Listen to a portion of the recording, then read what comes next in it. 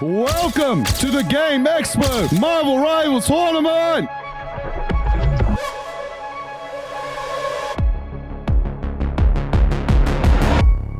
A triple kill from the Moon by Freshland! Get there in time, Sakamoto canceling any walk-ups at all! That is Hela up in the air, taking down everyone with the rest of the team.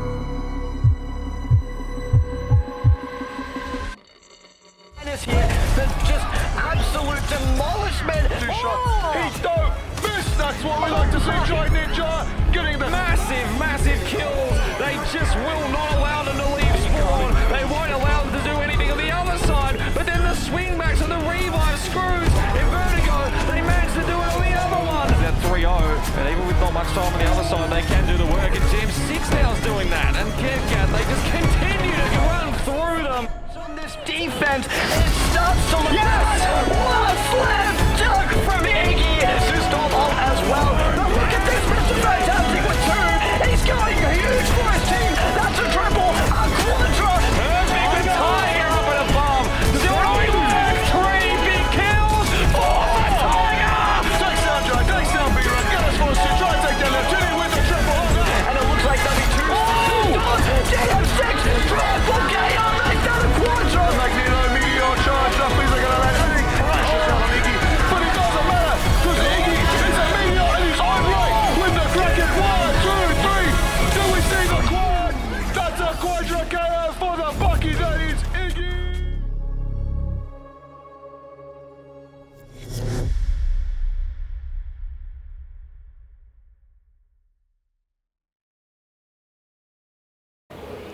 Welcome everybody to the Game Expo! We are here at the Marvel Rivals $10,000 tournament, everybody. This is an invitational of the best creators, of the best pros here today. Can we get some hype for Marvel Rivals? Get loud! That's what I'm talking about, everybody. Just want to thank our sponsors today, AOC, Ryzen Radeon, PCK Ski, Steel Series, Marvel Rivals themselves, and here at the Game Expo. We're having a good time. Now, let's get into it. Let's go ahead on over to the caster desk and let's get on with the show.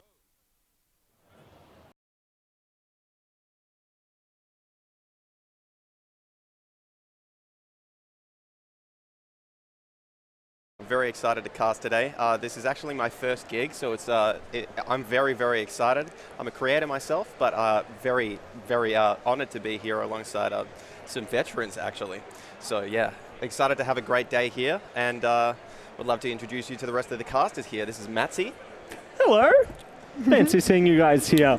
Pleasure to have you on board, Gallus. It's going to be great. We're going to absolutely KO it. It's going to be amazing. But we've also got Profound Rise here. Wow. Hello, Matty. Hello. It's so good to see you again. Absolutely a joy to be here once again at the Game Expo and, of course, casting Marvel Rivals. It was such a fun time last year and, of course, just casting Marvel Rivals in general with everyone. And, of course, the one and only Liger.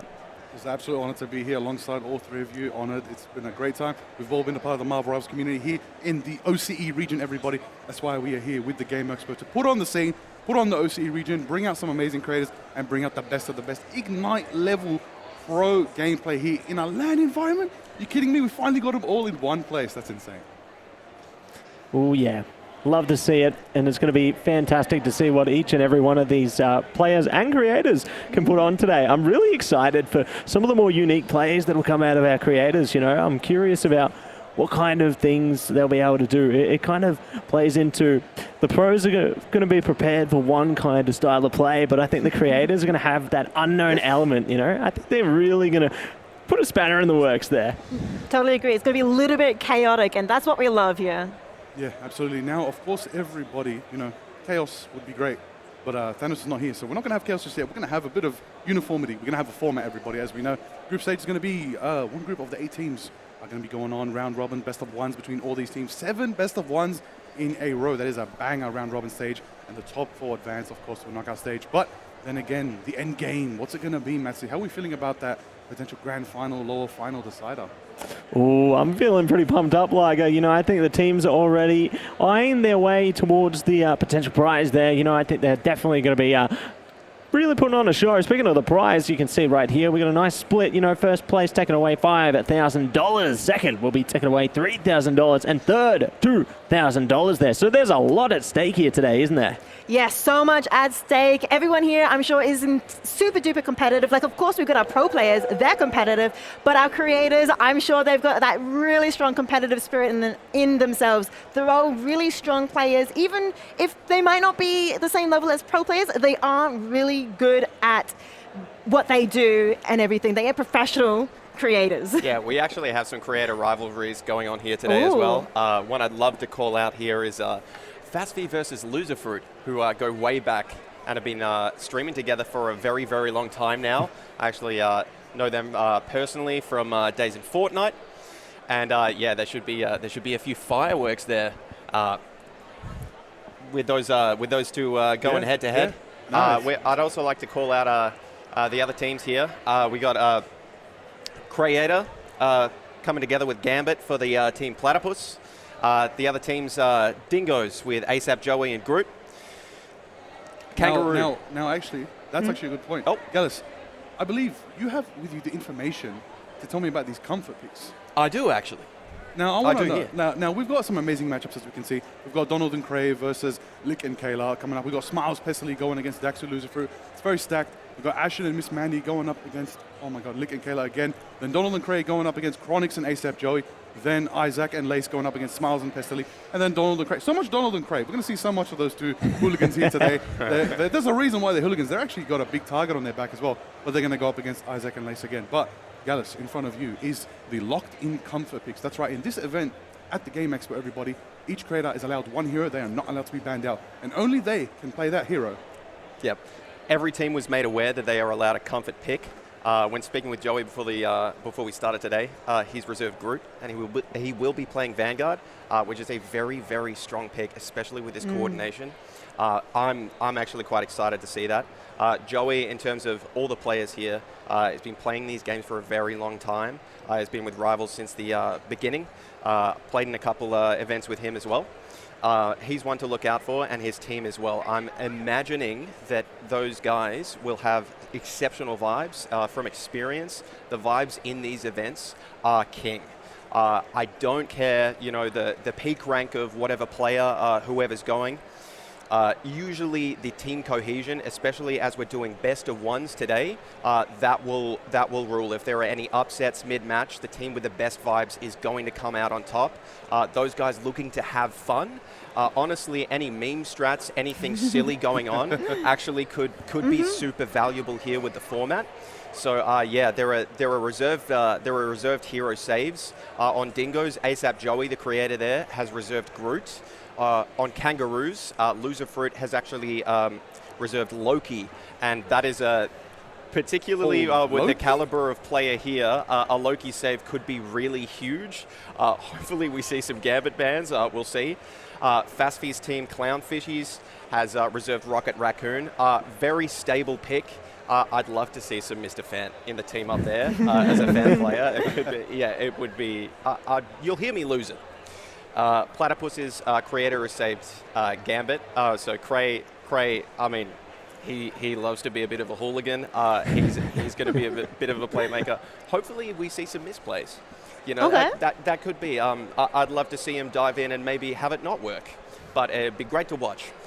Drop Bear's Miss Mandy has actually reserved C&D, another really strong, stable pick. I'm seeing a bit of a theme here with strategists being saved. So, well, I mean, we'll see how it all goes down. The Kiwis, Lace has reserved Mantis, another strategist. And the Crocodiles, Kayla Jean Cosplay has also reserved C&D. So I'm not sure how that's going to work out with both teams reserving a C&D, but hopefully a Magneto ban comes out. And if it doesn't, it could be a bit tricky. And Pestily's team has actually also reserved Rocket Raccoon. So a lot of strategists have been saved today. Clearly the creators are wanting to do a lot of supporting, making sure that they're able to enable a lot of the strong players here. There are some good pros here. A lot of them run into personally and had them ruin my night, essentially, because I'm not as equipped in the environment of the game. But let's not talk about that. I think we should talk about the teams, really. Yeah, very excited to see them go head-to-head today. I think one of the things you did mention, and it's easy to see on that piece of paper, but just to like reiterate, 7 of the 8 teams have protected or locked in a strategist, and only one, the Groot. It is ASAP Joey, there's only the one looking in a Vanguard, so that's really interesting. Yeah, he had to be the one because you're going to throw up your ones for your tribal chief. Everybody knows that's how Joey rolls. So he's on brand. I expected nothing less. But I got to say, though, these comfort picks, you're right, they do lead strategically. But that Gambit factor from Creator is crazy. Now, I spoke with Donald, the captain, and I was like, he came up to me, he's like, we're locking in Gambit. I said, you're insane. And when I spoke to the captains earlier, we had a little bit of a huddle. I spoke to them all and said, these are all the lock-ins. The moment he said Gambit, they all said shame. Shame. Shame. Why is it shame like? Could you explain a little bit more? I mean, I'm sure everybody involved in Marvel Rivals knows why, but for those who are a bit more casual? That's right. Gambit, everybody. Gambit is currently the #1 strategist in Marvel Rivals in statistics. His ultimate, busted. His kit, broken. His wife, amazing. But everything else about that is beautiful to see. Look, I just want to see the team up because I enjoy playing as Rogue as well. But look, it is really a matter of Loki Gambit in this current meta that we're dealing with right now. So I expect every single time a team faces Donald and Creator's team, they will be banning Loki. Because if they let Loki through, somebody on their team now can play Gambit at an Ignite level. And that's crazy. Yep. That's crazy. Yeah, I'd be expecting teams to be essentially picking their poison in the bans, actually, because look, if they're getting rid of the Loki, the Rogue might get through. And I think matches around this team probably start shaping around how do they deal with that. So, you know, I'd love to see some Rogue because maybe not the most conventional pick, but people absolutely go for that team up, and the team up is insane, the amount of value you can get, especially in a hard engage. Especially probably going to be seeing a lot of brawling and hard diving. I might expect a lot of the creators to actually get targeted today. Not just for the clips, but also, you know, if there are any players who are less experienced, it's probably not the pros in the tournament. So if teams are trying to find a weak link, diving strategist creators might actually be the play for a lot of the teams here. I wonder who will be the like the fellow maybe duo strategist or like the triple one, because maybe their entire role is to just protect the designated creator, you know, just to make sure that they have the back line is still very strong. Because as you mentioned, if everybody's going to be playing dive, that might be potentially the weak link, but we don't want to say too much about that because, of course, all of these creators are very experienced in just FPS in general and everything, so I wouldn't count them out. Yeah, I wouldn't count them out. It's also a good call out on the strategist pairings as well. Like, for instance, the Kangaroos team, I just spoke to Cody, who's playing the other strategist, plays a lot of invis and has been practicing that yes. at the pro level. And that's probably a key pick, actually, for peeling and helping your other strategist out. So I'd be expecting, you know, maybe there are some setups here, and with the comms, the quality of comms you'd be seeing, there might be a good amount of bait happening as well. So I mean, dangling the carrot of the I'm just I'm not a pro, you know, and then they set up, you know, maybe that sort of that box to KO everyone and bait them in. Could be something to look out for today. Yeah, absolutely. I mean, you've got to also mention so many of these creators are hero shooter genre experts, playing for years. Yeah, they've got that. Some of them, extraction shooter legend, Estely here today as well. So many of them, they're just gamers. I think they'll adapt pretty well. And in a pro environment, you learn very fast, especially side by side. The amount of guidance you can get in a break just by someone leaning over and be like, you should do this, apply this, do this little thing here, it'll help. Let me have a look at your settings. Let me fix up this. Boom. They might aim way more insanely than they ever could have thought. That's just the power of the Ignite potential from these players. Yeah. Not to mention, so much is going on for these players. Finally able to get these players into another OCE land here today at the Game Expo. Shout out to them putting us on. And I got to say, so many of these players are also coming from University League. Tell us a little bit about that, Matt.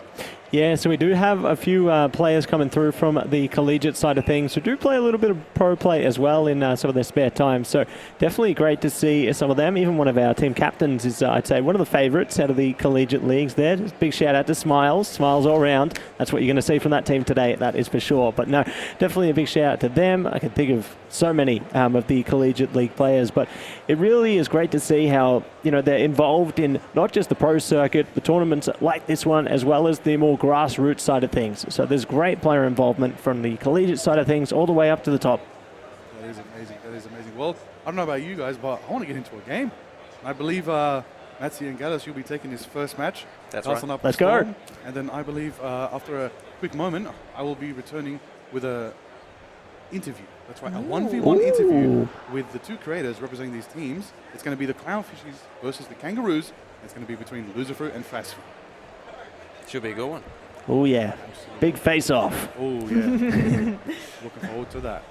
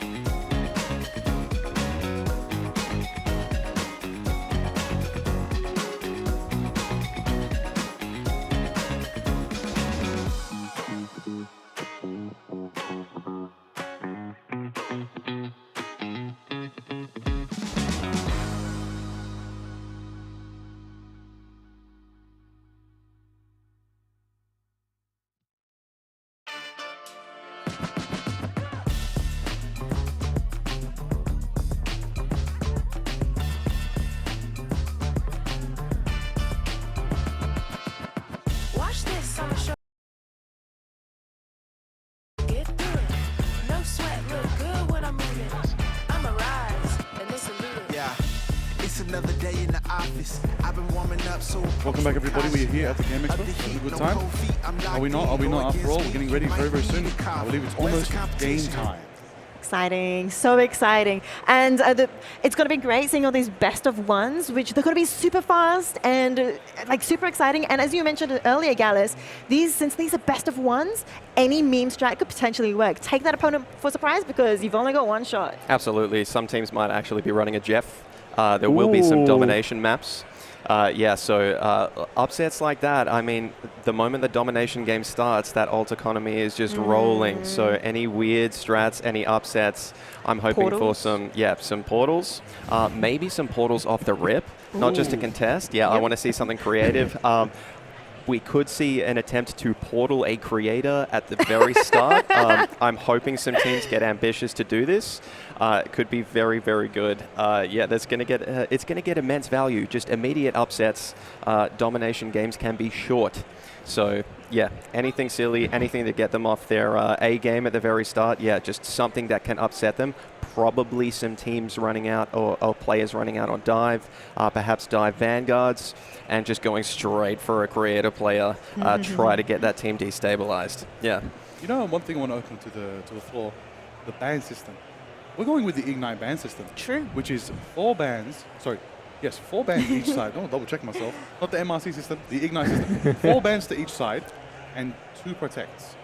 How is that going to play into the madness of it all? Well, you said 2 protects, but remember we've added that extra twist as well. That's right. So it is 2 protects, but then there's like a tournament-wide protect that supersides everything again, That's which true. makes things even more exciting. So it is the Ignite ban system, which does change things a little bit, plus that tournament-wide protect.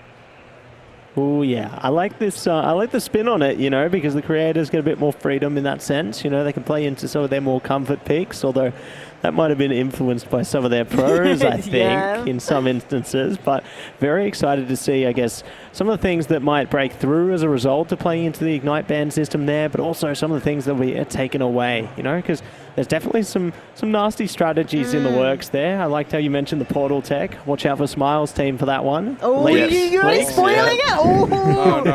Don't tell me we're going to see that. Don't tell me there's a Penny Spider-Man player also there. There could be. No comment on anything further. We don't need the Moshi Mosh special. We don't need that today. Well, watch out. Actually, that's a really good important thing to mention. MRC is progressing right now, and we've got some MRC competitors playing here today. We're going to be playing MRC tonight. That's crazy. And I also got to say, we have to give a little bit of respect. A big achievement has been made by one of the players here. A certain player by the name of FMCL. Oh, is he? FMCL is in the building. FMCL, the Flex Demon, who is newly signed to the one OCE partner team in Marvel Rivals, Gen G. Gen G FMCL is in the building, everybody. He will be doing autographs later. I'll force him. Does he know? Sorry, he doesn't know. He doesn't know. It's all right. I'll collect the money. Charging for it. I need to buy Moon Knight skins. He is a great player. We did duo once. Apparently, I'm just too heavy to carry, despite any amount of talent. Not an indictment on him as a player. We're definitely going to be seeing him pop off today. And we'll be going into the first match here on Burn to T'Challa. Alrighty, everybody. Rice and I will take a little beat out. Gallus and Matty, good luck with the match. We'll be back soon. Thank you very much. And let's take it away into our draft. So, the Kangaroos are going to be banning out the Gambit. And it's funny, I just saw a Gambit cosplayer in the crowd.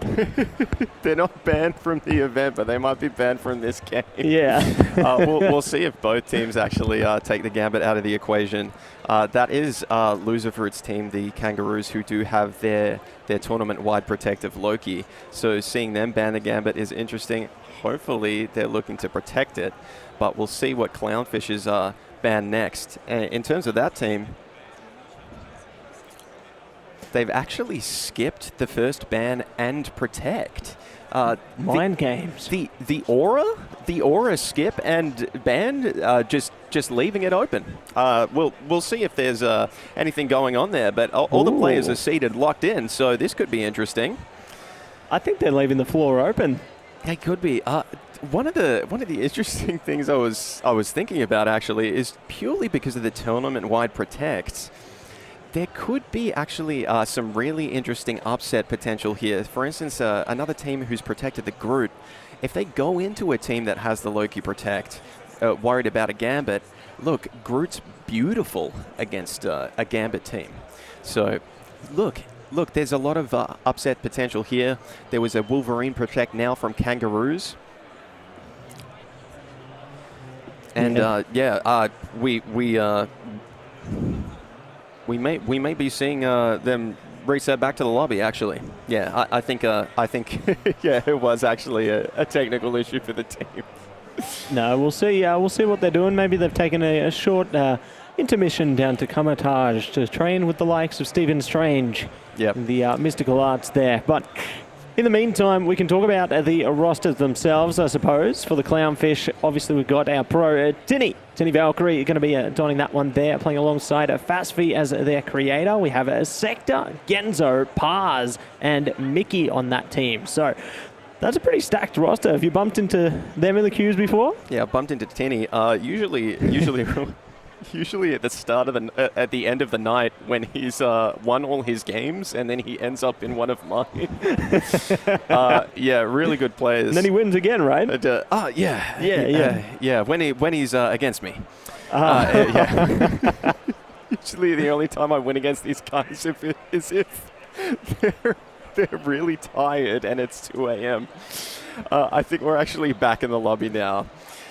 Kangaroos has managed to ban a Gambit for the enemy team and protect it on their own, which means they have secured Loki Gambit. Clownfish is banning out the Elsa Bloodstone and Mantis. Interesting ban there. Yeah, so definitely one of the key duelists at the moment is going to be Elsa, especially with the off-map tech that you can see from them, and the Mantis obviously taking away some of that damage amplification there. So good to put focus in that arsenal to begin with, I suppose, but you'd expect at least further down the line that the Clownfish will probably be looking to lock out at least some of that team-up potential on the Rogue there, considering the Gambit's on the Protect on the other side. Yeah, it could be happening. I probably expect some kind of Rogue ban. I'm also, I'd be looking for some kind of Groot protect. The Mantis, maybe they wouldn't be looking to run the team up. I think Groot's just a strong pick right now. But, hello. All right, both teams have banned Elsa, and there's a Loki ban coming out from Kangaroos. So they've secured a Loki Gambit backline, and it cannot be mirrored in any way. Is crazy. They've also banned the Angela. There's now a protect of Mantis coming from Clownfish. They don't want to get mirrored there either. And 2 pools have actually been banned here. Yeah, I'd expect it's probably the Vanpool variant. That's the Vanpool, Vanpool banned, then Vanpool protected. Protected there, yeah, that's right. Trying to play into the ban hammer, just solidify their front line there for the Vanguards, and they're banning out Phoenix. So I guess not having the Elsa or the Phoenix does take away some of the duelist value there, but there's still other valid options that they can play into. Yeah, that's interesting. I'm guessing the Phoenix there is actually just for that synergy with the Gambit ults, which there are going to be 2 of. But also, I am looking out here. Maybe it's Tinny on the Vanpool, and running the Mantis damage boost on him could actually be crazy because a hero like Vanpool, especially in these tournaments, has a lot of solo carry potential there, and a damage boost could be insane. So there might be some clips from him there. Yeah, very interesting protects. I'm not sure if there's going to be any mirror for Vanpool for the side of Kangaroos. Obviously running that Gambit Loki, but I'm not sure what their Vanguard lineup is exactly going to be.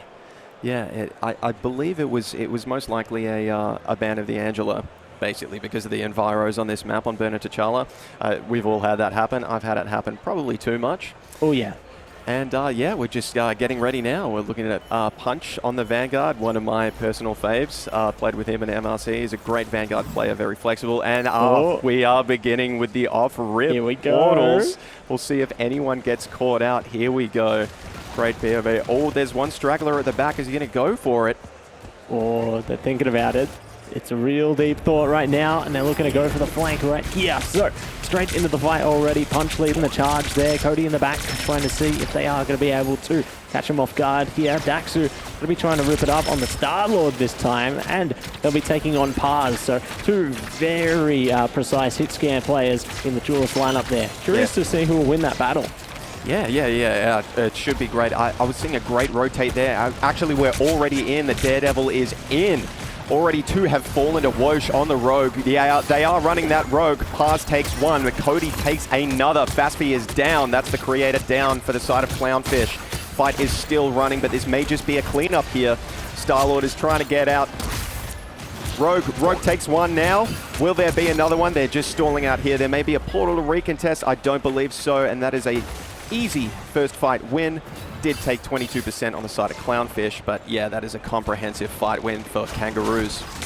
Yeah, really great early flip of the mission area there. Really curious to see if they're going to be able to continue in this fruition here, or whether could be a bit more indecisive. Cody already looking to rip out the Rage Royal Flush off the bat there, trying to see if they can get even more pressure, already forcing them back. Huge KOs coming through. Pars catching a straggler though around the back, and they've got the BRB to bring Redemption back there. So far so good. I like the regroup and the retreat from Clownfish here, but oh, that's a tough one. Redemption getting caught, it's going to stagger them out for a little while longer. Yeah, there was a good little chase down there. You can tell the comms are good on this team. Kangaroos are definitely running it in well. I love that early gambit. I think they're locked in. This was the team that I was alluding to. They've had some good scrims, so I think they are definitely in sync. Now we got some staging coming out from the side of Clownfish. They don't want to give up any of that space for as long as possible. They've already got their Vanpool standing on point. And in we go. Punch takes one. Beautiful pick on the Jeff on the side of Clownfish. Here we go. Yes, both teams are in an absolute mess here. Punch does manage to Agamotto one here. Two fall on the side of Kangaroos. Actually, it might be a fight flip for the Clownfish. They're still holding on to a lot of ults and manage to turn this. This is actually a really, really good turn. Pars manages to take down Punch, running that Galactic Legend on Star-Lord, and that's actually a full reversal there. I was expecting them to completely lose that fight there, but that was beautiful, and they managed to hold on to 3 full ultimates. That's really, really solid.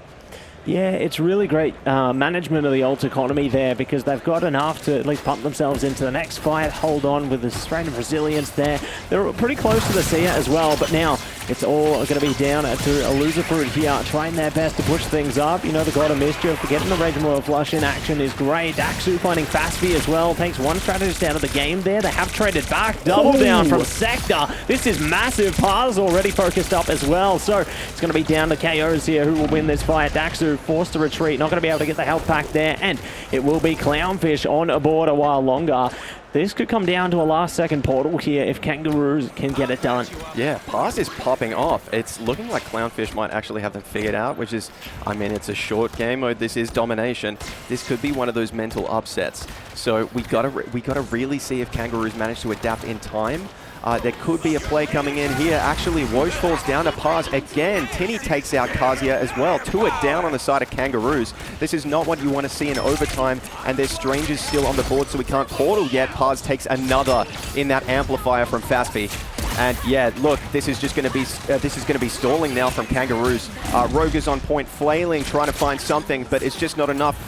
Tinny takes down Whoosh, and that is first map. First point to Clownfish. Yeah, really decisive beginning. You know, it felt a bit back and forward in the beginning of that fight, but then the Clownfish just locked down. It felt like maybe they were just feeling them out at the beginning, and then they just hammered the nail. That was actually pretty incredible to see.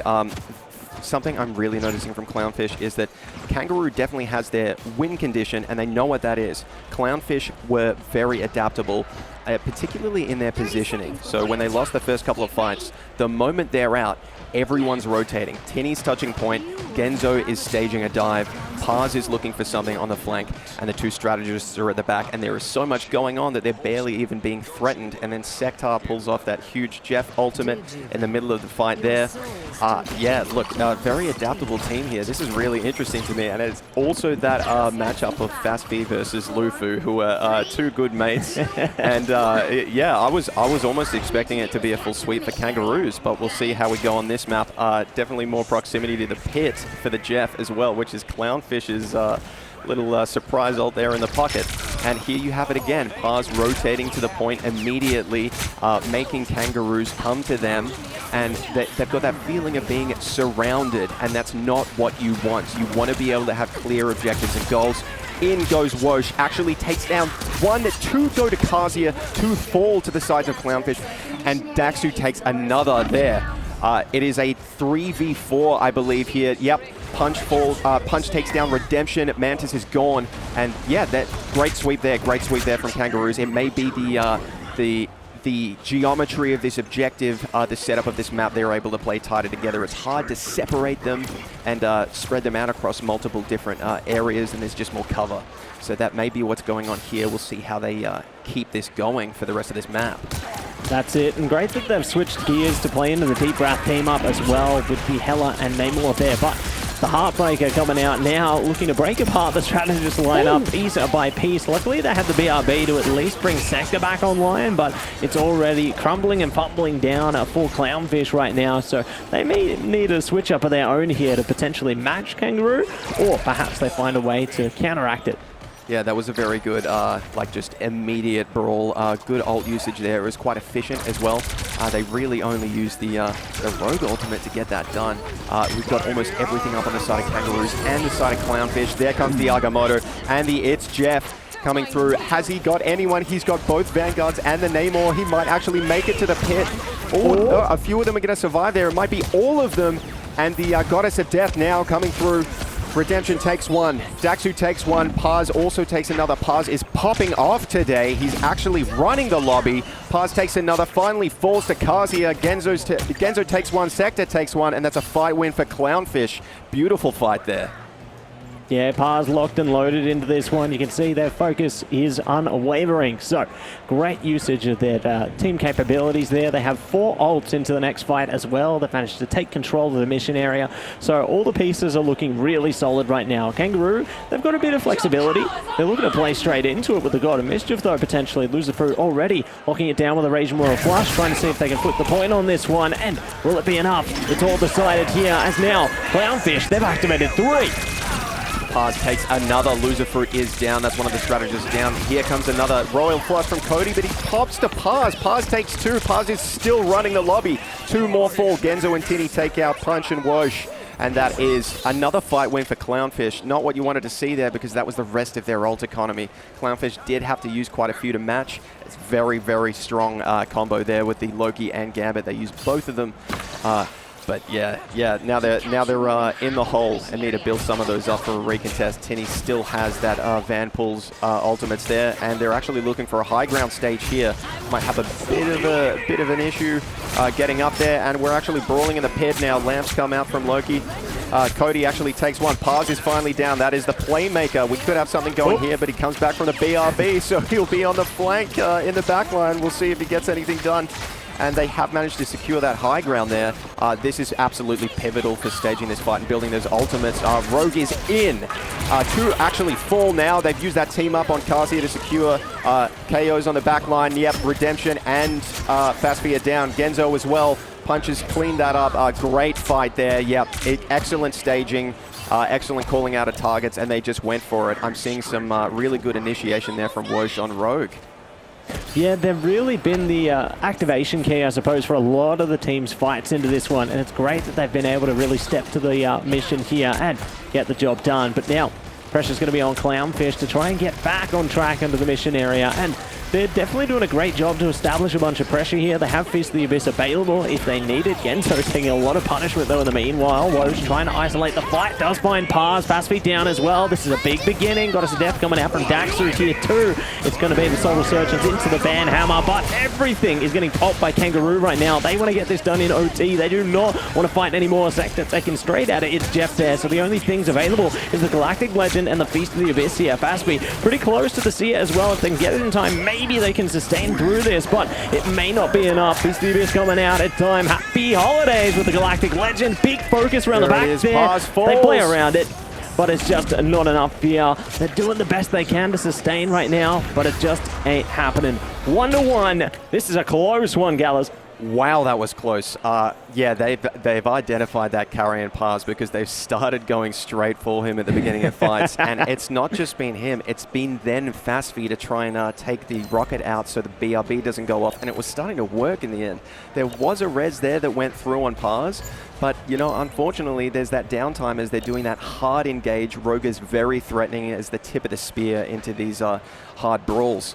And yeah, both teams are proving to be very adaptable here. I'm impressed. Yeah, I was maybe expecting to see a pretty solid mental upset there on Kangaroos, but they're really bringing it back. We will see if Clownfish's more spread out staging that they definitely pull off well. Favors them more on this map as it's more wide open, or if Kangaroos, because let's just be honest, when they took that high ground, they were proving some adaptability in that area as well.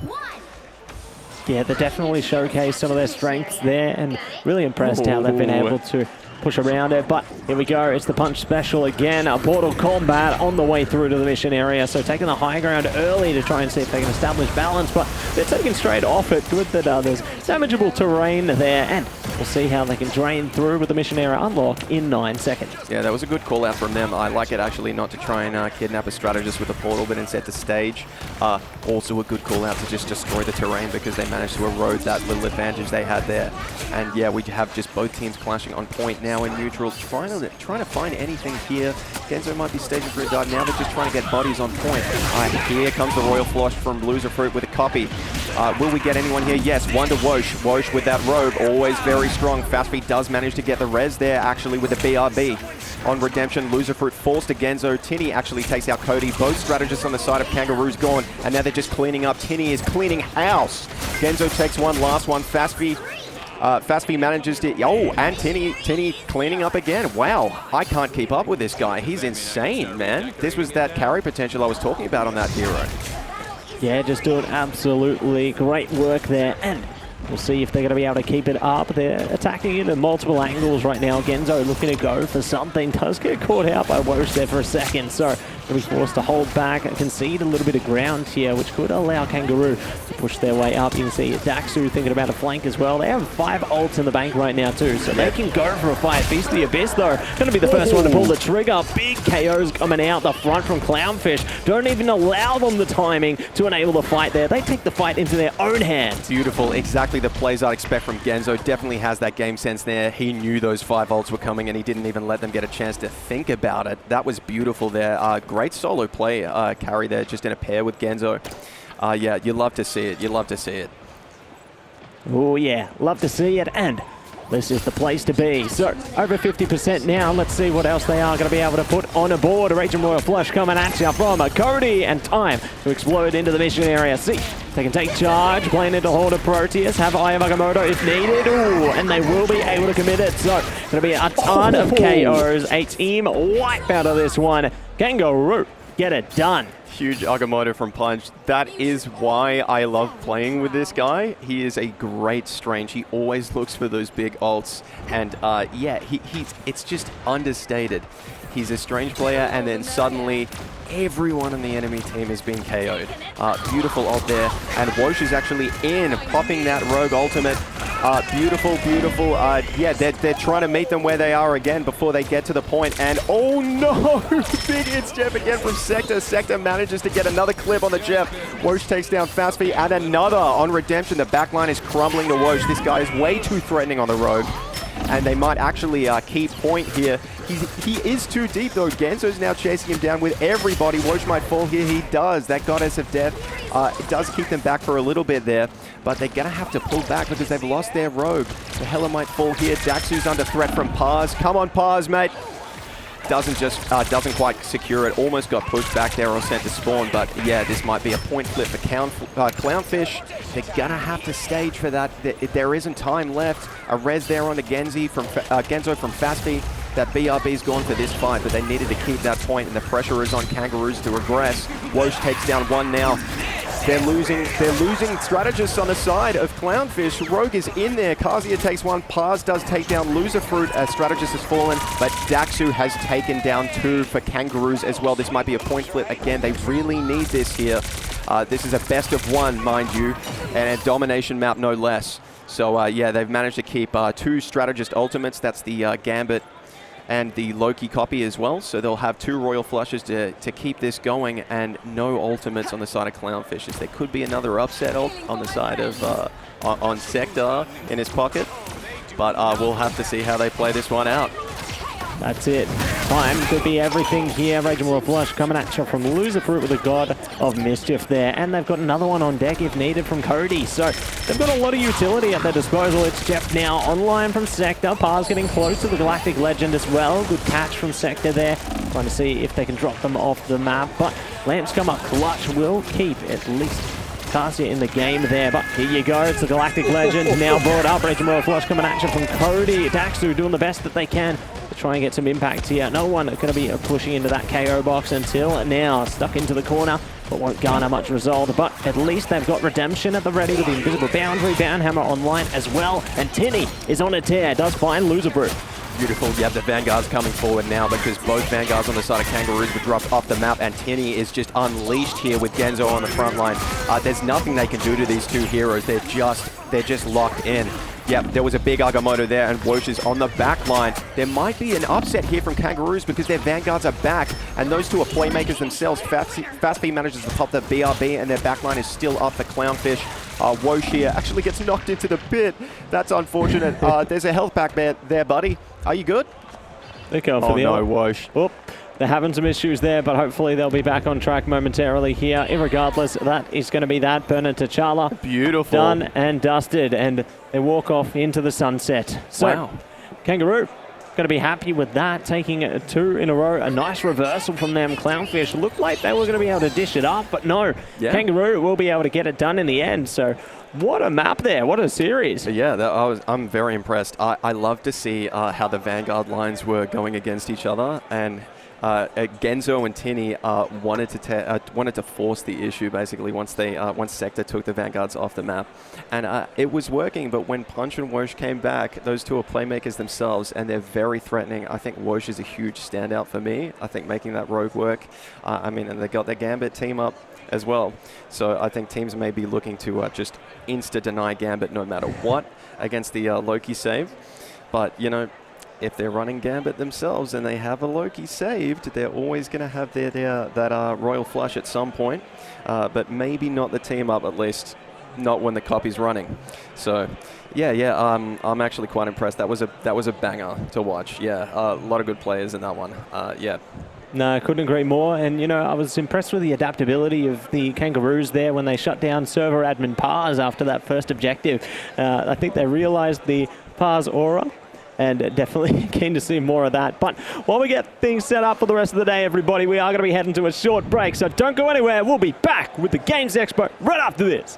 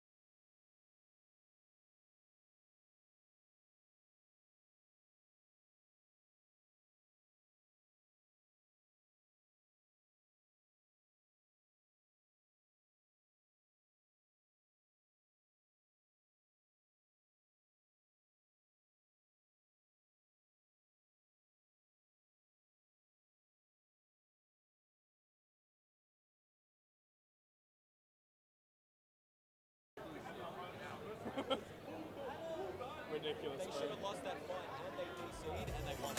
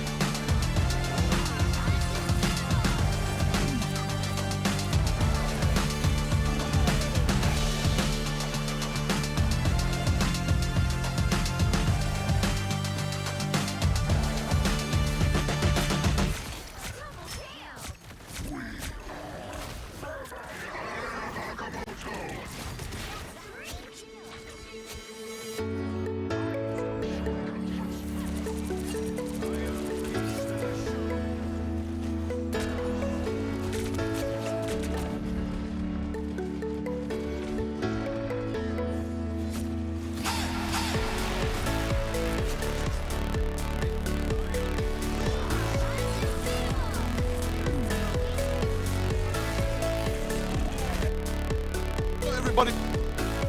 Game Expo, Marvel Rivals tournament here today with an epic matchup that we just had between Faspi and Loser Fruit. It was amazing. Now, it's going to be ruled as a draw due to the chaos at the end there.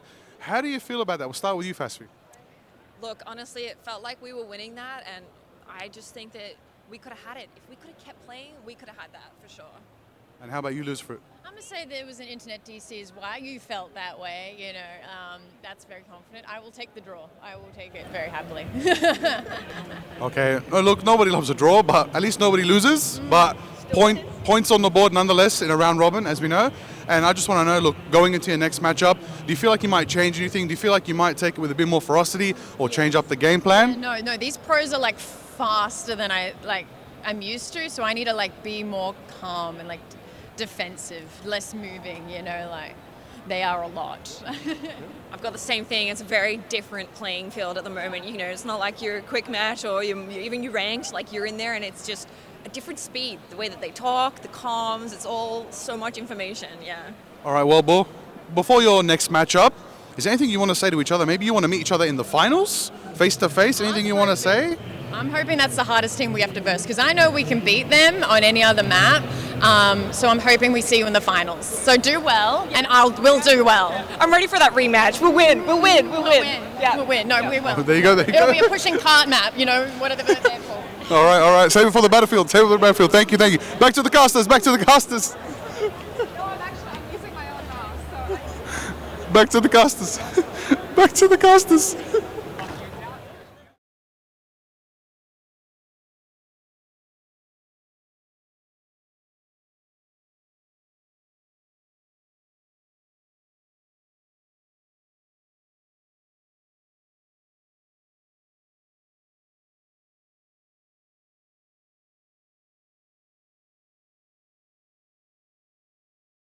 In the grand finals, and they'll be able to have that rematch, because I don't know about you, but ending in a draw could mean things get a bit more spicy.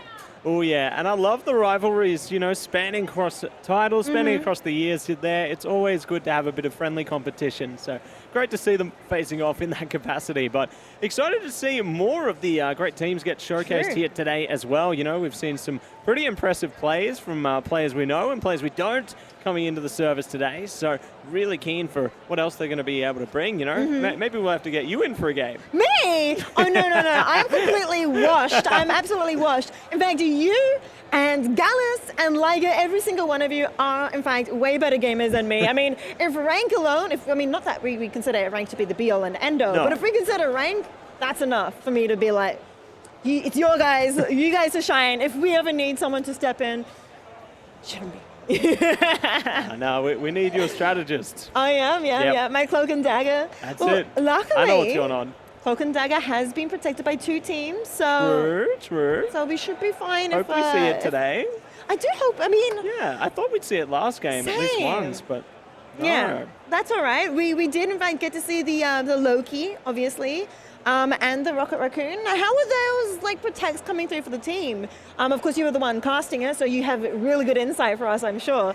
But yeah, how did the Loki and the Rocket Raccoon go? I mean, this is the first time I believe we've seen those sort of tournament-wide protect for these creators. So how did it go? It went pretty good. I think the Rocket definitely helped keep the team in the game, as is normal for it. But it was great to see it used alongside the Loki there. You know, you can obviously make good use of the Seer and maybe even transition out some of the other ultimates if you feel in it. I know some Loki players are a bit ambitious. They like to use some of the duelist ultimates instead, or even the Vanguard ones, but it's high risk, high reward in that aspect, you know. Sometimes there's some pretty epic Agamottos. That's all I'm saying, but we'll see if that's the case today. Yes, it might be the case, but before we go too much further, I think we should probably think about some of our lovely sponsors. Now, this entire amazing setup has been kitted by our wonderful sponsors, and the first one I want to shout out is AOC, the monitor provider for just basically these amazing setups. And I don't know about you, Matzi, but monitors are so important to gameplay. You don't want to be sitting there playing on 30 or 60 FPS. If you want to be competing in the best of the best, especially on this LAN environment, you need something reliable. You need something with high refresh rate. And that's where AOC comes in. They are one of the top of the line monitors, and they give us amazing reliability. That's it. You know, they're the best in class at monitors. Definitely solid work coming out from them as always. I've got a AOC monitor myself in my own games and definitely can highly recommend them. You know, they keep you focused up in the game, always smooth gameplay. Just cannot complain about AOC at all. Well, the schedule is, you know, first game down, and of course some of these games did end in a draw, but the next one we're going to be watching is between Crocodile and Platypus. Now, of course, this is going to be really exciting because on Crocodile we have Kayla Jean cosplayer on this team, and they have protected Cloak and Dagger. While Platypus, on the other hand, has Creator, and Creator has protected Gambit.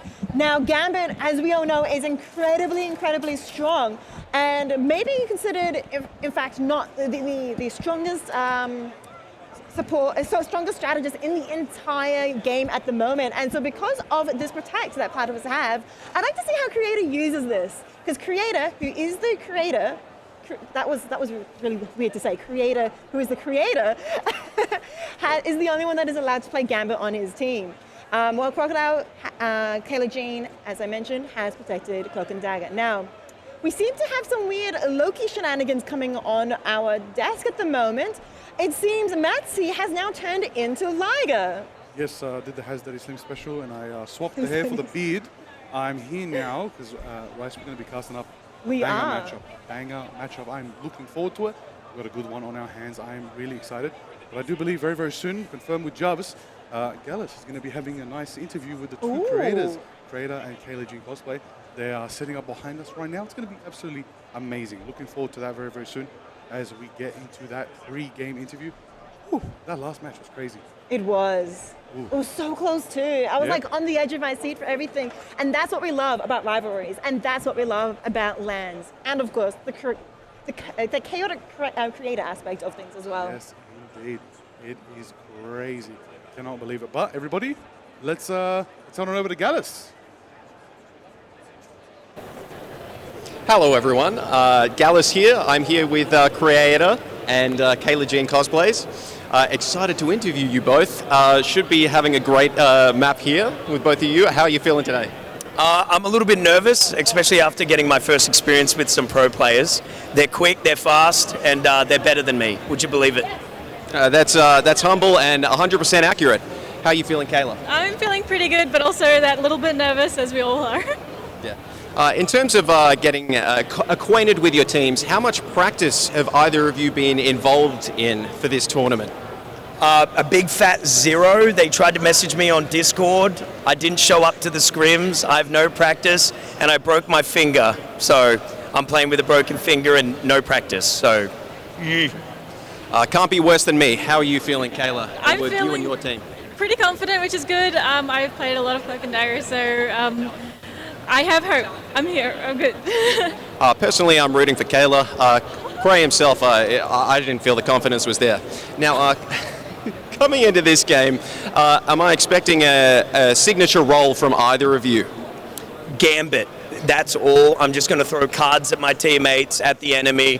I'm going to just ult when they tell me to ult, and that's it. Gambit. Good man. Good following orders there. Yeah, I like to see that. How about yourself? I think my main goal is as long as I ult and not get killed by a Magneto, I'm fine. Sounds good to me. It's probably the game plan. Would you be looking for any bans there on Magneto? As long as I have someone to protect me or I'm pretty good on that ult, I'll be good. I'd be expecting some good protects there. Do you have any secret strats or anything you're trying to deploy here? Will I be seeing you running it down, maybe? I'm just going to fight hard and get a little bit more belief in myself, and I'm going to try to make eye contact across the room, and I want you to root for me. You're going to switch sides hopefully mid-game. We'll see if I switch up on my day ones. I'm not usually known to do that, but looking into his eyes in person here, I can't say I'm not swayed. Now, going into this series here, is there a standout player maybe either of you rely on that perhaps the broadcast could be looking for, or those in the crowd?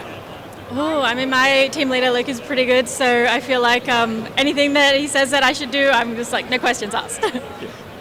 What about yourself, Cray? Well, first I'd like to say hi, Mum. I think she's watching. She's off work today, so hello, Mum. And I think just my fellow supports. I'm just going to root for them to keep me up and keep me alive and hope for the best. They've certainly got their work cut out for them. Me personally, I'm excited to see these guys go head-to-head. Look, it really is going to be a lot about who gets carried harder. I'm expecting probably it's a 50-50. Now, in terms of actual plays we could be looking out for, Kayla, have you guys practiced anything in particular, or is there a particular strat the crowd should be looking for? Oh, should I be saying that, or is that like a screen sheet right there? You can give us a little hint, but you can also just say no. No. No, what about yourself, Bray? What was the question? Any strats other than following orders? No, I just believe in being a lackey and just, following orders, my teammates. If they tell me to do something, I'm just gonna do it. That's my plan, literally. I think that's very good. Personally, I find that strategy works for me. Absolutely terrible, but maybe that's a character flaw. So yeah, exciting to see these guys go head-to-head here. Should be a great game, and I'll lead you over to the broadcast now. Yeah, should be jumping right into it. Thanks, guys. Alice, that was such a lovely interview, though. I feel like there's a bit of rivalries happening there. Hey, Liger. What did Gallus just roast Cray for like 5 minutes? I don't know. Maybe there's some secret vendetta against him or something. But, I love it. He's trying to fire up Cray a little bit, and force him to prove his worth, maybe. And maybe we'll get something even more exciting. So maybe fire in the gameplay. Listen, fire in the gameplay, fire in the house. There will be no Human Torch. He is unfortunately not good in the current meta. But nonetheless, I still think there's a lot of options for some other kind of fire.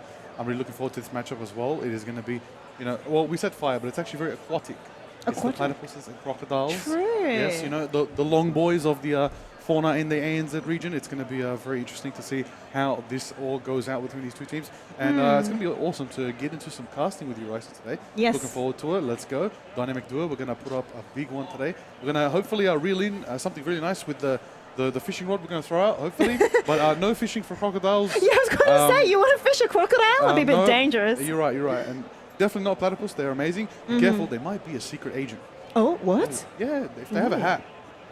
I don't know. They might be named Perry. I don't know. Anyway, you know what is also awesome about this event? We are here today at the Games Expo. We got $10,000 as the prize pool. We do. $10,000. Yes. So these legends, these future Ignite pros, these amazing creators, top of the line OCE talent, they are here playing for some moolah. They for are. something big. And which does mean they are coming in competitive, hot and hyped, of course, to get down and into this next game. And, we were talking about, crocodiles and platypus, right? We know crocodiles are dangerous. That is definitely known fact. But platypus, are they not like venomous or something as well? They have a secret, like, you don't want to get on platypus's bad side. Platypuses. Bad side either. I actually Googled it. It's not platypi. It's a common mistake. It is? It is platypuses. Yes. Platypuses, yes. So it's a bit interesting, But nonetheless, crocodiles, a little bit of Irwin love there. We'll see if they maybe channel the spirit of the crocodile hunter. Who knows if they got that, or the platypus. It's basically secret agents versus hunters in my mind. Yeah, in terms of the lore. See, we got lore hidden in. But I also want to say, like, these teams, right? We got some amazing lineups in front of us. Like the crocodiles, for example, on that squad, they got KLG and Cosplay as the creator, but they got Lick representing as the pro captain. But there's a player here I want to bring attention to, and I love bringing attention to this player. And I only do it because I want to set him up for either success or failure. It's fun. It is Joji. Joji, the Winter Soldier in Collegiate League, I believe. Once, the first time I ever casted Joji, it was Central Park. And it was the Winter Soldier, and my guy got 3 Hexa KOs in one map. Crazy. Wow. Well, let's see if he lives up to those expectations. If he doesant do the 4 Hexa kills, well, that's going to be pretty rough. We want to see those. How much is 4 times 6 anyway? Too much. 24? Too much. 24 KOs. That's the amount of times I get down the game. But we don't talk about that number. There's so much. But I also want to bring attention as well. Somebody who, who really has a long day ahead of them on the team of Platypus. The captain, Donald. Yes, Donald true. is also qualified and participating in MRC tonight. And Donald has to lead 2 teams to victory as a captain twice today. Yeah. What an effort. I do wonder, is this going to make him play even better today? Is he treating this as important as MRC and wanting to get that practice in so that when he plays tonight, he'll be primed and ready to, of course, win tonight as well? But, you know, that's up to Donald, of course. Yeah. We're just here watching, and we want both these two teams to give their absolute best because, I mean, that's what we're here for. Yeah, absolutely. I mean, this is crazy. The matchup right now, as we know, Creator's protected Gambit. Yes. And then on the side of Kayla Jean, she's protected Cloak and Dagger, both formidable strategists. Why these two specifically, in the current meta, in the state of Marvel Rivals, they just take the most amount of space. They do. With their strategic ultimates, following closely behind them, maybe a bit of Invisible Woman, maybe sometime Luna. No, not Luna Snow. I'm joking, everybody. This is the one time Luna Snow's not strong. The one it's meta, crazy. yeah. This is crazy. This is the beloved Luna. Like, surely. I mean, don't hold your breath. Next season. Yeah, season 7. Luna's coming back, everybody. Luna's coming back. Human Torch is coming back. Moon Knight's never leaving. Thank you very much. The Thing's getting a new costume, so don't nerf Thing. Thank you. I believe we're going to get new heroes. There's teasers. People theorizing a certain Master Thief in a certain skyscraper-based city. Okay. Maybe Black Latex is involved. Don't know. Don't know. People who know Marvel, they know. But also a secret agent. Now, here's the thing. Yes. Bryce, when you think secret agent in Marvel Rivals, in Marvel lore as itself, who comes to mind? Anyone. Name it. The first thing that comes to mind, maybe the movies. Because you know who comes to mind for me? A certain man in an eye patch. A certain man that leads the Avengers with a giant ship in the sky, a helicarrier. I believe maybe it could be a teaser for Agent Nick Fury. I understand what you were talking about. I was like, oh, I was trying to think. I was like trying to think of people already in the in Marvel Rivals, and I'm like, someone with an eye patch. I'm stuck. But as soon as you mentioned, that would be so cool. Yeah. That would be amazing. I have no idea what sort of like gameplay he would have, but there were so many huge, amazing like characters in Marvel in general that I would absolutely love to come to Marvel Rivals and. I mean, the person you're alluding to. I just hope. I'm probably going to be wrong. Everyone I've predicted is wrong. I want Agent Coulson. I just want Agent Coulson. He's amazing. I love Coulson. He's a great. Hey, the Avengers wouldn't be avenging without Agent Coulson. So true. Ooh, we're in game. Let's get into it. Now, this is going to be very interesting as we're going into Midtown. As we know, I like to do a little bit of a lore spill, everybody. You know, Midtown here in New York, going down Main Street, everybody. It's a one-way, and it's one way to victory for one of these teams here today on Midtown. As we know, we're going past Grand Central Diner. We're going to head around Ambulance Avenue. We're going to head to the subway. Let's see if teams can get there to the giant Iron Man suit that is brought. Oh, already also abandoned. Abandoned protected. My goodness, for the crocodiles. Oh my goodness. Yeah, Platypus, as we know, Creator has in fact have a tournament protect with the Gambit, and having Gambit against crocodiles is, I don't know, I wouldn't say toxic, but it's very strategic, very meta for sure. That is very much what you would want to do, but you know, game's the game as we have that secret third protect for the creator themselves, for creator, the creator. I like how that rings a bell. There we go. I gotta say though, Kayla Jean, the real world Invisible Woman, also the real world Psylocke today. Kayla Jean is just like synergy with the art team of Marvel Rivals more than ever. She's made some amazing cosplays. You know, she made Angela. Really? Angela, full Angela, one wing, angel, everything. Gorgeous, gorgeous. And Kayla Jean is an absolutely amazing cosplayer, and I'm excited to see how good she is as well at Cloak and Dagger. Now, Gallus, we've heard he has a bit of a bias towards Crocodile. He thinks Crocodile's going to take it. And now Crocodile banning out quite a few strong picks at the moment. Venom is now banned out, and Platypus is going to be protecting Groot in return. We're going to be seeing absolutely no Deadpool either.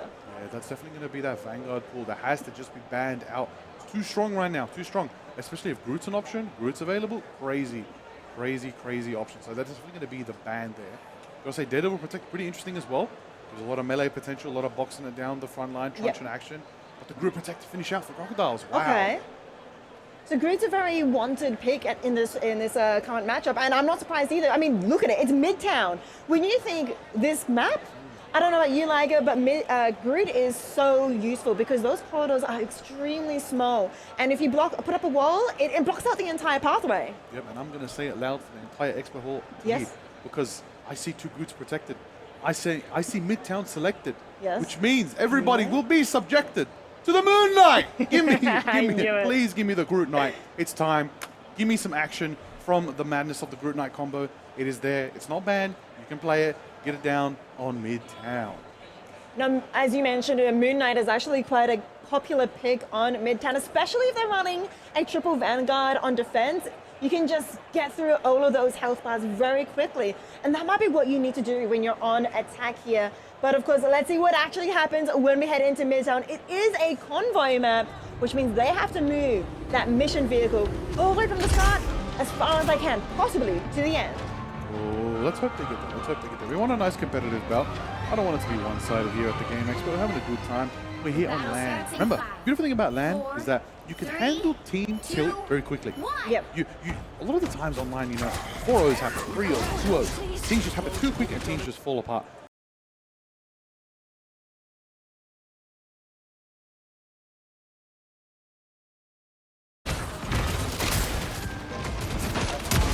Being set up by both squads there. Everybody's taking shots right now.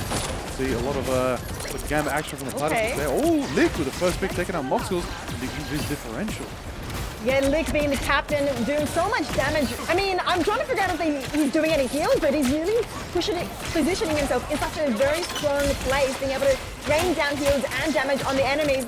Though, of course, the pick that was taken out from on Platypus was revived, so they are still in a 6v6 situation. But look at what's going on with these Vanguards right now. This triple Vanguard from Platypus is trying to stay alive as best as they can in close quarters. And Crocodile doing as much damage as they can. They are contesting as much as they can. And the ultimate already coming out. Nice Vampire coming out from the rocket right there. Making it happen for them team. See Egg getting that work in, but we're going to see Mag on the front line. Big Magneto action, just setting it up right now. Box him in, backed up by Gas. That's going to be elementary right there. Keep them boxed in. Crocodiles having a hard time trying to get out of the spawn. They only have about 2:44 left on the clock. Offense online quite in their favor though, so they should activate very, very soon. See a little bit of dive in the background right here. I think someone's about to pop off. Yeah, I think that one is going to be Venom as well as Invisible Boundary is going up right now. Green also had that strangling prison trying to connect every single person, but it's still not enough. Crocodile has pressed Q 4 times. Is this going to be enough? Make that 5 as out comes the Cloaking Dagger Ultimate as well to keep the team sustained. Crocodile wants to push forward. They want to keep moving, but Donald is the one that gets the first pick onto the Invisible Woman in the back line. Make that 2 as now Joji has stolen. This defense is strong from Platypus, and Crocodile still has not moved that much. There's a tough spot to be right now for the Crocodiles as Team Platypus are putting in the work, holding it down right now with the triple Vanguard, triple strategist. Walled up lineup like that is just dangerous for themselves. But I see it, and somebody's cheering because I see Joji on the Moon Knight. Are we finally going to switch the script, bring the moon down on him in the eternal midnight night of the Empire State, building up a chance for themselves to see if they're going to hold it out as Royal Flush comes out from Creator right there, pushing a Platypus forward. He just boxing Crocodile back into his board. It's too crazy, this Gambit lineup, Bryce. I don't know what to do. Yeah, Crocodile having Gambit banned on their team makes things quite difficult for themselves, but the team is still trying to do their absolute best. They were able to get one pick of Platypus, so Platypus turned things on their head, taking down 2. Now the mission vehicle is moving slowly. Platypus is being very respectful, but also look at their ultimate charge right now. They do have more ticks in their profiles that their Crocodile does, and out comes 3 of them. 1, 2, 3, Invisible Boundary, and as well the Rocket CYA amplifying everybody's damage. Is it going to be enough to try and keep the team of Crocodile from pushing forward? And it might be. We've lost Nifty. Is they going to be losing more? Lick has got the Invisible Boundary out, and out comes Magneto's Meteor misses. And so Crocodile are still alive, but not for long. Joji has stolen. Didn't get to drop the moon as the Meteor's free. Gotta bring attention. Rena actually did block nice Meteor earlier from Frost. Definitely going to get clipped on putting a tick tomorrow morning. We'll see you all there. In the meantime, we're going to see Taylor. Also trying to bond and hopefully be the shroud of darkness. It's going to help them get their team forward. There it lays down on the ground right now. It's going to be matched with a massive Royal Flush. And Joji turns it. Oh, Galactrox coming out right now. What? There it is, they turn the tide. Crocodiles do have a lead here as they take 5, 6, all 10 of the Platypus is taken down by the Crocodiles. They brought the moon, they brought the Galactrox, they finally summoned forward that eternal bond coming out from Kayla, and they got momentum and they're on Ambulance Avenue. Let's see if they can take it. Overtime is in effect. Hexa KO for Joji on the Moon Knight. You mentioned you wanted to see Moon Knight, and now out comes the hand of Khonshu is available. They need to probably use as much as they can, as Crocodile is in overtime right now. This is a last-ditch effort. However, they've already lost Kayla James. Let's go too. There are no supports for Crocodile. Joji does the absolute best, gets 3, but gets taken out in the meantime. Can anybody touch? There's only the Great currently on this mission vehicle. Do we have a portal for Crocodile? Are we able to touch one more time? As Snipsy has fallen. Still, overtime ticks on. Oh, one last chance portal coming out from Lick. Do they make it? Do they make it? Yes, they do. Overtime is still surviving right now as Crocodiles have one last fight, one last chance, one last opportunity to keep it going forward. And are they going to seize it? They got Joji on the Daredevil in the front line, letting the Devil out. Hopefully going to get the value they need right there. Holding it down. Donald does have portal, does have Gagamoto! Double Gagamoto from Donald into a massive maelstrom right there. 3 stunned. Crocodile are on the back foot right now, but everybody is still alive so far. Can Platypus take this opportunity with capitalizing on the Eye of Agamotto, but still, Frost is able to bring out this invisible boundary, and Lick follows with an Eye of Agamotto themselves, stunning quite a few members. Platypus losing 4. Now it's Josh the Rocket who gets sent back into spawn. I am very happy we are still in this race. They formidably showed up. Crocodiles are here. They didn't want to be held in spawn. They're going to keep us in the duration of Midtown. But a little bit of contemplation as they both teams have the Sorcerer Supreme. And not anymore on the side of Crocodiles going to switch back, get something formidable, figure out how they're going to get through here. Coin on the front line on the crew. I will say the big switch to the Starler from Snipsy, that might be very good in this open area. That is so true. Being able to get that high ground or off the off angles and rain lots of damage from above is going to be vital in this area of the subway. Now we do see Twinkling Prism coming out from Crocodile. It's going to be returned from Platypus with the amplifier, as well as the Gambit ultimate, popping everything they need as Platypus are completely wiping the floor. Holy Reno on the Daredevil with the new costume representing Daredevil Born Again Season 2, looking good in black right there. Holding it down, got a good, nice 4-piece right there, backed up by their team. Did stop Crocodile's momentum. I will say though, it's a bit of an interesting one right now as he's trying to scout out right now, giving all this information to his team. I think at the moment those strategists walk through, he's going to let the Devil out and it's going to be crazy. He's setting up as well, Coin trying to make it happen, but Galatrix all taken down. Donald with the Maelstrom clutch right there. Double KO taken out. Both Daughters of Snipsy and Joji just overextended and walked into a Sorcerer Supreme right there. So much value. Conobon went down from Kayla right there.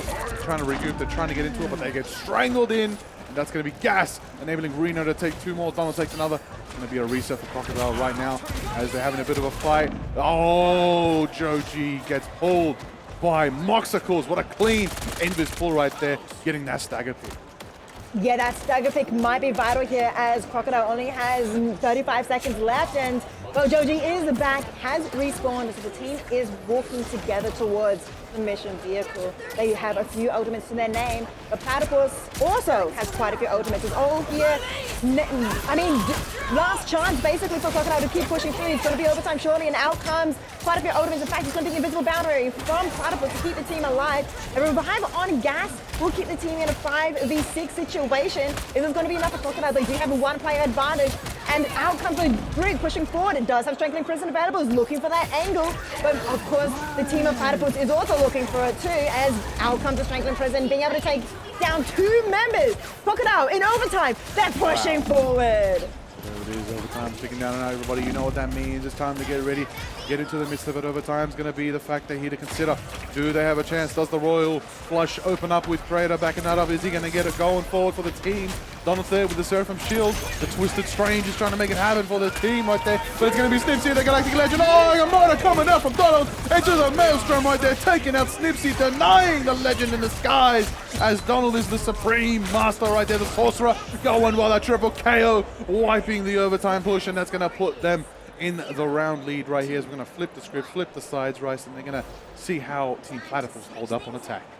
Well, Platypus Creators team may be a little bit angry after Gallus has, you know, roasted Creator live on broadcast in front of everyone, and maybe we're actually seeing quite a good gameplay here. As we know, Creator, all he did was listen to his team. And listen, he did. We saw some amazing Gambit Ultimates coming through, and Platypuses were able to capitalize on these Gambit Ultimates, as well as, of course, the entire teamwork coming through. They were able to hold the Crocodiles quite strongly in that first point, but the Crocodiles came back. Yeah. In overtime, they pushed forward and were able to get through that first checkpoint. Yes, indeed. They got through halfway through the map.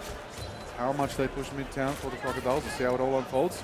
Massive maelstrom. You got to watch out for those Doctor Strangers. In recent play, and I'll say this recently, what I've noticed, people are relying on the portal puppet, as they say for Doctor Strange. They're rolling out with Strange now. Now that he's got that new team up with Invisible Woman, that maelstrom pulls people in now. Having a pull on such a low cooldown, not an ultimate resource, amazing value. You've got Groot pull, Strange pull. What an insane Vanguard lineup right there. But speaking of insane, finally, we're going to see this massive position right here. Joji's taken to the skies. And finally, Adam Warlock is on our screens. Adam Warlock is actually, that's going to be really exciting as well with the Valkyrie on Crocodile. It's going to be really interesting to see how the Valkyrie is going to be used to trying to get that high ground, trying to get that flank, trying to get those strategists in the back line. Platypus here on attack is going to be bringing out the Moon Knight straight away. We saw when Crocodile went on the Moon Knight, things started to go their way, and immediately Platypus, capitalizing on the damage, has taken out 2 Vanguard. Crocodile is following even with this triple Vanguard, triple strategist lineup, and suddenly Crocodile has to be forced back into spawn. There is just so much versatility coming out from the team of Platypus right here, because Reno's on the Moon Knight. Reno, very well-known Moon Knight in Ignite. One of the, I would say I'll give him this to the ego pump. Top 3 Moon Knights in Ignite OCE, in my opinion, right there. And he's following suit right now, just shredding that damage. But that's also being enabled on obstacles with damage boost on the Storm. They're walking out with such insane shield breaks, such insane pressure right there as they're going to keep it going for themselves, pushing around the Ambulance Avenue. Foundry's up, it's going to be set up by Lick. They're going to Strangling Prison from Massive Coin right there. Is it going to be enough for them as we are here, of course, making it happen. See if there's potential there, but Rice, I gotta say that to the point. Oh, Strangling Prison coming out from Gas. Does it have fire to get lit as well? It does indeed. Platypus have absolutely wiped the board once more, but here is the Adam Warlock revival coming through, bringing back every single body, but it's not going to be enough. Everyone is low, and out comes the Hurricane from Moxicles, dealing so much damage, make that a double KO for the Storm, and first checkpoint has been achieved. Now there's only 102 meters to travel, and 30 meters have already been achieved. Unbelievable. They only have to go just a bare little chunk of the map. Got to go around a couple streets, go down and get something from the convenience store. That's all they have to do right now, and they got 4.5 minutes to do it. That's just too much time right now for Team Platypus right there. It is a very, very tough position for the Crocodiles, but I will say, harder battles have been won before. Let's see if they can pull it off here today. They got a Strangling Prison very, very soon. They got Thunderbolt nice and early. They might want to use up Arenas there, deflecting all the onslaught, deflecting all the damage, denying as much pressure, holding it down, walking around, trying to get the value they need, and breaking through the Storm Dash walls, denying Coin as much space as possible. Well, Crocodile were able to take down one of Platypus members, giving them a bit of a slight breathing space at the moment, but still, the pressure is still on. Out comes the Eternal Bond, but it's not enough for Leak and Groot have been taken out. 2 members of Crocodile, 2 vital members of Vanguard and a strategist. But the gas has been taken out by Platypus. Maybe it's not all over yet, but Crocodile who are holding on desperately. And further pushing forward is back and forth. 2 members, Joji's kicking out 2. This could be what they need, but Reno on the Daredevil turn things around. Reno on the back line, and now Platypus are pushing forward. There's just a few meters left here, Liger. Can there anyone from Crocodile touch? Can anybody make it? Can anybody hold it down? It's going to be Lick with the Foundry. Set it up right now, get that sustained. Come on. Come on, Invisible Woman, make it happen for yourselves. Let's see if it's going to be on their favor. Mantis, Moxicles hits the Resurgence. Their souls are revitalized. Platypus are going to be charging on forward. Only a bare few meters left, but Crocodile's take point contestant back. A little sneakiness right there. That's going to be Platypus. That point contestant back again in their favor. Snipsy there in the sky on the Galactic Legend. A lot of the damage is blocked out right there, but they're still going to be able to zone him. 2 down now. Joji's down from the Donald. The Maelstrom charged up, took out the Elsa. Another big Agamotto coming out from Donald right there. Taking out Snipsy, and there it is.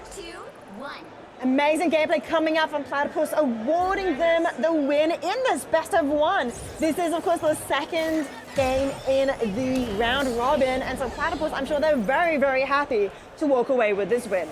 Oh, absolutely, definitely. It is going to be a very good win right now for Platypus. Is taking the lead so far, I believe, in the round robin brackets. But you know, all the teams are playing concurrently. All the teams behind us at the Game Expo. They're having a good time. They're all playing their matches together. It's actually crazy. I cannot believe it. But that is the matchup right there. That is crazy, crazy good one. How do we feel about that, Rice? How do we feel about the strength coming out from this team composition plan that they did with putting Cray, who hasn't prepared with the team, mind you, has not prepared with the team, on the most difficult strategist and the most impactful strategist in Marvel Rivals today, the Gambit.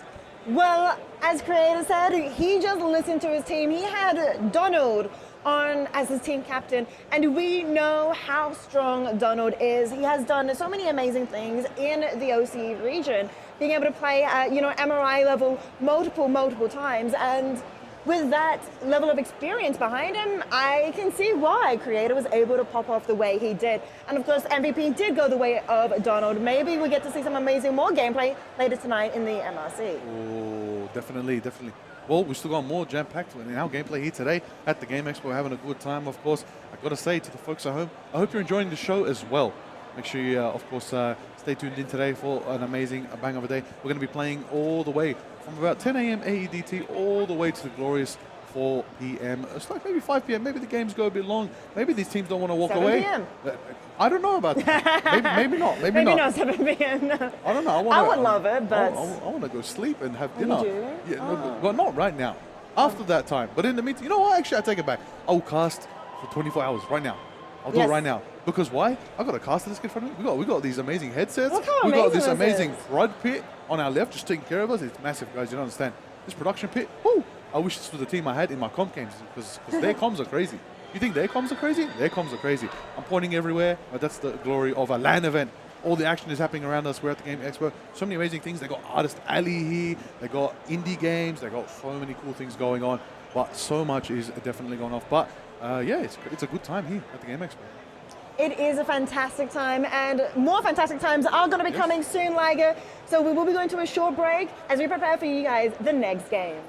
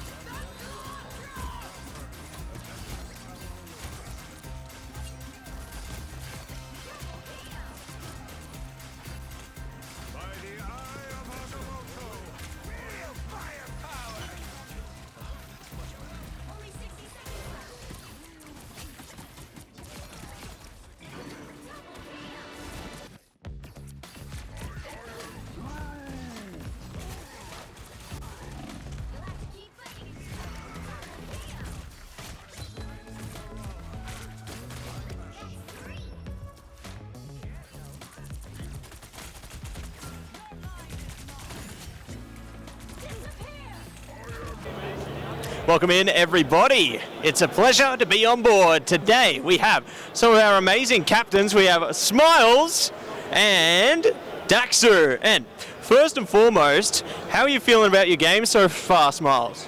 I'm feeling really good. We had a really confident start to this and then an even better second round going in. We get stronger as the day goes on today. That's it. Harder, better, faster, stronger. And how are you feeling, Daxu?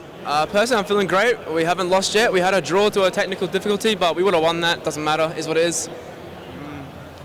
I like the confidence so far, but out of the two of you, who do you think is going to take it away? I think my ban line's going to win it. I know what I'm banning already. I think we got this in the bag. It's only Daxu over there. She'll be right. I love the confidence coming out from both of you here. Very keen to see what's going to be unfolding. You know, I think both of you got a few tricks up your sleeve, but I guess heading into the lineup, what do you think is something you want to take away from them? Ban-wise. Ban-wise? Obviously it's Gambit, it's Elsa, it's Loki. Those are the three main ones I want to get rid of.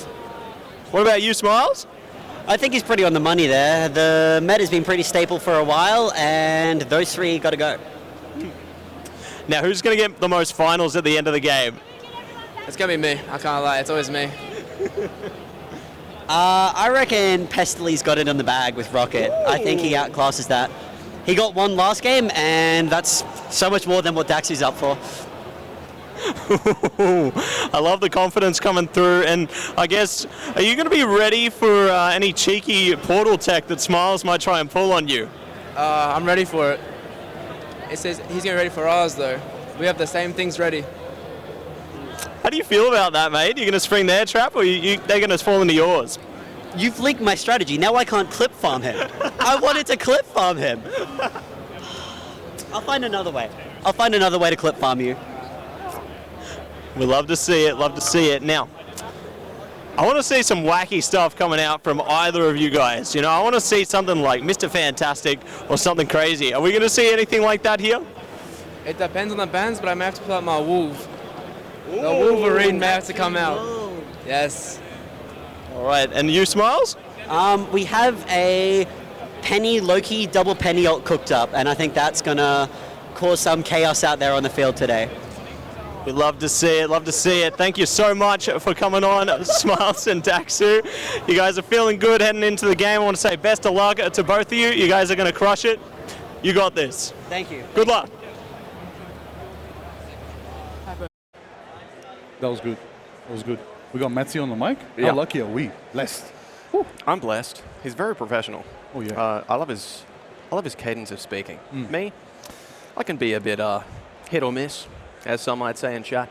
But Matzi's he's the goat. I'm excited to see those two boys play. Where is the chat? We don't need the chat. We got the people out here. Everybody all around us.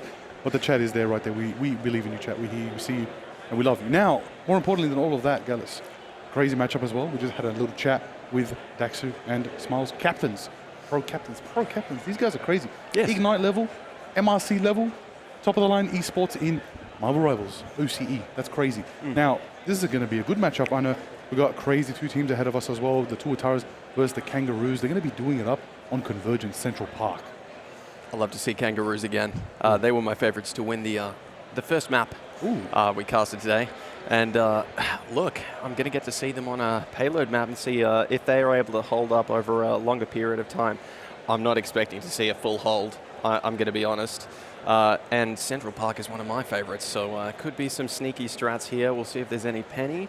I'll see if there's any Mr. Fant. I'd love to see that. And Cody is in this game. He's a Fant player. I know he's been probably relegated to strategist, but I'd love to see some Fant here, especially first point. Now, yeah, it's a pretty crazy lineup as we unfold these teams. I believe, there's been a lot of practice. I've heard actually Loserfruit may be one of the creators with a bit of an advantage. I believe maybe a couple others as well. Loserfruit was actually scrimming with a team. I saw the footage. You saw the footage? I saw the scrims. That's insane to me. That's crazy. Luffy wants this. But she wants this. I spoke to Creator earlier in the interview. He just shows up and takes orders, bro. Yeah, you really roasted him a bit. Are you okay? Is there a reason why? I mean, his chat can sympathize with me. I think everyone knows what I was talking about there.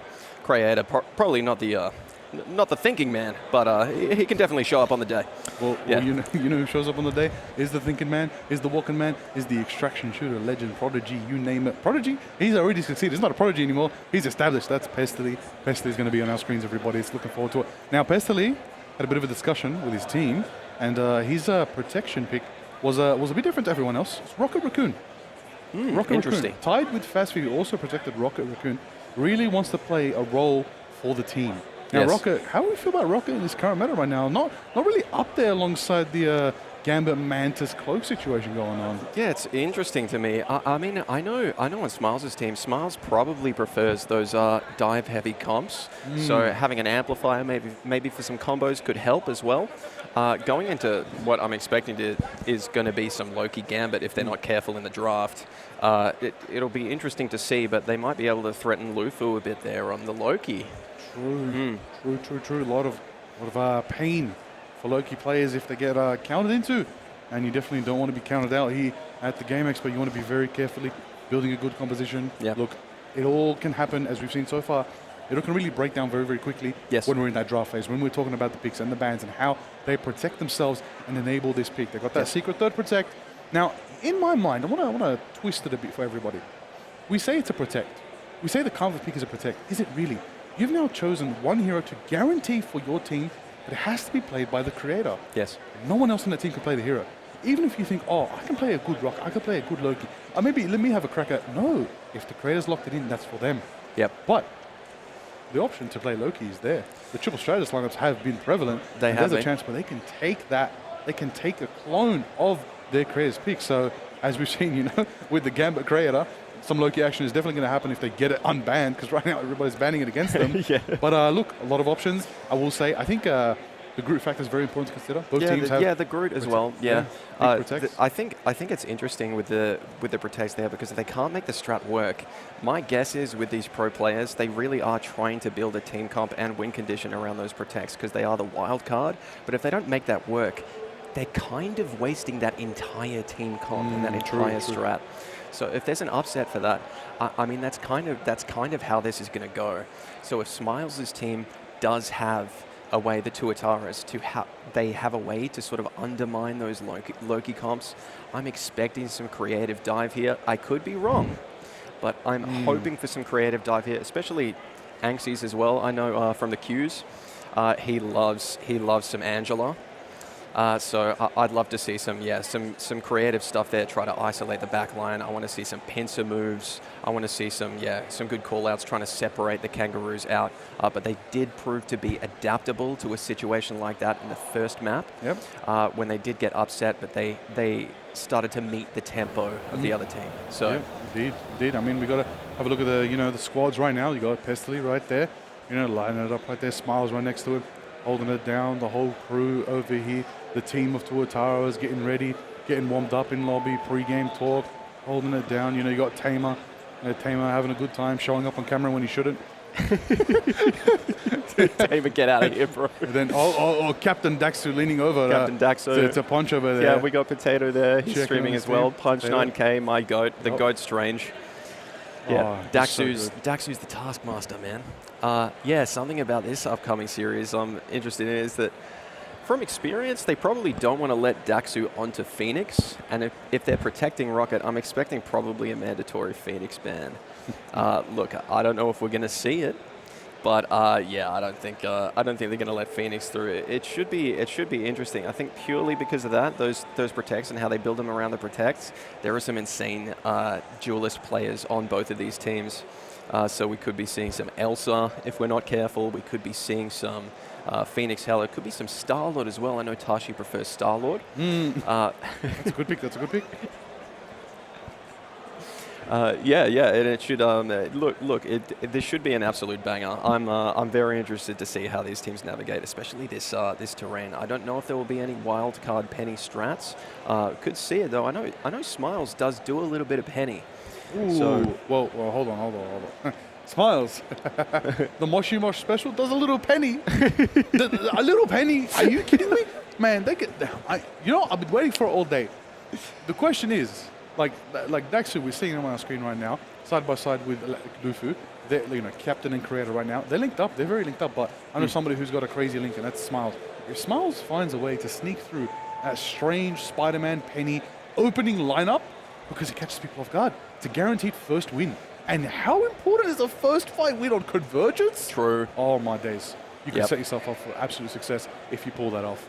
Now, let's see how right now... Oh, can we just talk about Daxu wearing an absolute amazing Steel Series headset right there. The best headsets in the game, trusted by the pros, reliable. Not going to miss a single in-game cue. Crisp and clear. No Mama Cocos you'll be caught by, because you will hear it coming, right? You're going to hear that strange. And every player here is using them. And in this absolute massive arena right here, everybody's holding it down at the Marvel Rivals event today at the Game Expo here at the Creator Expo Invitational. Everybody's powered up, supported by Steel Series. Yeah, look, everyone's locked in. Everyone's having a great time as well. I'm seeing a lot of smiles on faces. It's great to see everyone here sitting down and playing together. I think a big thing for me and a big takeaway from today is just look, all of the pros and all the members of the community who look, man. A lot of these guys spend a lot of time on the game. And it's great to see them all doing what they love together in the same place. Yeah. You know what I love? Not seeing Gambit in this game. Yep. No Elsa. Oh, no, Yeah, sorry. that's hate. Elsa is protected, but never mind. All We are right. going to see Elsa. Okay. All right, double Elsa protect. Okay. Interesting. We're doing that today. Oh, okay. All right. All right, good luck. Well, you know, this is going to be a very bad day for both teams right now because... there's a Loki ban from Kangas. Yeah, Yep. and that means they've got Loki, of course, with the comfort pick locked in by Loserfruit. This is going to likely force a... well, I mean, they've already banned the Gambit. What would they want with the Loki now on Kangaroos? Interesting. Could be anything. Honestly, if they're not running that Gambit Loki, it'll be strange to see what they pull with this now. They've banned the Mantis and the Pull. Oh, the Van Pool's out of here. No chance. You know what I want to see? I don't think it exists in this region. I believe it's very strong in EMEA. The dual pull. True. A little dual pull action. Shout out Luke the Ninja. I want to see some of that, all right? But right now, nobody's bringing it to the table. You know? I know. I want to see it. It would be one of those upsets. He is one of those playmaking heroes.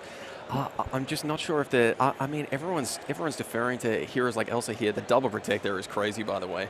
Kangas have banned Angela. Oh, yep, Angela. against Anxie's. Yeah, they don't want Anxie's Angela. There it is. And they've protected Phoenix.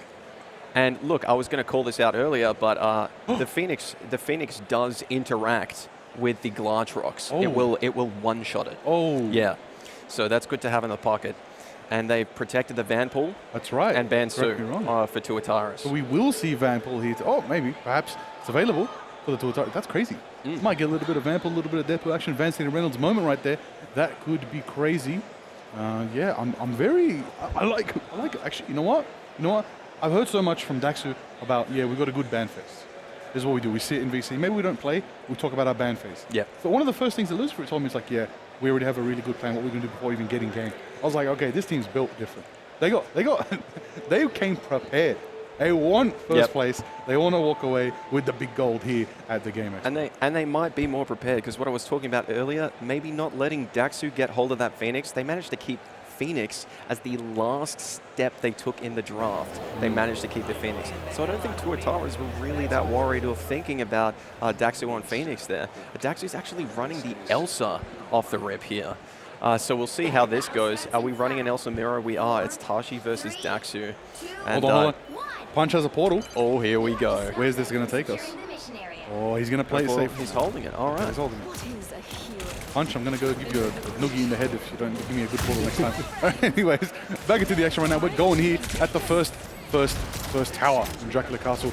We're going to be heading off on Central Park as we have left Squirrel Girl's home for now. I don't know why Squirrel Girl's home is so close to Dracula Castle. Oh, right, that's right. Because Dracula dumped his castle in the middle of Central Park. Good lord. But he did. That's the guy. That's just how he is. But Tamer's on the high ground, on the Adam, and some shots in the Punch flying to the high ground with the Eldritch Whip. Going to put him down, and they're going to walk away with a little bit of a face-off there. But Wosh taking a big taken out basically right there.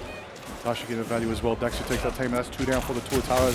Slow down themselves. A little bit of flank action from the Elsa. Tashi. And they bring themselves back into the fight. Gallus, the fight's kind of it's all very over the split. place. Yeah. Yeah, it's all over the place. There's 2 fights going on. That Daredevil was in, and he actually managed to get out. He's all the way in the back line. Both teams were separated, cut in half. They're fighting on point now with his Soul Bond. Is Daxu going to get out? He is. That's the mobility on the Elsa, man. You've got to be careful with that. Cassia is still in on the back line. He's a constant threat. That might have been enough, actually. 2 fall now to the Vanguards on Kangaroo. Tashi does take one out. This is still anyone's fight, but then Smiles falls from the Magneto. On the Magneto there, Daxu takes him out as well. This could need a full team reset from Tuataras. They want to keep that pressure up. If Punch takes another, this is looking to be a full fight win here for Kangaroos, and that's first point. Yeah, absolutely indeed right now. Oh, a bit of Galactic protection. Early from Daxu, and he does. Daxu takes 2. Nice. Massive double KOs right there. Actually brings Tamer back in the fight though with the VR Beacon, bringing him back. And 453 does mean the good old Ratatoska, the name of the giant squirrel there, the Hell Squirrel, the messenger of Yugisgard actually. That's right. Is ready on the move already. 5 minutes going down, and let's get out on our way to Dracula's castle. Let's see if Kangaroos can keep it going. Yeah, let's see Wosh on the 5 Angela. minutes. 5 minutes to walk this in. We're sitting on a Glartrox for Tashi now on the defense, and there is an Angela waiting that retribution on Wosh, but he's dropping dangerously low here. They want to keep that pressure up. You see they've already come all the way almost to the door. They want to keep that pressure on the side of Kangaroos. Smiles here is now looking for anything. They're contesting every angle. There's so much fighting on the height here on these maps, and there's the retribution from Wosh. They're in now. Cassia pops the let the devil out. All the ults are coming out now. The invisible boundary from Rexy. It's still going, but only one has fallen. Daxu's taken one. 2 are actually down now. Kangaroos is not going to be able to keep up the pressure if they know what's good for them. Daxu's being pressured here. Yeah, it's looking like they're going to have to regroup. Tashi finishes off Daxu. That's a solid defense there. Just need to stabilize for Kangaroos here and try again. Yeah. All right, here we go, everybody. Rocket on the high ground, Bestly. I sense the chance of an Agamotto coming around the corner from Punch. On stage for now. Nexus is there on the road trying to get the value as well. Heartbreaker. Oh, it's going to be a nice shapeshift early. Loki, that's why lose for copy. The Amplifier going to give him the source, the juice. And there it is, Agamotto in the back line. Galatrox connects and it does scoop him up right there. Big Agamotto, big stun. But they're going to be protected because Pesley dropped the Amplifier to keep him nice and sustained right there. Trades of ultimates right there, but nobody gets. Oh, I spoke too soon, Rexy. Wosh goes down. Cody might pop the Amplifier. There it is. And Daxu immediately takes down Anxies. Here comes the Phoenix. TZ Tamer does not actually secure any KOs here. There's a 1v1 going on very intense here between Tashi and Cassia on the Daredevil. Both don't actually make anything connect. They just can't make it happen. Punch takes another, and another. Punch is going on a tear now. This pressure is too much to contest. Insane there. Daxu finishes off Pedley. Yeah, that's it. Indeed, it is right there. That's crazy value right there. Keep on chugging along. 4 minutes left, and they only got to go up the big steps. Reckless Castle, get to that throne room, get to that victory. Let's see if Kangaroos can pull it off. Or are the Tuatara going to hold them down, hold them below ground here in Reckless Castle? We'll find on out. Yeah. Kashi has a big chance for a Galatrox here. There is a nice, glorious pit of doom. Perfect spot there. They need to be careful with it. This is so much about the set. There it is, actually. Yeah, big Galatrox. Will they take this KO? They actually won't. Yes, they secure it. Okay, they got Wosh. There was only one there, and he actually gets res by the BRB. Tashi takes another, though. The front line is crumbling for the Kangaroos. I don't know if Wosh is actually going to bring pressure back, and Tashi falls off the map. Tashi, what are you doing? He does get BRB'd. There's a res there. There's another Galatrox coming out, this time for Kangaroos. Daxu's popped it, but it didn't secure anything. This is not getting the value you want. Cassia actually falls there. It was just a little bit too long on the Daredevil. Anxies is putting a lot of pressure on the Rogue here.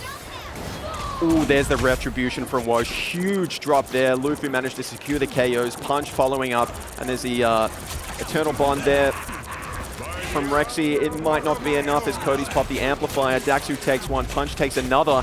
Still fighting here. These are long, brutal fights, man. But Kangaroos, they take it again. Yeah, it was a stalled out fight right there by the Kangaroos. They really exhausted the Tuatara resources. Enough for them to make this sort of slow attack work in their favor and give them the movement and, well, the distance they need to keep it going right here. 2.5 minutes left for them. Let's see if they can get the opportunity. Oh, a little bit of a duel and the spiral stairs right there. See how it's going to unfold right there. It's a little bit of a 1v1. Oh, joining up. Angela in the fire. Wosh backing him up right there, Chief. Oh, keeping it in the household right there. Smiles taking out a pick right there. Cassia down. That's going to be 3 down for the Kangaroos. Back from a little BR beacon. Punch is going to join the fight right quick. Hammer taking out Lufu in the back line right there. Smiles taking out Cody. Guild value. Tuatara's finally get a little bit of defensive hold. Yeah, they get room to take a breath. Yeah, that was unfortunately Kangaroos' fight to lose there after the first ultimate. I was wondering what they were going to copy with Lufu's Loki, but they did take the Rocket Amplifier, and the Phoenix was ready from TZ Tamer, so they immediately Phoenixed and just popped the amp, and they only had one ult to push with on Kangaroos when there were quite a few on Tuataras. And now Rogue is in, ulting on the front line. Cody's in trouble here. That front line is brutal, man. Anxies is walking in. Cody falls, and just trading here on the front line now after that great pick. Tashi takes another and another. They are dropping like flies now. Tashi's cleaning house, man. Wow. Good God, Tashi. Slow down, bro. Come on now. That's what we want to see right there. Get the momentum, get the pressure, get the value you need right now. I'll tell you what, Kangaroo's in a very tough spot right here. Tuatara's got this on lock. They've stalled them a good 3 minutes already in the same position. Yep. That's 3 team fights that have gone in favor of Tuatara's right here. Getting the value they needed that they lost early with a very quick push by Kangaroos, but they're buying the time back now. They do not want to let them take it the distance. Yeah, Wosh takes one there on Tashi there, being kicked off. That might be the pick they actually need. Tamer's up there, and the Devil's coming out from Cassia. He's contesting card, but it was already called out by Tamer. He was tracking him the whole time. He does get rezzed by the BRB, so we'll see where this fight goes now. And it's a complete scrap on point again. Tamer takes out Daxu this time. Tamer might be a standout this point on the defense.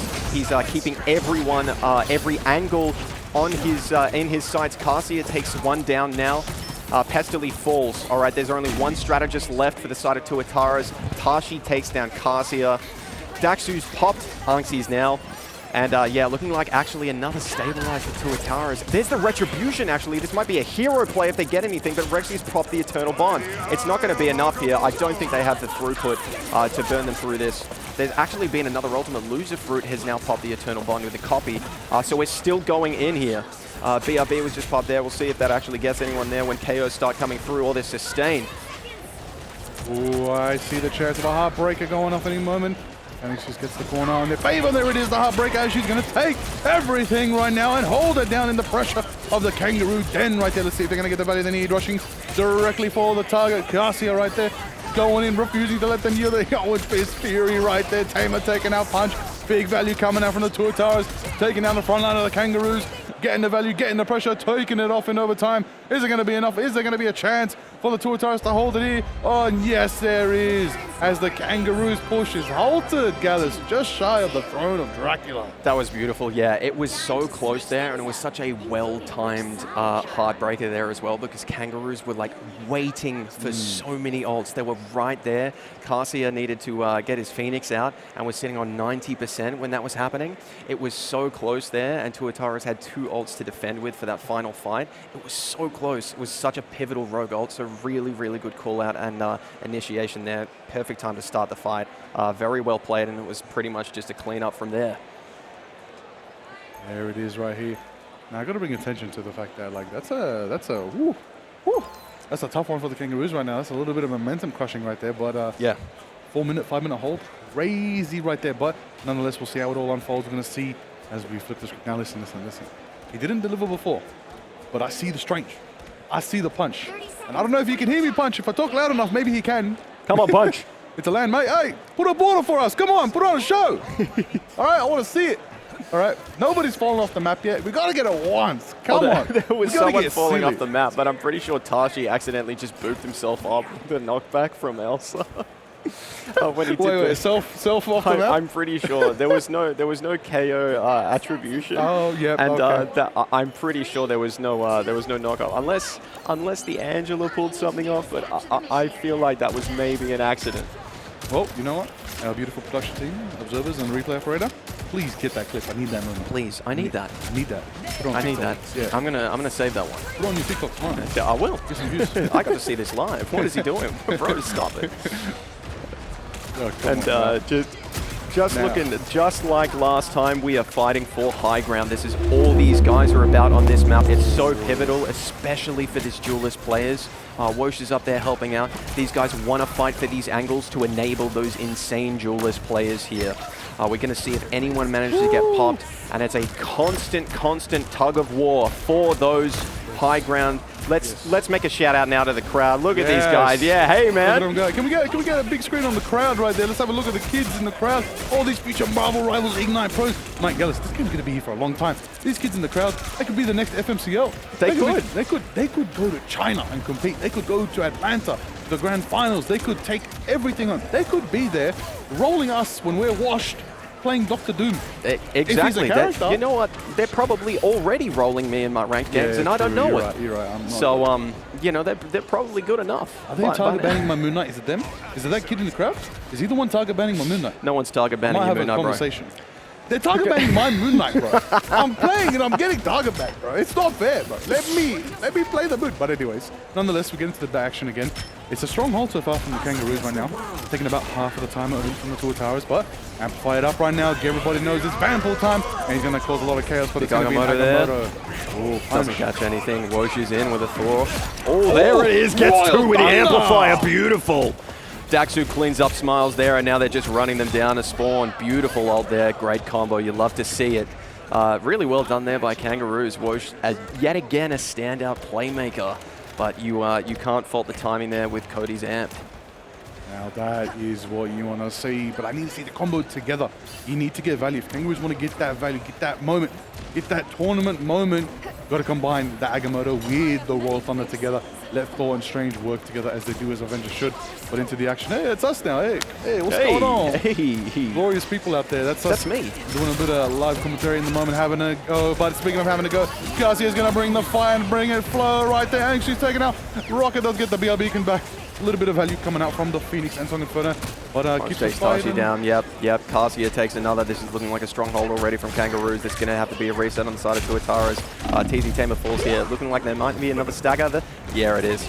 Yeah, everyone's, it was a good stagger there. Pestili's being caught out in the corner. They might stagger him here. They are. Pestili, run. Good discipline from Run. Punch. Yes, keep him Pestili, alive. run. Keep him alive. Run. Don't let him. Nice. Oh. That's a full respawn held out there. Very well done. Poor Pestili on the rocket. You hate to see it. If I turn around, I might actually see the despair on his face after getting staggered like that. Okay, Pestili, I'll tell you which seat punches in. Don't worry about it. We'll let you know. But after that, before that, still got 40 seconds left on the clock. Maybe one, maybe two more fights till the end. Maybe there's a chance to keep it going till more than the end. As we see the Eternal One rolling in from Rexy right there, Big keeping life it sustained. That does give Tamer some pump action as he takes out the punch. Punches back with a BR beacon. Lufu hits the shapeshift right there. Loki does try to get a copy, doesn't get the ult off in time. Not the value they need, but the Tamer is there. He's shredding. That's Tashi gets a big. Tashi take it down. They're turning the tires. The Kangaroos even the odds. And Exis brings it back 1-1. Everybody's falling. It's trade after trade right there. Here Who's comes going to the get Phoenix. the final pick? Casio with a big Phoenix. Yep, Smiles falls. Angsis is still alive somehow. You know this guy is an absolute brute on Vanguards, but it's just not enough. The sustain was too much, and they were out of ults for Tuatara. It's another hold for Kangaroos, and that is the map. A full hold on Central Park. Beautiful play there. Beautiful ult rotations. Great playmaking all around. Wow, I love the versatility they cop as well. Yeah. Bringing out the floor, a little bit of thunder. $5 for Moon Knight. Everybody loves Moon Knight. We got that $5. Sorry, mate. I was paid by a certain hand of, sorry, not the hand of Khonshu. I am an agent of Khonshu here today. We've got a lot of nice, friendly banter in the all chat as Punch tells Tamer to look up. Tells him to look up. It's crazy, bro. I'm pretty sure they're seated directly across from each other. Listen. Look up. The ceiling is up, man. What's there to look up at? Look down. Look in at your screens. Okay, but that was an epic match, guys. I like that. It was a fun time on Dracula's Castle on Central Park. A good bout between these two teams. Kangaroos, you've got something to say about that team, don't you now? Yeah, man. Yeah. They just keep going, man. They're versatile. I wasn't expecting such a strong hold from them on the first point. Yeah. You know, they might have been off on almost on the wrong foot the first game of today, but yeah, they just keep changing it up, man, and it's working. Like I love to see what they've been up to so far. Yeah, it was just, I love the ult combos. I loved all of it, man. I'm loving to see Wosh make his plays on the Vanguards there. I love to see some Thor there too. Didn't get to see Mr. Fant, but similar heroes there, especially on that first point defense. You've got enough mobility to go between the height and the low ground and just keep supporting those angles. And he was really setting those positions up for his duelists there. So, definitely stand out. I've got to add on to that. Again, another game I think was decided early on in the picks and bans. There's just the resources available for both teams, how they can bring things out. It really was something that you got to consider right now. Which of these captains walked into this and said, okay, I know it's a LAN event. I know every team has a creator, but I'm going to approach these picks and bans in a way no other captain might. So far, Daxu seems to get that, and he has it down to a science. Yes. So far, with such a winning record like this. Yeah. I mean, I saw it in the draft. It was the ban of Angsy's Angela. That was definitely something for me as well, especially on Central Park, because Angela can get a lot done there. And Angsy's loves Angela. And by loves, I mean plays a lot. He knows what to look for, especially on maps like these. Oh, yeah. So it was good to get that out of the way. But something else that was kind of funny to me is that I don't think Elsa did a whole lot for either team, and they both protected it. So what's locking the Elsa down? What's denying it? Is it a bit of Rogue? Is it a bit of Strange? What seems to be denying her value here? Is it just a mix of the map? Maybe the map. Maybe the map's not to her favor. It could be the map. You would think it would be better on this map, to be honest, because of just how much corridor play there is for that Glarch Rocks. But it is getting popped like that sometimes. I actually figured it out. It would be better on this map because teams play a lot more uniform on this map. But in the chaos here at the Creator X Pro, Marvel was telling me here at the Game Expo, we called it early on. They're so split up in their team fights. Everyone's having little, I guess, well, I'm going to call it what it is. They're having a bunch of ego battles. Yep, there are ego just 1v1s happening everywhere, bro. everywhere. It's like the duelists are 1v1ing each other. Yep. You know, you've got a Thor like fighting someone off in somewhere He's fighting as Pestily. 7 other people. I swear like, I saw Thor chase Pestily for like 2 minutes and didn't get Pestily was running well. He was doing all right. He was climbing walls. He was like, hey, you ain't going to get me. And Thor was wasting all those Mjolnir charges. Bro, he's probably covered in sweat after that. Like, I mean, after that stagger as well, it just would have made my heart sink, bro. Like, no, don't do this to me. That's a crazy one. I say, well, we're going to find out very, very soon as, you know, we're going to obviously keep it going here in the round robins. It's a crazy good matchup so far. That was an insane one. Now, as we know the map pool, we're going to rotate now. We're going to go back to Domination, this next match. I love Domination's next match. It's going to be our banger. I believe it's going to be the Drop Bears versus the Crocodiles. Crocodiles going to return to our screens. And that's going to be a fun interview as well. And it's going to be a glorious time as well. We're going to see very, very soon. We're double checking the Jarvis. We'll get that match ready for everyone. I think players are going to have a little bit of a breather now, a little bit of a break. As we know, land environment, everybody, make sure you hydrate. You do what you got to do, get some water in your system, get a snack, get a feed. And we are Australian here, so you know it's starting to heat up today. It's going to be a bit of a warm weekend. But you know, just everyone gets to move around a bit, hydrate a bit, maybe shake some hands, maybe resolve some disputes started in the last couple of games. Well, so we'll see. Yep. All right. Well, everybody will be back very, very soon with more Marvel Rivals action at the Game Expo.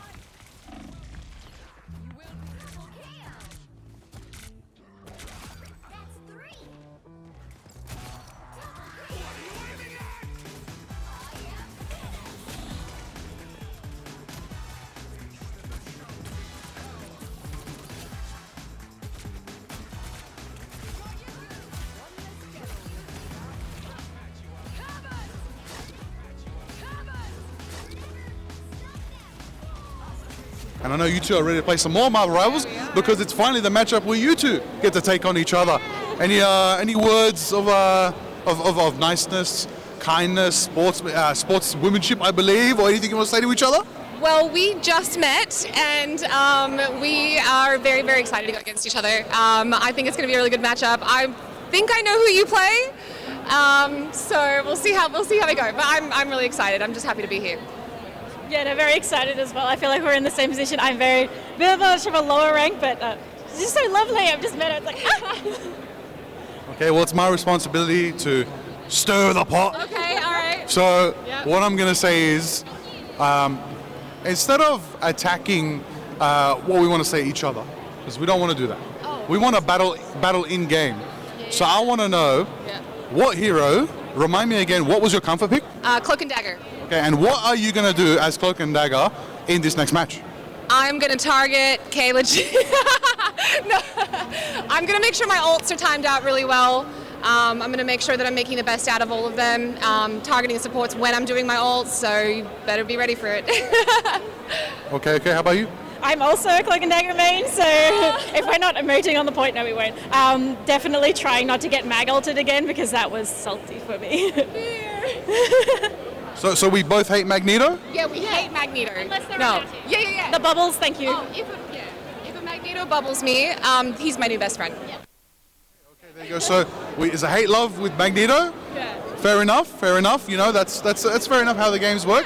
But you know, what I want to know is a bit more personal. Okay. What is your story with Marvel Rivals from when you first played the game? Just in one word, how would you describe your love for Marvel Rivals? In one word. One phrase. One phrase. Incredible anger management. It's stress relief. It's great. I love it. That's okay. We play as a team, so I'd just probably say us against the world. That's perfect. I think we ended there. Cloak and Daggers. Who's going to diff each other? We'll find out. We'll find out who's better. We'll find out. Off to the casts.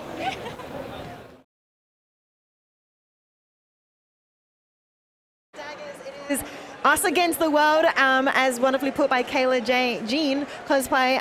Well, Massey, super excited to get into this fourth match of the day.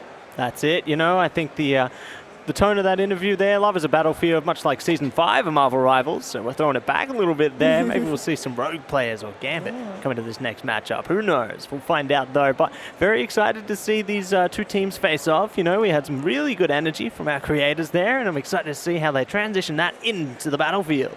Yeah, I think they were really sweet. They didn't want to like bring out too much competitiveness, but of course we do have major stakes on board, so I'm sure that competitiveness will show in game later on, as of course so much up for stake at the moment. Yeah, there's a lot at stake, isn't it? You know, we're getting a bit deeper into the tournament, so the stakes are getting higher, the pressure intensifying, but they're still playing to have a good time, still having a bit of fun with it, and I love that, you know? It's not all about being competitive. You're still got to have a great time at the same time. No, exactly, and with all these limited options to get lands and stuff involved, it's amazing, and you really want to take the time and the opportunity to meet your fellow teammates and your opponents, get to know them, say hi. I heard that quite a few of them did go out last night to meet each other, and I'm sure they had a wonderful time when they were doing so. But maybe we're going to see them have more fun today as well, as they get to know each other even more intimately in game. Yeah, that's right. We're definitely going to be putting faces to names and vice versa there. So great to see some of the personalities of our teams and players really shine through in their plays here today. And you know what? I want to see something absolutely different out of this matchup. I want to see someone play Scarlet Witch. Oh, Scarlet Witch, eh? I mean, this is why I think amazing things about like creator events. I mean, it is a creator and pro event. But that's where that chaoticness comes in. You don't have to be completely bound by the meta. You can play whatever you want, whatever you're most comfortable with.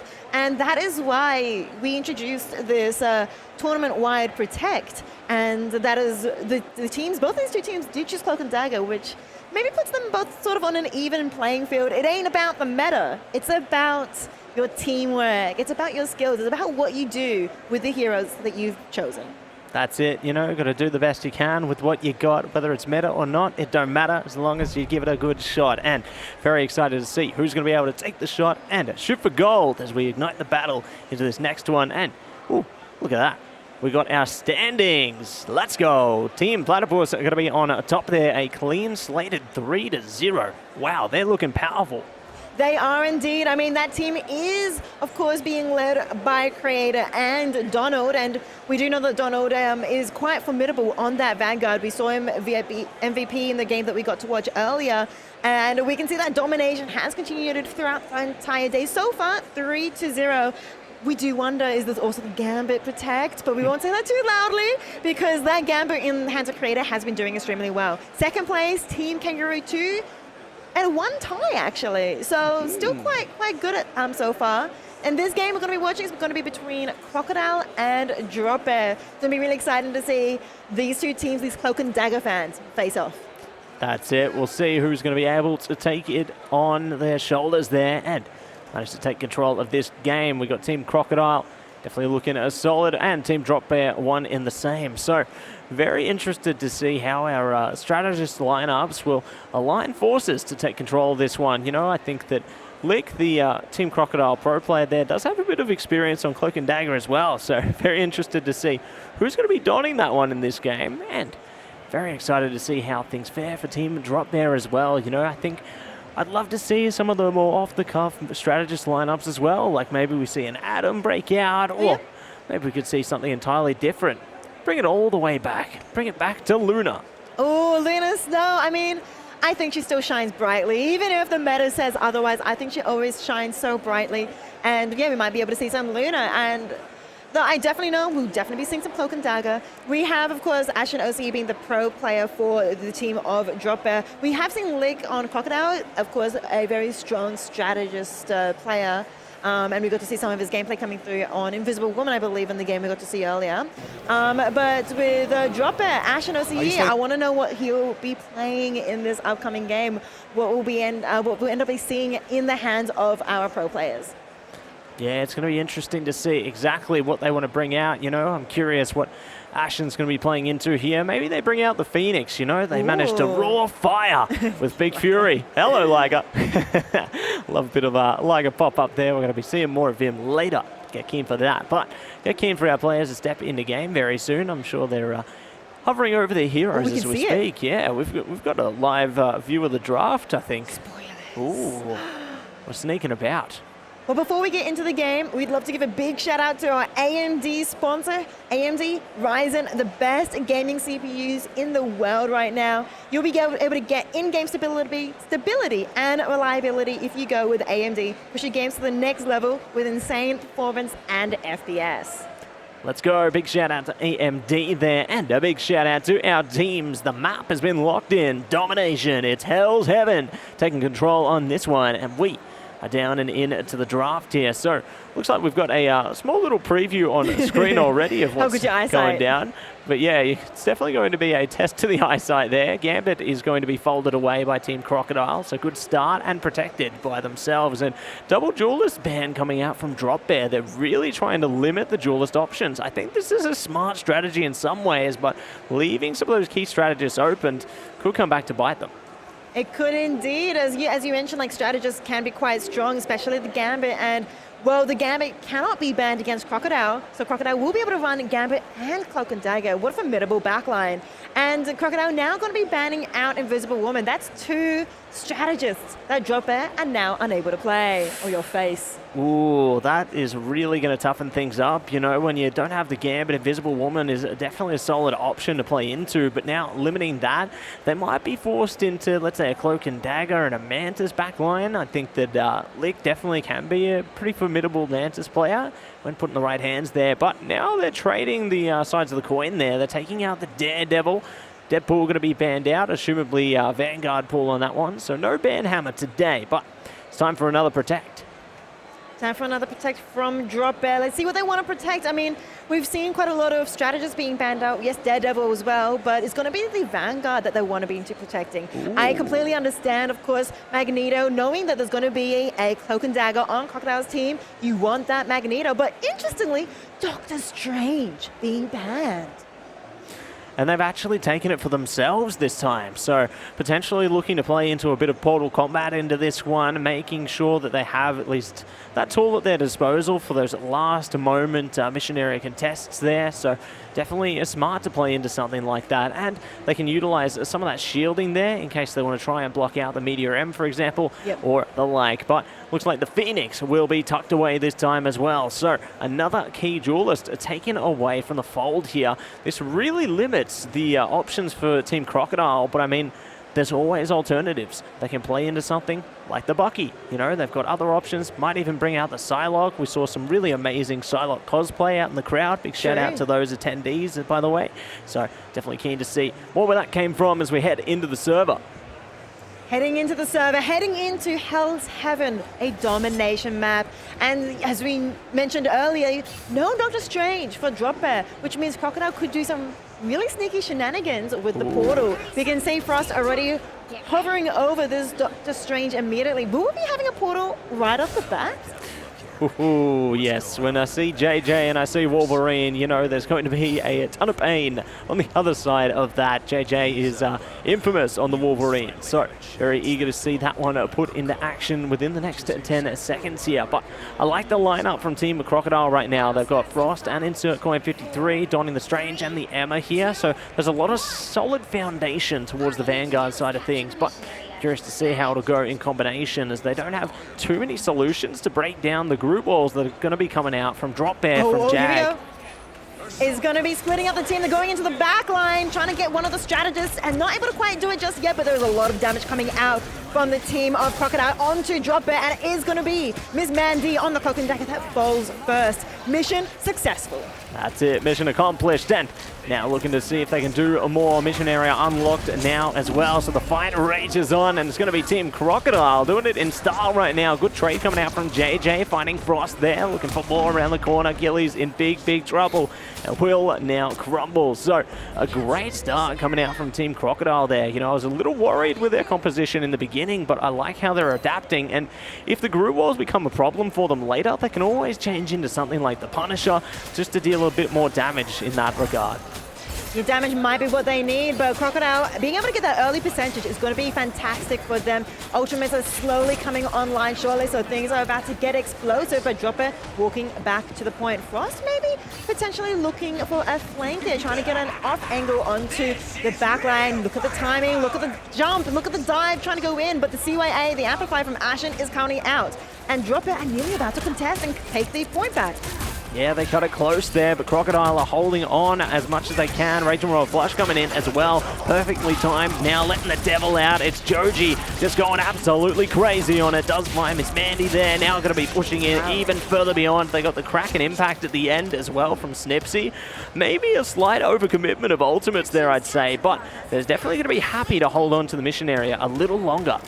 Yeah, Crocodile using 3 ultimates to secure themselves the mission area, and they have gone well above 50% now. With 3 ultimates left for this next fight, they are probably feeling pretty confident. While Drop Bear weren't able to use that many in that previous fight, and now they have 4 ultimates potentially to their name. First one is going to be Script popping the ultimate, going straight in, and Frost is going to be meeting that with theirs as well.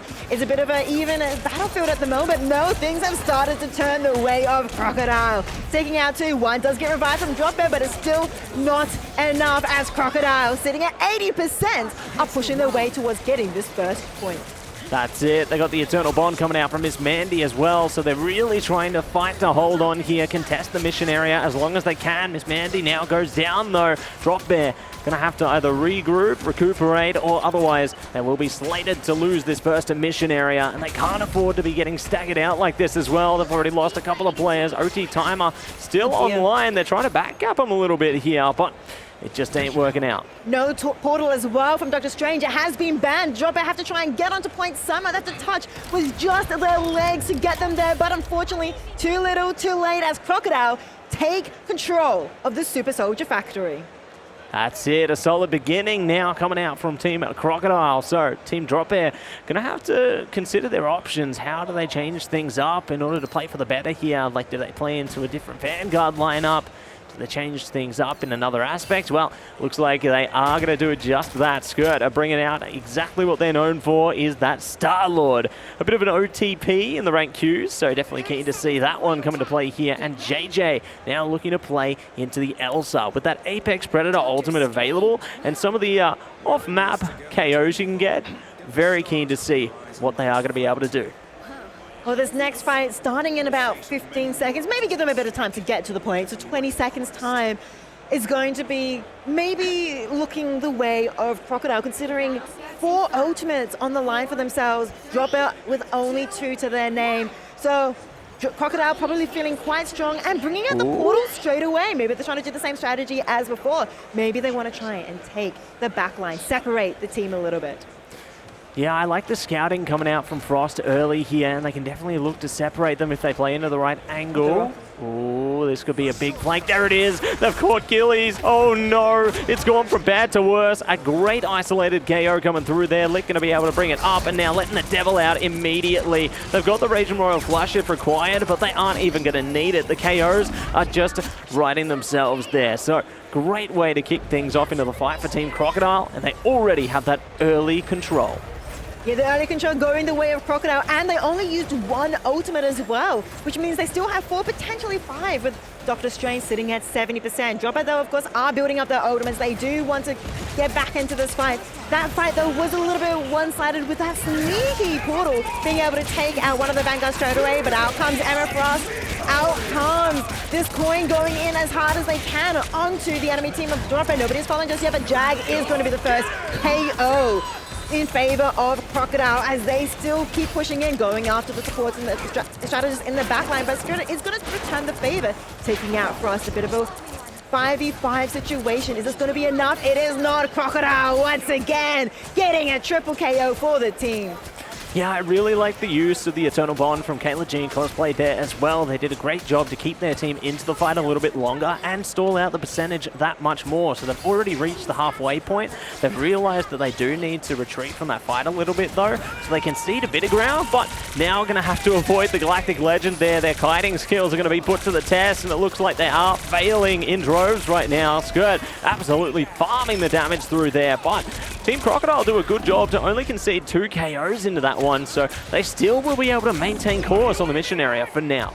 For now, as JJ just takes down Lick, Frost foes 2, Dropbears are fighting back. There is life, and then they are breathing as they are taking control of the mission area, taking control of the fight, and of course now have captured that mission area.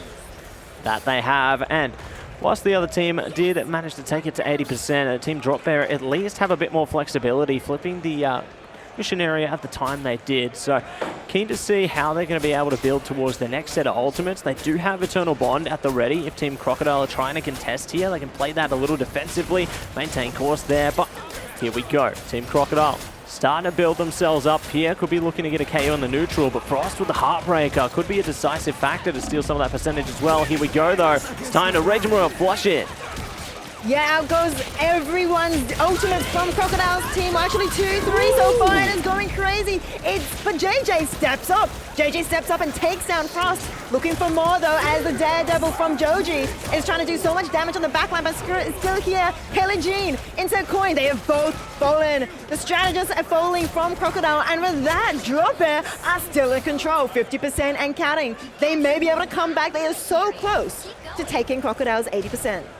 Yeah, getting closer and closer by the second here. You know, Crocodile, they committed the Raging Royal Flush to try and see if they could take control of the mission area. It didn't work out. So now this allows Dropbear to build up even more percentage. They might even match or exceed them in a second.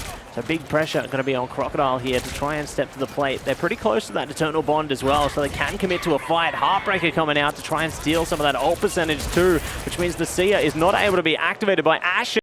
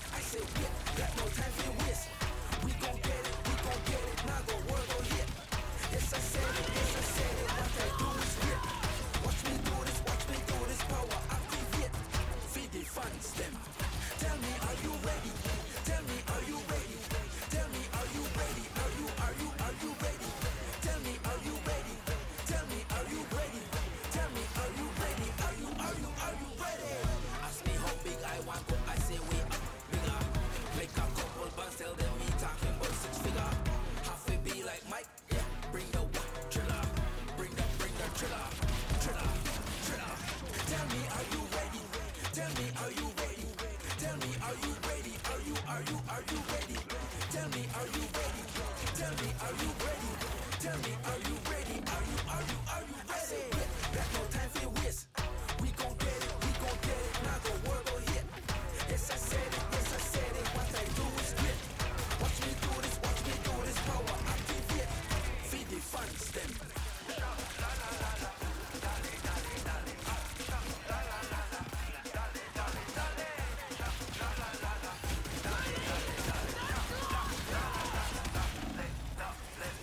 Ask me how big I want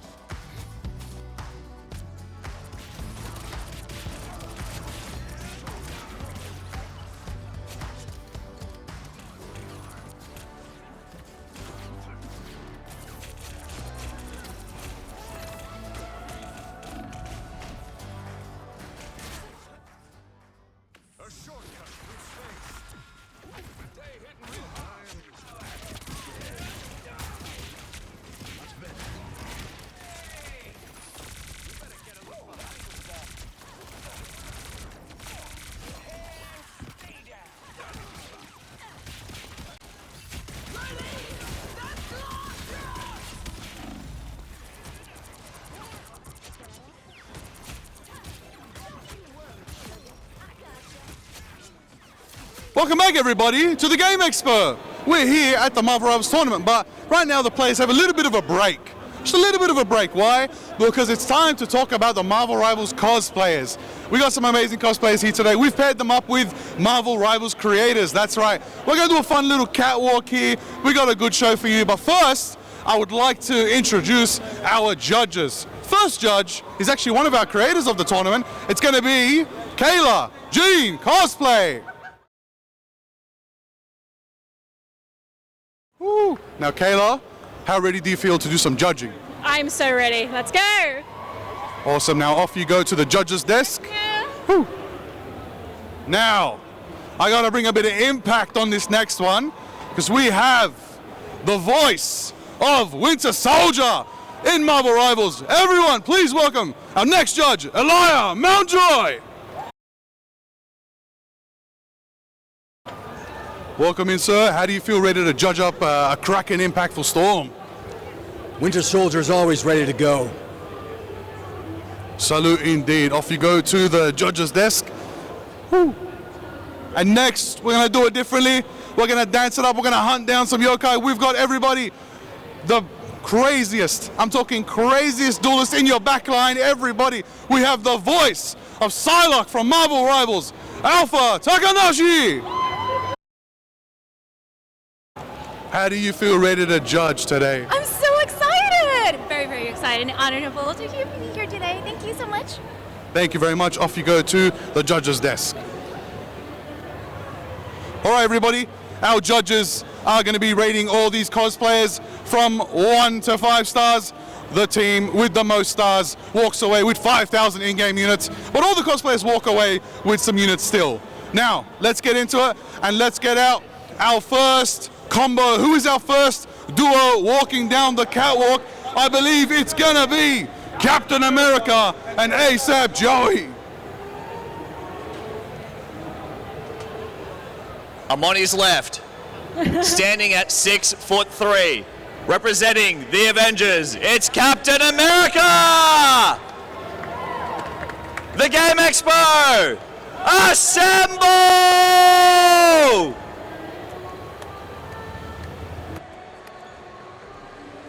We right now, don't we? Now, that was an important and impactful moment. We definitely did assemble. Now, I want to know from the judges, how do we rate Captain America and ASAP Joey?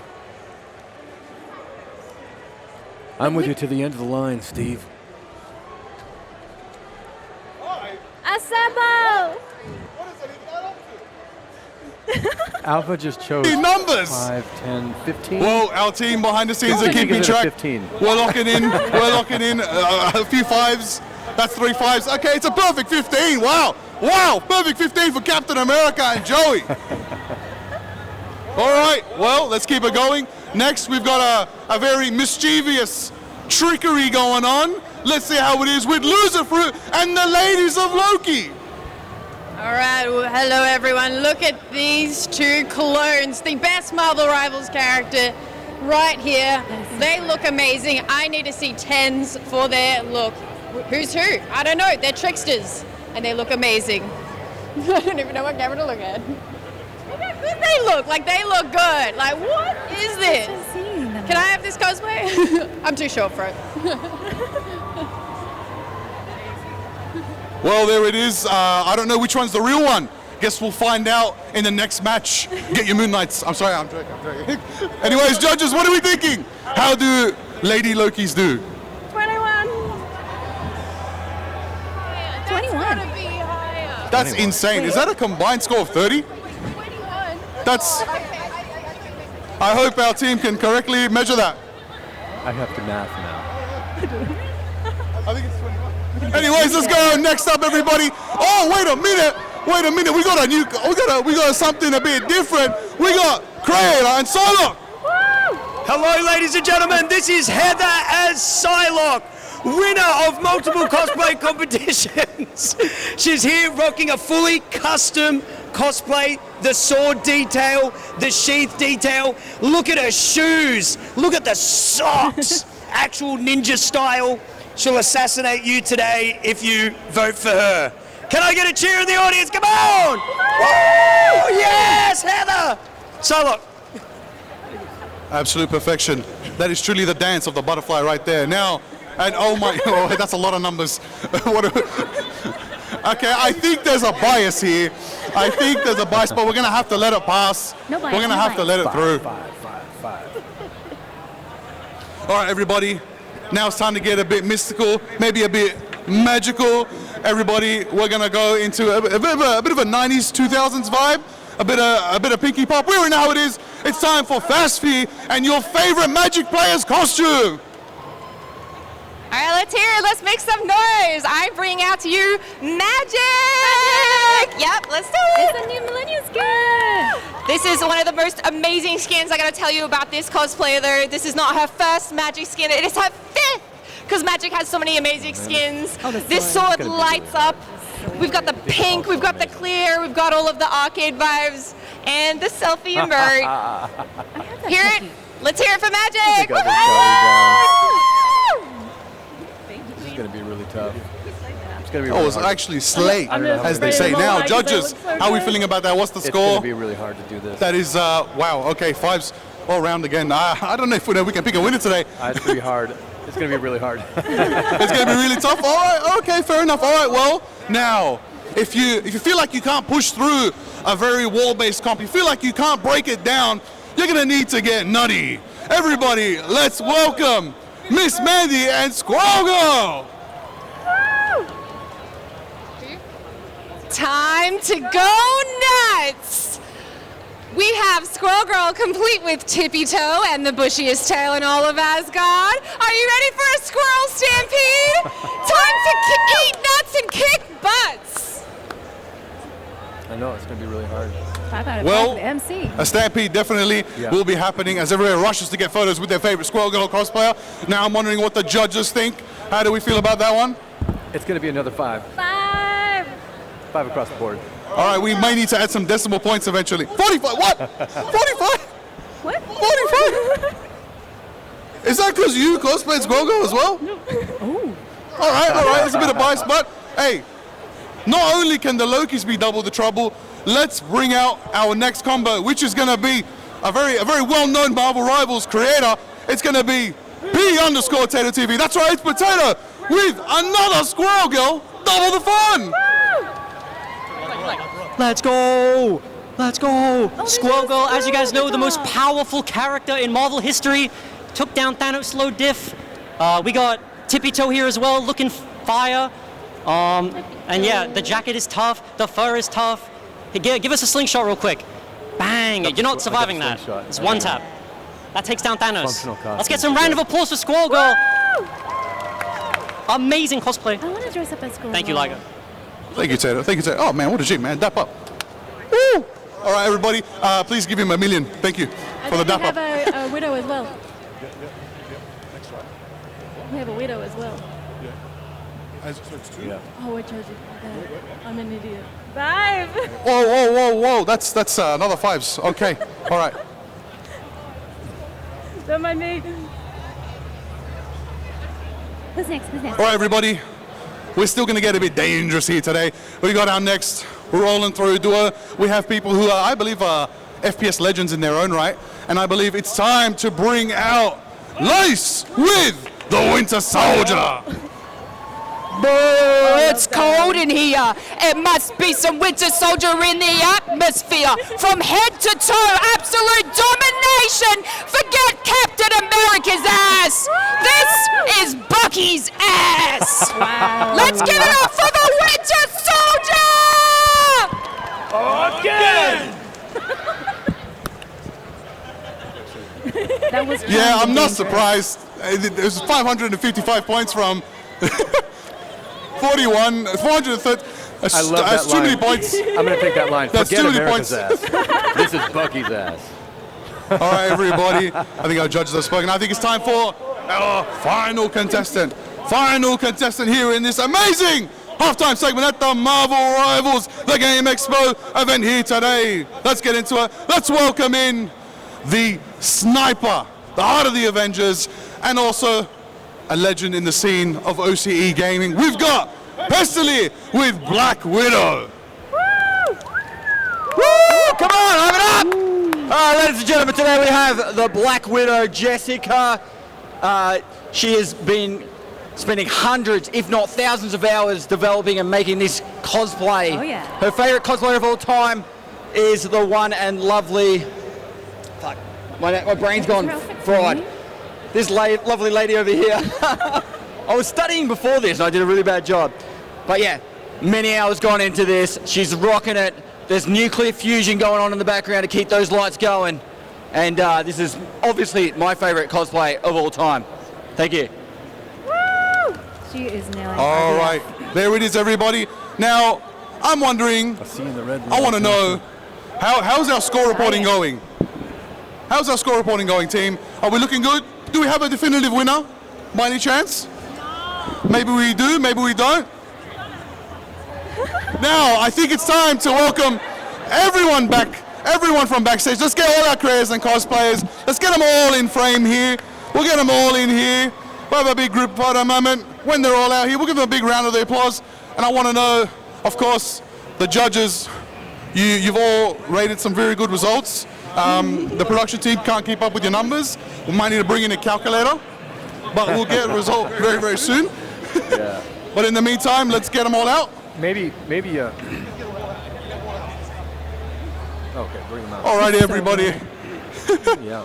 I hope you're having a good time here at the Game Expo. About to go nice little halftime break. Very, very soon, the tournament is going to commence. We're going to get all into the impactful action for sure. Let's welcome all our creators back again. Everybody, line up with your duo or your trio. I don't know which is the real Loki. I'm scared nonetheless. Yeah, they got the attitude. Yes.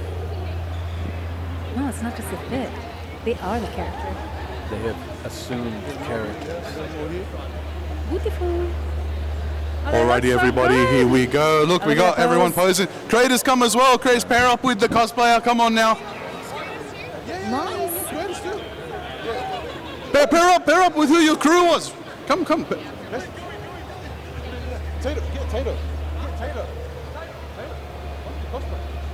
Come on, everybody. Come. Look at Natasha. All right, everybody. These are the amazing contestants of the halftime show here at the Game Expo Marvel Rivals Creator Expo Invitational. Thank you for joining us for the halftime show, but I do believe we may have a winner. We do. Oh, it's everyone. Congratulations. That's the one.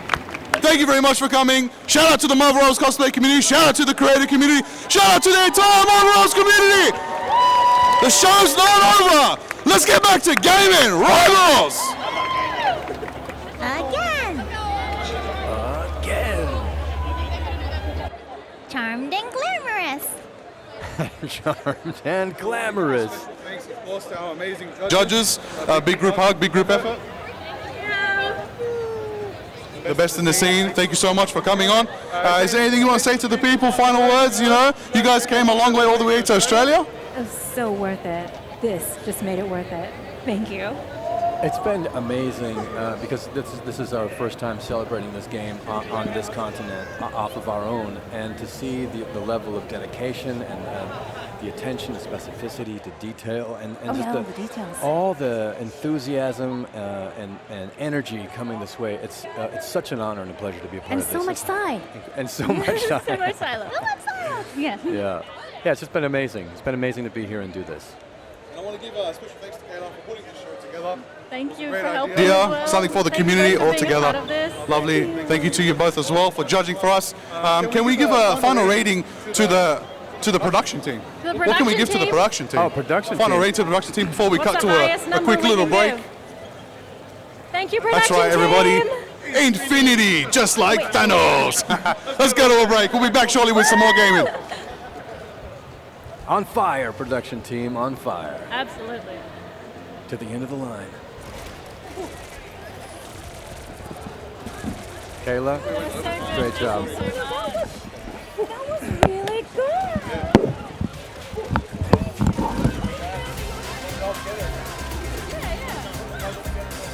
Got a nice little group of rivals.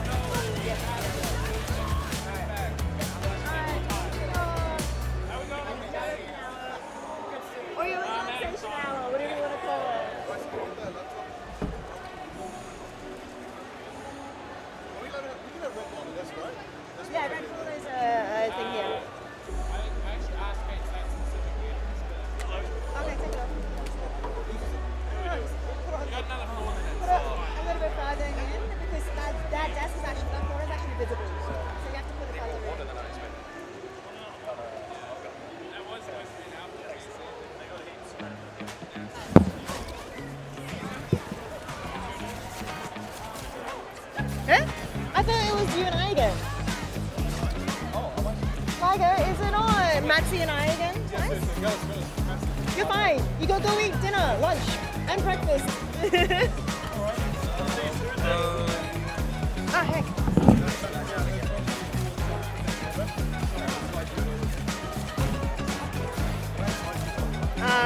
You can try. I am not light.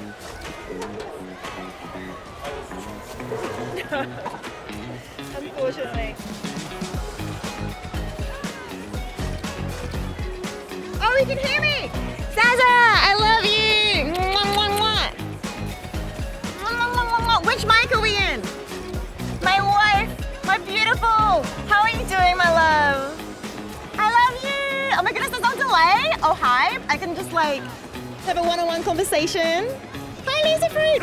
Wait, can you hear me too? How are you doing? Are we hyped? Has my mic been cut yet? Mr. Producer, they can hear my mic. Hey, they can hear our mic. We're hot. Yeah. Love you. Hello, chat. Are they hot? Are we hot? Chat, any primers? Any Twitch primes? Very hot. Yay! Oh my god, hi Abe and Liga. They've already walked off. I'm sorry, Zaza. I'm so sorry.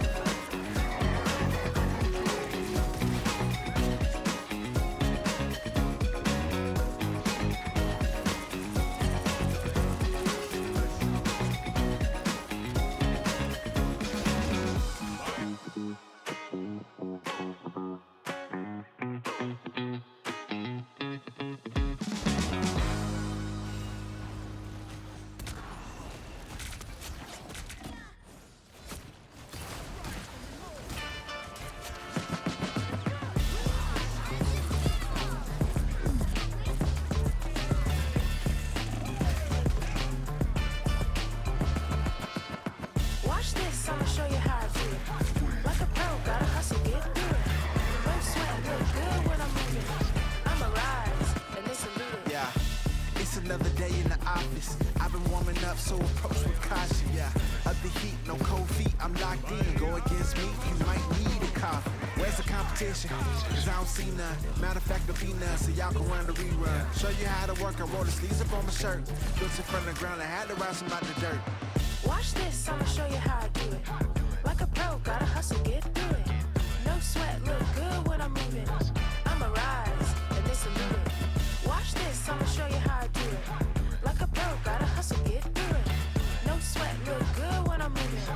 I'ma rise, and they salute it. I know what I'm doing, I'm clean when I'm moving.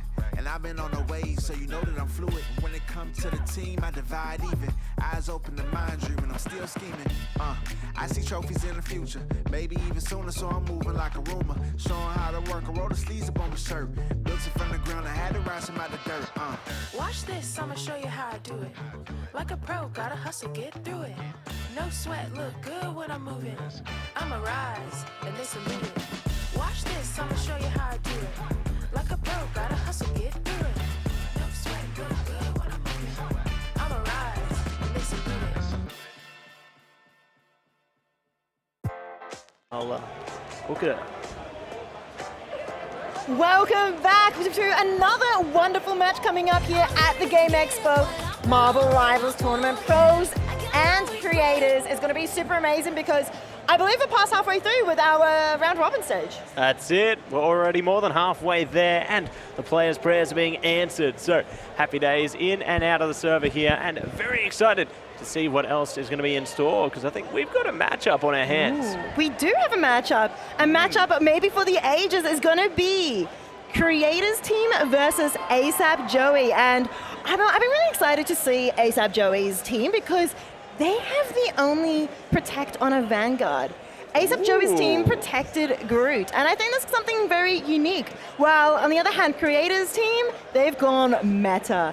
Creator has been playing Gambit all day, every day, and well, it's sort of been working out for him.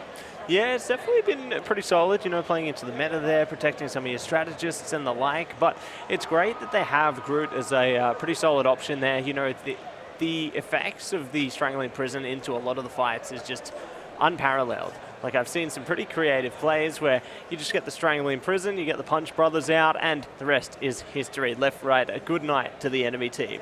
Yes, indeed. I mean, so many amazing options to play with, and I really like the fact that we're also using the MRI, the Ignite ban system as well. It gives a bit more sort of interesting metagaming, I want to call it, to the upper levels of the bans and everything. And with the professional players on these teams, they know what they're banning, they know what they want to play, and they know what the enemy team wants to play too, and they're trying to ban that out. That's it. So it's going to be Team Dingo taking on Team Platypus here. Very excited for what these players will be doing, because a lot of Team Platypus actually have or are playing together in an MRC roster by the name of Moshi Moshi. So definitely keen to see some of them in the MRC circuit tonight. They're going to do great things right here, right now, and I'm sure later on. But it's funny because Donald is actually facing them tonight. So they're going from friends to enemies later on in the day. That is so true. I mean, yeah, Donald is going to be versing out against, as you mentioned, the Moshi Moshi team, which Platypus have quite a few of those members. But we also don't forget Dingo. They have FMCL on the team, and if you guys don't know FMCL, well, he definitely has quite a strong story behind him. He is one of the players that did represent us overseas, and not just once either. No, definitely been a multiple-time representative of the region here. So FMCL has been very consistent, and I'm sure there's going to be much more great things from FMCL in their squad as well. But their captain going to be Chronix. Now, interesting tidbit, Chronix is one of the first players I ever casted on a LAN, and now we've ran it full circle almost 10 years later. Wow. And here he is again. So, big shout out to Chronix there, doing great work, and keen to see what's on board. But looks like we are going to be throwing it over to the other side of things right now, everybody. So let's take a look on the other side. Everybody, we are here at Marvel Rivals, Clobbering Club. Fighters, to your stations. Tiny little mustache. Oh, yeah. Tiny yeah, little yeah. mustache. Look at that little thing. Look at that little thing. You That little broken finger. You little broken finger. Put your hand on me. Oh, yeah, you want to actually put your hands on me, huh? Hey. Look how tall I am. Yeah, yeah, look how you are. Hey. Normally. Nothing. Whoa. Hey. Get him into game. They're crazy. Get him into game, bro. Back to the casters. Get him into game. That interview went very interesting, Matt. I think, well, unfortunately, we weren't able to get much information out of them. They're going to have to settle it in game. Yeah, you know, it's funny, we were talking about the Punch Brothers before, and it looks like some of that big energy, the physical energy, has come out of the server as well. So it's going to be an intense rivalry in game, I'm sure. You know, I saw Donald absolutely towering over them. Yes. It was like we had the Meteor M coming out in real life. So absolutely insane. Wow. Yeah, nobody was able to hold him back from Creator's team. He just walked straight over them. But let's see if he can do that in game. Of course, we've seen both of these teams, and they have been doing quite well in terms of their record so far. But you know, things can change still. What do you call it? The score. The score hasn't been finalized. We don't know yet who is going to be first, second, or third, or anything like that. So things can still change. That's it. The score is not settled yet. There's still time for the time streams to alter, shift, or perhaps be corrected by the TVA. We'll see who's watching. Find out. But keen to see if anyone's going to be playing any Loki into the game here today. That'll be good fun. That'll be good fun. Well, Loki is not one of the tournament protected for Creator or for ASAP Joey's, so it would have to be depend on the pick and ban phase themselves, because, well, things could change. And Loki is such a strong hero at the moment. I'm sure that teams may be wanting to prioritize that, or of course the Gambit. And why not both? But we'll see what is going to be set into course here. You know, if the Gambit gets banned out, that's always the option of the Cloaky. Big shout out to Cloak and Dagger and a Loki combo there. But we'll see what's going to be going down right now as we get to take a look at our map here. And we're going to be getting straight into that draft in just a second. So looks like we are going to be on to Araco for this one. Ooh, Araco. It is, of course, a convoy map, and immediately we have at least both banned out. And of course, the protect on the Gambit. Dingo seeing that straight away. They know Platypus have that Gambit protect tournament-wide, so they want to secure that for themselves immediately. Yeah, and I think it's great that they've put the focus onto the Elsa there as well. You know, there's too many good angles where you can get that Apex Predator off and just absolutely evacuate the dance floor onto the map. So don't want to deal with that. And Loki going to be banned out as well, or at least on one side there. So they can't manage to play into that combination for Team Dingo here. But Platypus, they've actually prioritized the Vanguard pool. So that's going to allow them a lot of frontal presence. But no DD, that could come back to bite them. It could come back to bite them. I mean, we saw a few Daredevils previously being able to get into the back line, get into the strategist line, and that could be important for Dingo if they know that they won't have that Daredevil coming into the back line. They also don't want to see Mantis on the side of Platypus. And Platypus is actually banning, you know, that Deadpool once more against Dingo, and they're going to be protecting Wolverine. They know they can't play Daredevil, so they're bringing out the Wolverine instead.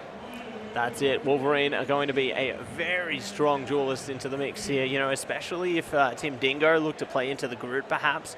They can absolutely shred past that if the need is required, but I like how Team Dingo has taken away one of the dive vanguards here in Venom, because Venom, although maybe their time's come and gone, they're still here to play, but not today. They're going to be gone. No Venom for the Platypus. Now, does Platypus want to return the favor? Do they want to ban another Vanguard? Or are they looking towards another strategist, another duelist? So many options to choose from. But Dingo says you will not be banning Rogue. That's it, playing into that team up there with the Rogue and the Gambit. So that's going to really promote a lot of strength on the front side of things there. Very keen to see them put that into action. And they've taken away the Star-Lord. Okay, I see what you're doing here. They're putting this one into motion. So I was curious if it might have been, you know, something like the Invis banned away, or maybe something like the Phoenix. But no, Star-Lord will be taken out of play this time. So don't have to deal with the Galactic Legends here. And now let's see exactly what compositions both these teams are looking to lock in as we settle our way into Convoy. Araco is ready to play. Araco is ready to play on Convoy. It's going to be quite exciting as, of course, the stakes are getting higher and higher here in the 5th match of the day. And between these two very competitive teams, I'm sure we're going to have an amazing fight on our way. And we do, of course, have a Dingo here starting off on the attack phase, Platypus starting on defense. We have, of course, ASAP Joey on his favored Groot. I'm excited to see the walls come up. I'm excited to see how Groot is played in ASAP's hands. Ooh, I like the lineup for Team Dingo as well. You know, they got a couple of triple Vanguard there playing into double strategist, and they're going to be playing with the Phoenix on duelist there. So definitely keen to see how they put this one to action. It's a very dive-heavy composition there, so this could actually enable a lot of KOs for them. But we'll see how it goes, because Platypus, they're already prepared to play. Interesting switch coming out from Dingo. ASAP Joey is actually not going to be playing Groot. He's going to actually be switching to the Thing, as you mentioned, is a bit of a dive-heavy composition coming out from Dingo. And bringing out the Thing is going to be quite exciting. Look at him going in. Punch, Haymaker after Haymaker going in, dealing so much damage. But still Platypus with that triple strategist blackliner able to keep going. And in the meantime, Reno with the Wolverine kicked off Star off the map. Yeah, solid delivery into the environmental KO there, and Gassos is going to be putting the foot on the gas as well, finding Ruben there, looking for more. They've taken to the high ground to at least spread their reach in the initial stages here, and they're looking to see if they can settle things through. Moxicles going to be holding back onto the Jeff as well, and it's Reno going to see if they can play into a little more here. Dingo starting to prepare themselves for action though. You can see they're getting closer and closer to some ults, almost another delivery. And Ninja will slip away.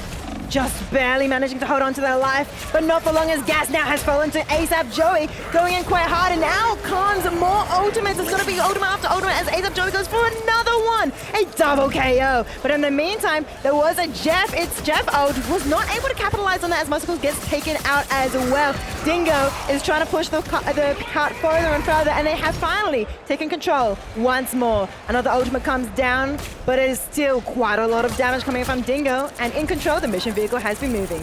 That's it. Now O2 Egg going to be bringing out the Eternal Bonds here, playing in to their strengths there. Ooh, Raging Royal Flush going to be hitting the deck as well onto this one. So Keen to see what they can do with that one. Castos, big focus there on the Chronics. They're not going to be able to shut them down, however. So Platypus maybe going to be forced into a little bit of retreat here. Dingo really forcing the issue. Gassos already onto the Meteor. Backs it up with their teammates there. So it's going to be Dingo settling things into 2, and we're going to push the mission vehicle a little further. Platypus forced into a temporary retreat here. A bit of a retreat, but they still have I don't know how much time they have left. Platypus were able to take down and Ninja though. This may be the break they need, but can they even touch in time? Someone is touching. This may be what they need as they do manage to flip the point over. Convoy is now controlling Platypus, but in the meantime, Dingo have gone crazy, taking out 2, but Reno as well takes down 2. It's a bit of a trade back and forth. 3 members each lost. And so it's a 3v3, and out comes the portal. In the meantime, from Donald to try and recontest, and recontest they do. But Dingo are still in the game. They're still pushing forward. Reno and Donald have taken things back into their own hands, and now the convoy in the hands of Platypus is slowly pushing back forward, slowly giving them a bit of breathing space. That's it, giving them a bit of breathing space, and they're going to have to maintain pace here. You know, Dingo, they've only got a minute to go, so they really need to build things up sooner rather than later. They're pretty close to that end song Inferno into the Heartbreaker there, so things might be able to take traction from that angle, but I mean, with time against them, Platypus might be able to actually seal it out with the is Jeff available into the Agamotto. There's a few key pieces I'm ready to see set in motion here, and I like their patience holding this choke point here. Now we step to action. Stepping to quite a lot of action, we can see the concentration on Ace Up Joey's face as he takes down Gas. Going in for more, of course, is it's Jeff Moxico taking down 2, Ace Up Joey and Air Ninja. But in the meantime, OT Egg taken out 2. It's still back and forth. 3 members lost for both teams. Is this still going to be enough for Dingo fighting here in the last few seconds? 15 seconds left. They're taking down 2 more, and they're still fighting. They're still breathing. And with that, with 9 seconds left, they will be pushing the convoy over the edge. That's it, but oh no, they will not. Oh, what? It's going to be O2 Egg on deck there with the Eternal Bond, trying to stall them out at the last moment. Of course, Dingo already pushed it over, so they can stall out a little bit of time there, but unfortunately not able to stop them in their tracks. So Platypus is going to be happy with that result, building up a bit more time and now getting a bit more motion on the mission vehicle. So it's going to be tough times ahead, I'd say, for Platypus, but Dingo, they're looking good.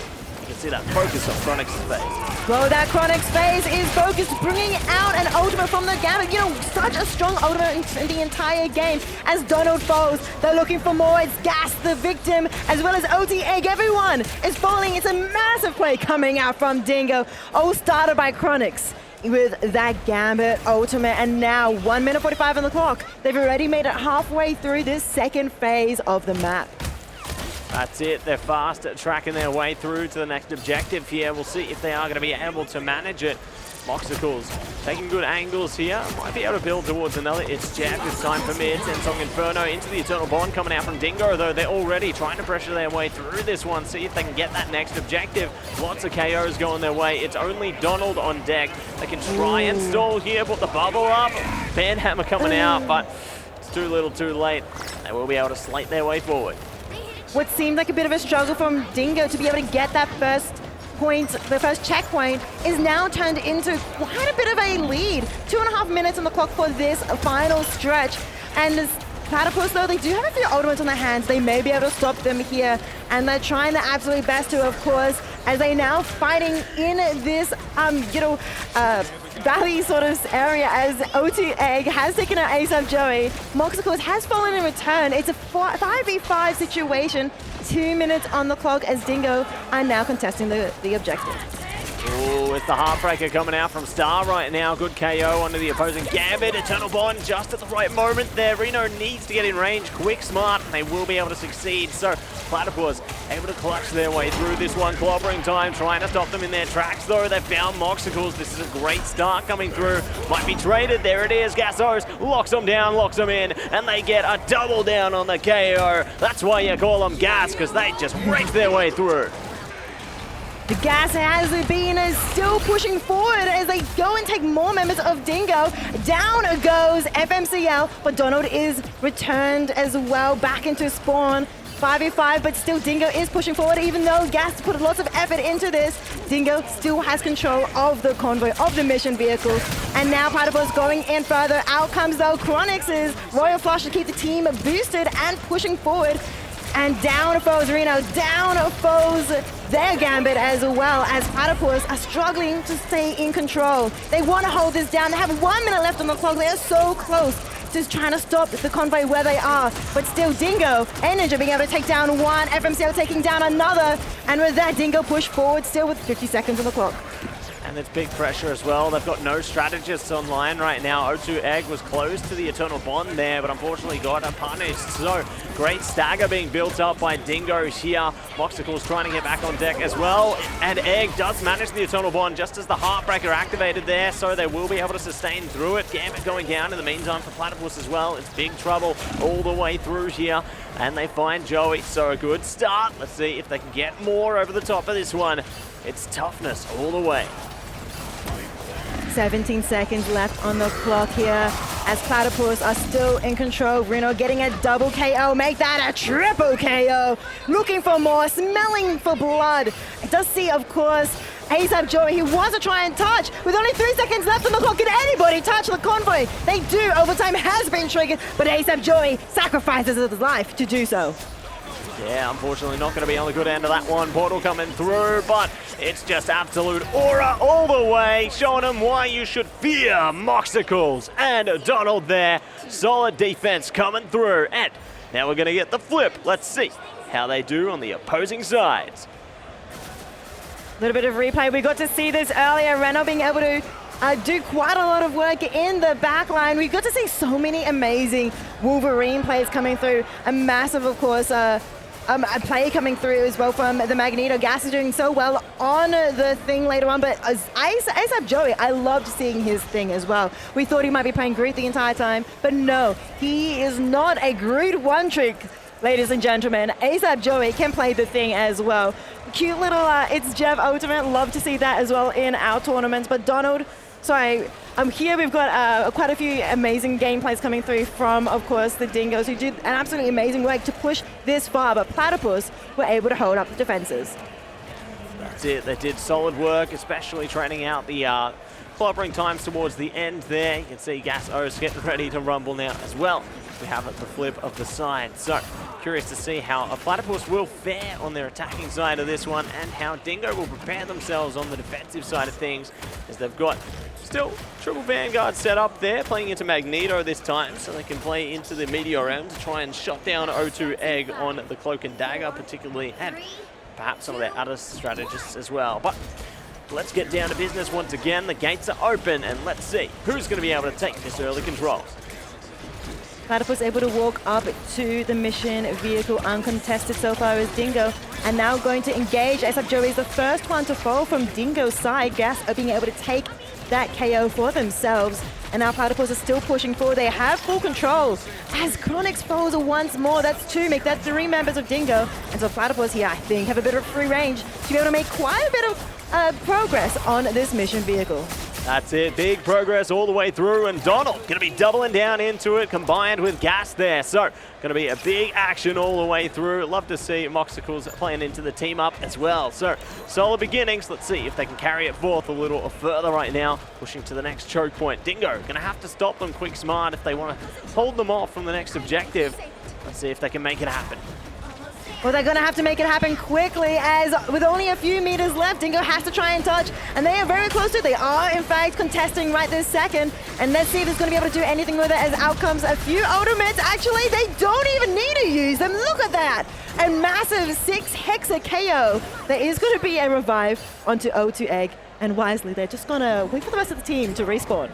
Yeah, I think they can take some time to contemplate what just happened, and then they can push back into it after a slight intermission there. So all's well that ends well. Whoop, mission vehicle going to be slowly walking back as well. But we'll see how things fare in a second. Good walls coming up. Heartbreaker actually going to nullify some of that ultimate percentage. So Platypus not going to be able to respond back so quickly here. Moxicle's already caught out, and more to follow. Big clobbering time locks him in place here. And Dingo clear the space nice and effectively. What a way to get it done. Going to be a good wipe on a Platypus there. there. Build a bit more time for yourselves on the Dingo side too. But now Platypus, they're building some of those ultimates back up. They almost have a full deck, as a matter of fact. That's danger if I've ever seen it. Yeah, very dangerous indeed, and I'm sure Dingo knew that they had quite a few ultimates building up, so that was an amazing heartbreaker to be able to capitalize on that fight, but here comes more firepower.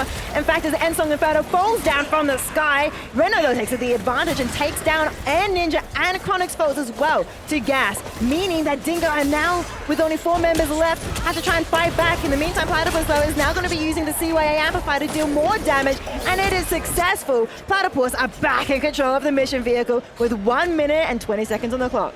That's it, back on track, and only had to commit a couple of ultimates to the fight there. Portal coming up. They've still got the Eternal Bond if required. Clobbering time locks them in place there. Will catch Joey off guard. Last stand as well. It's Reno triple down on that one. So, solid reaction coming out from the Platypus side here, and that will allow them to push it over the line.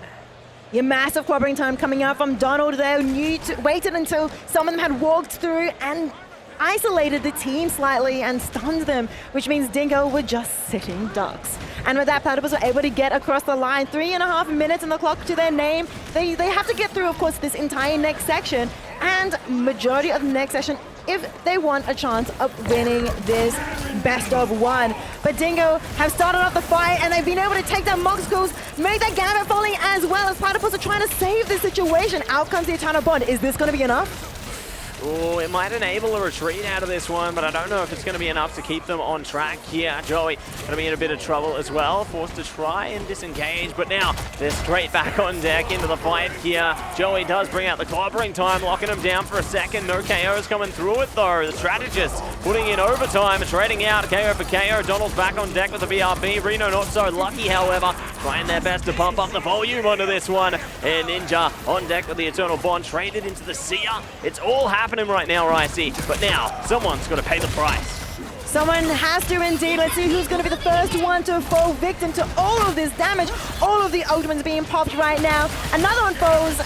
It's going to be the rogue that is the falling from Dingo. Is this going to be enough for Platypus to keep pushing forward? They are being able to make some progress, but Dingo is still there to stop things in its place. FMCL fall though, and with that, Platypus are still pushing forward. 2 minutes on the clock. They are halfway through this second phase. That's it, halfway through, almost pushing their way towards the end there, so getting closer and closer towards the next objective here. We'll see if Dingo can stop them, because all they have right now is just going to be that Ensong Inferno, so that could allow them to sustain a bit more through another fight. No, they're looking to start the fight with it. Not getting much impact so far. Gasso's immediate reaction there, putting the Thornlash walls in place, getting all the KOs they need. This is exactly the kind of momentum that Platypus need, but no! Oh, it's the last stand! Huge reaction from Reno. They're not going to be able to set up more from it though. It's going to be FMCL just aura farming, letting the devil out. This is one hell of a fight. Absolutely amazing work coming out from Dingo, from FMCL, being able to turn things around. We thought Dingo had the disadvantage with losing a few of their members early, but still Dingo worked together, being able to use the ultimates that they had just barely on hand to turn things around and hold down the defenses. 1 minute left though. Platypus definitely have to try something hard, but it's going to be Dingo that starts things off as the CY amplifier is going to be returning the favor from Platypus. Amazing stun coming out onto multiple members of Platypus, and taking the advantage, Dingo is going in hard. Look at ASAP Joey being able to do so many punches to take down multiple members of Platypus, and with that, Dingo have reduced the time of the Platypuses down to 30 seconds. Yeah, they're doing a great job to hold on to this one. They have ultimate advantage into the next fight as well. So Platypus, all they can really rely on is maybe the clobbering time, Raging Royal Flush in a second. They are going to have to engage though with that Eternal Bond from O2 Egg. It's all or nothing into that one. Heartbreaker could even steal that away from them. Here we go. Force the issue. Eternal Bond online. Raging Royal Flush can be at the ready. Trey maybe looking to activate that one. If there's any time, it's right now. And here we go. It's going to be Ensong Inferno coming up though. Star's gone down. Can they trade it back? No, they can't. Platypus, they're back on deck here, trying to shut down FMCL. It's now or never, Icy. It's overtime right now for Platypus, and they are winning this fight, but for how long can they hold on? They still have quite a few meters that they need to push this convoy, and look, Doctor Strange is out to play. Out comes the portal, and as Dingo are respawning, they still have quite a few meters to play with. They are contesting right now, but still they are missing 2 members. ASAP Joy has fallen to Reno, and Reno now, with the last stand, is standing firm for their team. 1 meter left, they push the mission vehicle over the edge, and Platypus, they're still in the game. Still in the game and taking aim at the final stretch here. Let's see if they are going to be able to elevate towards it. All Dingo have is going to be the Raging Royal Flush right now. Platypus, they've got a couple of things at the ready. They got the Seer, clobbering time.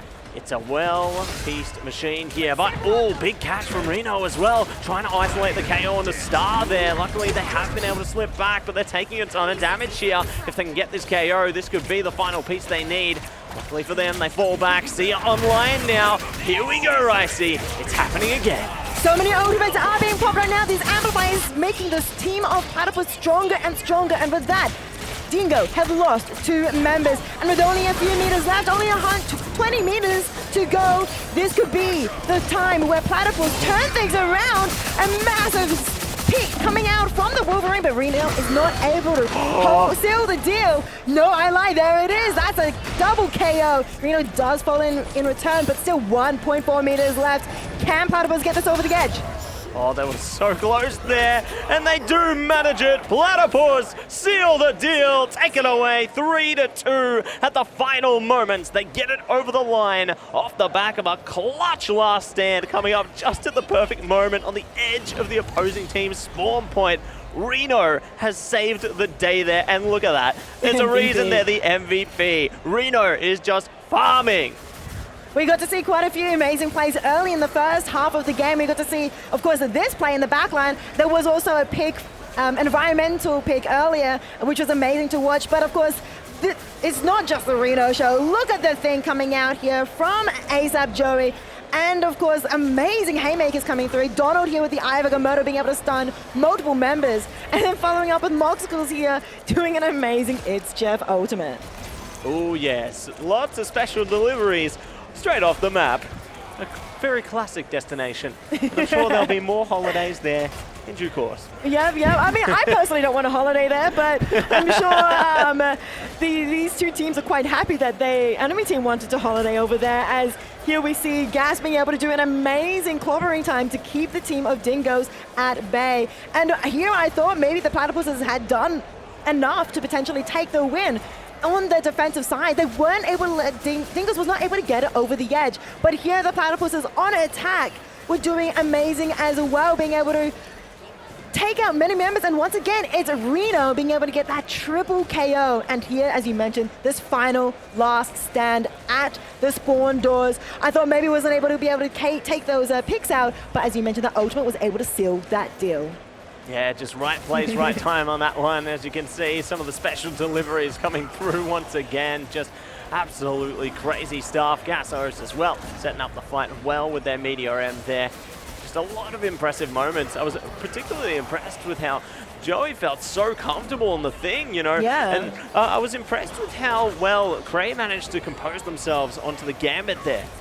No, that is a good point as well. I think the Gambit from both teams, Dingoes, Chronix's, and Platypus's, of course, Creator, I think the Gambits were really vital to the entire team being able to buff the rest of the teammates up as well. I also want to point out Star's Rogue Heartbreak, I think was amazing as well. I think that was an amazing game-making play earlier in the game, but still, this really went down to the absolute wire. I think just meterages, honestly. Oh yeah, it was so close. Such a competitive series coming out of this one, and it's great that you mentioned, you know, the Heartbreaker coming out there from Star as well. Definitely took the ultimates away from their opponents multiple times there, but I mean, one of the same pressure coming out from Reno there all over again. Just special delivery into the last stand. So amazing work coming through from both of our squads into this one. Can't wait to see what else they're going to be able to do. As you're back with us once again. Welcome back, everybody. Yes, welcome back. It's so good to be here, Matty. You know, here on land with hearing the crowd around us, and of course seeing all these wonderful, beautiful faces. And also, it's been kind of great seeing the cameras pop up of the players in game while they're in game. Get to see their faces as well, which is something really special and unique to LANs. Yeah, I couldn't agree more. It's really great to see the focus and the determination coming through from all of our players. You know, they're really locked and loaded. You can see some of the personalities shining through into their players as well, and I just love the energy. Energy has been absolutely amazing here. I mean, not just from the players, but I think from our lovely audience as well.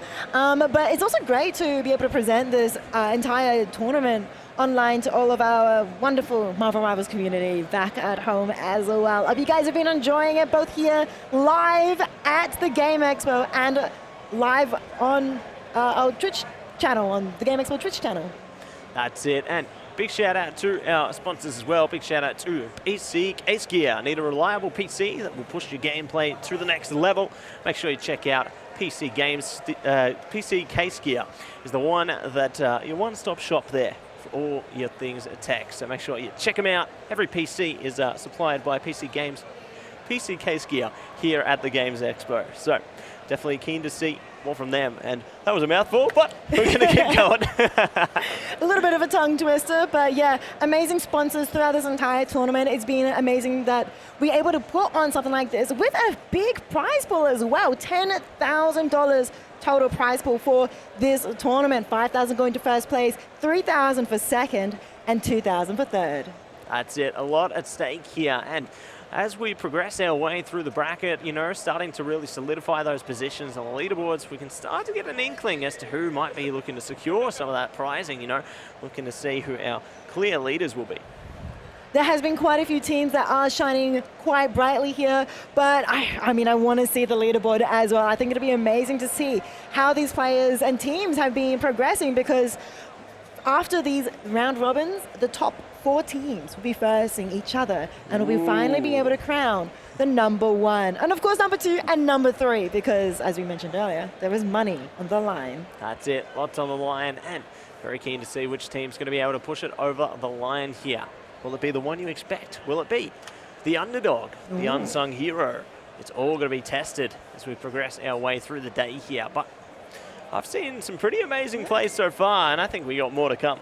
No, I completely agree. I think the amazing thing about creator and professional tournaments, but in particular this one being a little bit of a touch of creativeness in it as well, is that we do have that chaotic element of surprise and everything. And they're all best of ones. So things could go very interestingly in this first, you know, one game. Your mouth is open. Let me look at these stats. Oh my goodness. They did absolute craziness there. I can't believe what I'm seeing right now. Reno has 27 final hits. Wow. That is just insane work. FMCL on 22 final hits there as well. Really great stuff coming out from FMCL on the Daredevil there. Yeah, amazing, amazing work from the duelists of course, Platypus Reno. We got to see so many amazing plays coming out. I mean, 27 final hits. I want to know how many of those were environmentals. We definitely saw one. I caught one, but I want to know how many more were there. And of course, looking at the Dingo, we saw Genzo with 22 final hits. It was absolutely amazing coming out from them. But I mean, these stats just speak to how close this match was. It was back and forth between these two teams, and we can see that reflected here. Yeah, couldn't agree more. It was a very competitive series, and I'm sure that this is going to set the bar, set the tone for what's to come. But while we get things set up for the rest of today, everybody, we're going to head to a quick break. Don't go anywhere. We'll be back with the Games Expo right after this.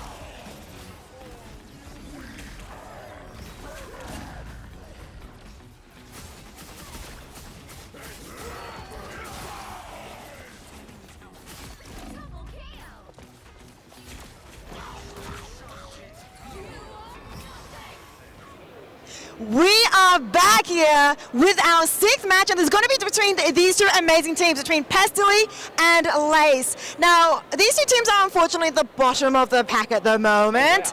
So I do want to know how you guys are feeling about this matchup, because you're kind of proving who's not bottom, I guess. So who's not last? How do you feel, Pestily, so far? Well, our team has pretty much been centering around myself and the lack of information and knowledge I have of this game. So because of that, that's why we're down low on the leaderboard. But we're not going to come last. Okay. We can't come last. All right, what about you? Do you think you'll be coming last, or do you think you'll be able to get second last here? Well, I'm pretty sure that he's sitting across from me, so I might just kick some cables underneath because I ain't coming last, okay? Yes, I play a lot of FPS, maybe only 10 hours on Marvel Rivals, but that's fine. It's still more hours than this guy. Wow, okay. Well, tell me about the heroes you've picked. You've protected one for the entire tournament. Why did you pick that one, and how do you feel like it's going for you so far? Yeah, so they told me to play Rocket because all I had to do was hold right click and heal from the back line. There was one game I went Punisher, and they immediately told me to go back to Rocket. So the strategy is I sit behind everyone, they do all the work, and I'm like, yeah, great work, team, great work. No, I think that's a good strategy, and let's see if it works out for you in this game, because Lace, what is your strategy? So look, I am an FPS person, but I have been put on Mantis because that's healing, but also FPS. So if we get pushed in the back line, then I have a little bit of DPS attitude, but you know what? It's working out for our team. Well, that does sound good. Thank you so much for all your insights, because we're going to have to get you guys to fight it out in game. Good luck. Good luck. Back to the caster desk.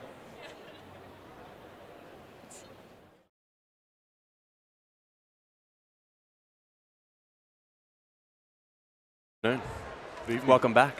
We're here. Having a good time here at TGX. Excited to see the next game on Hall of Jalia. One of my favorites. Galactic Empire of Wakanda. It should be this map always pulls teams apart. So we'll see who's the definitely who's the stronger one. Come on now, look, listen. Let me tell you something else. I'm not here for a long time. I'm here for a quick time, a good time. Get me into this game. Jarvis, I want to see this game right now. Get me into the midst of it. Let's go, everybody. We've got the Tuataras versus the Kiwis here today. We got Smiles and Pestily versus Isaac and Lace. They just had a massive back and forth.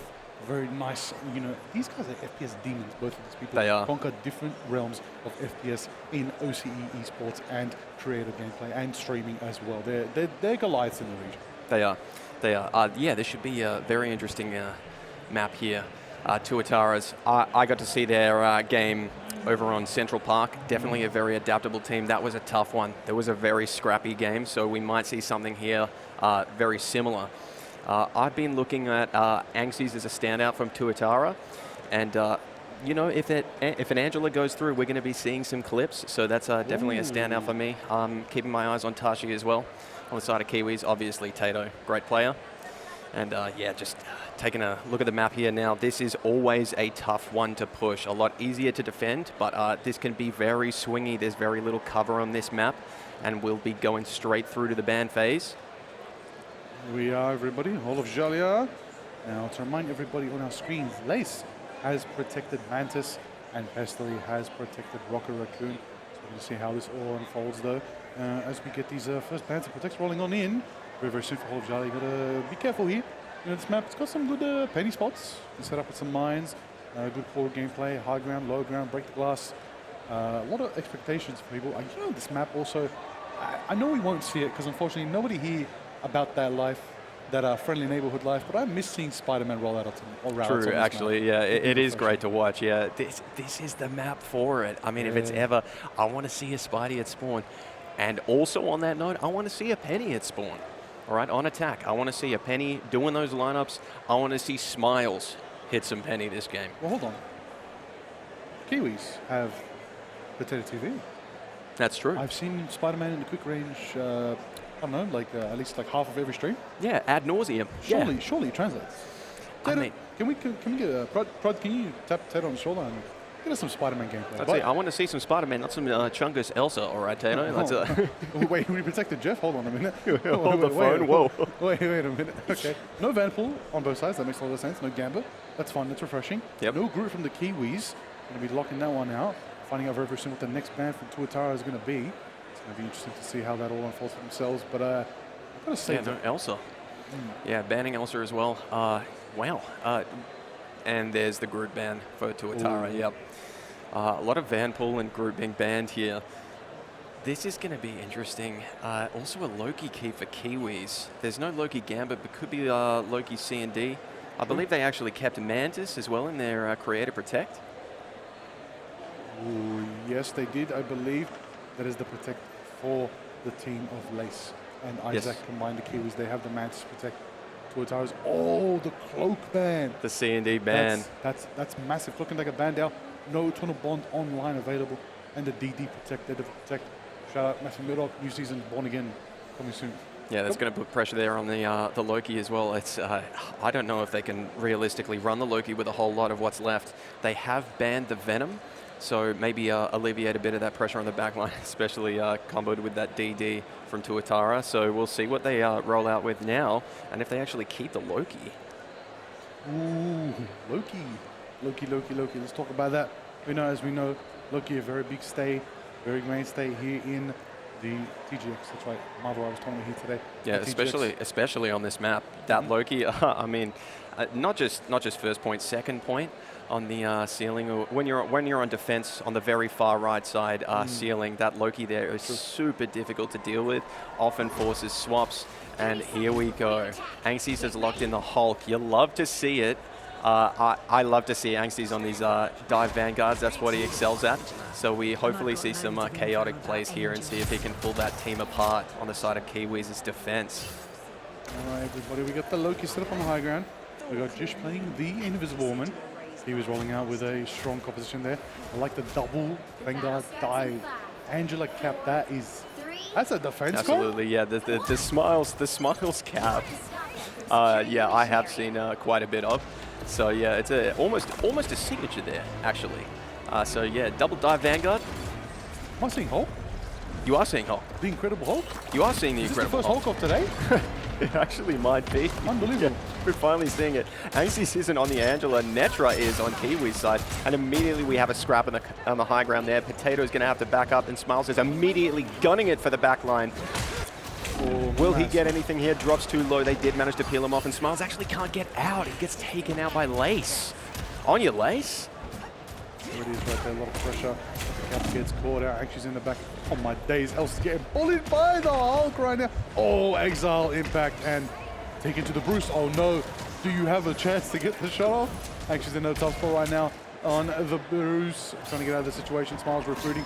Yeah, they're coming back now. Smiles is on the flank. He's coming back in. Kato is actually rotating really well here. That's the mobility of Elsa, but he may have gone too far. Tame is on the magic, but he does get pushed out. I mean, it's also the power of Elsa. Damn, almost takes him out there. Can't just secure the KO, and he has a Glartrox ready. Tato might actually be setting the pace here. He definitely knows what to do on this hero. Definitely in his wheelhouse as a Psylocke player. Here we go as well. Netro trading blows on the flank there. Both dive vanguards going in. Kashi may be looking for something. There's the Glartrox from Tato. Immediately takes out Pestily on the back line. Yep. Great play there. Angsties does manage to trade Lace, though. Both creators down. Oh, is it maybe Jeff time? Do we see a little bit of the screw? Oh, does manage to collect one. Going to be taking Jish out of the fight, perhaps, mayhaps. And yes, it is going off the map. Do they... Ooh, it was a clone. That was a close call, though. A clone, or was that a TP out? Oh, no. Yeah, this is very scrappy here. They've lost another on the side of Tuatara. Kiwis might actually have some point flip here. Ooh, maybe not, maybe not. It still Smiles on the back line here. All strategists are still trying to peel them off, and it's working. The Hulk goes down. Angsties is being sent back to spawn, and Smiles is now down as well. Might swap to the Angela there. Now they're playing cleanup. Yeah, this is a strong defense for the side of Kiwis. Yeah. Absolutely impeccable defense right here. You're right. They're just not letting them get in space right now. And Tuatara's, they've got some ultimates. They've got to let the devil out. They may be able to get some Monster Hulk action as well. But it's just not enough. It's not some turning ults that can really get you winning the fight. And Kiwis have all advantage. Especially, exactly. They almost have 6 ultimates ready. This is a really tough point to push, especially into that. They don't have the ult economy. They're running the devil out. Tashi is in, though. It gets met with an invisible barrier. I don't think they're going to get anything out of this one. They're going to have to stabilize here. They may actually have to fully back up in. Hurdles Isaac. They're just keeping the pressure up, and Unxies has lost his hold form again. There is an amplifier from Pestily. And yeah, it's just a trade. Huge Blast Rocks again from Tato. Huge ult there. Well played. Great combo there with the amplifier as well. Yeah, they just can't get it done. Kiwis is holding very, very strongly. This is unreal, to be honest, especially into those dive vanguards, and they're finally going to switch it up. Actually, Unxies has gone to Strange. I don't think I've seen him play any Strange here. We're going for a TP play. This is not for a recontest. This is before the overtime, and we're straight into it on the low ground. Tato is immediately taken out too. Rexy is down. Tamer takes one, but Tato takes another. Unxies has taken two. Now this is a very scrappy fight. It's down to the wire. Netra takes one. Oh, they're taking a lot of value right here. A bit of assassin's charge. He's getting some running out on potatoes. You get the value. You got to keep it going.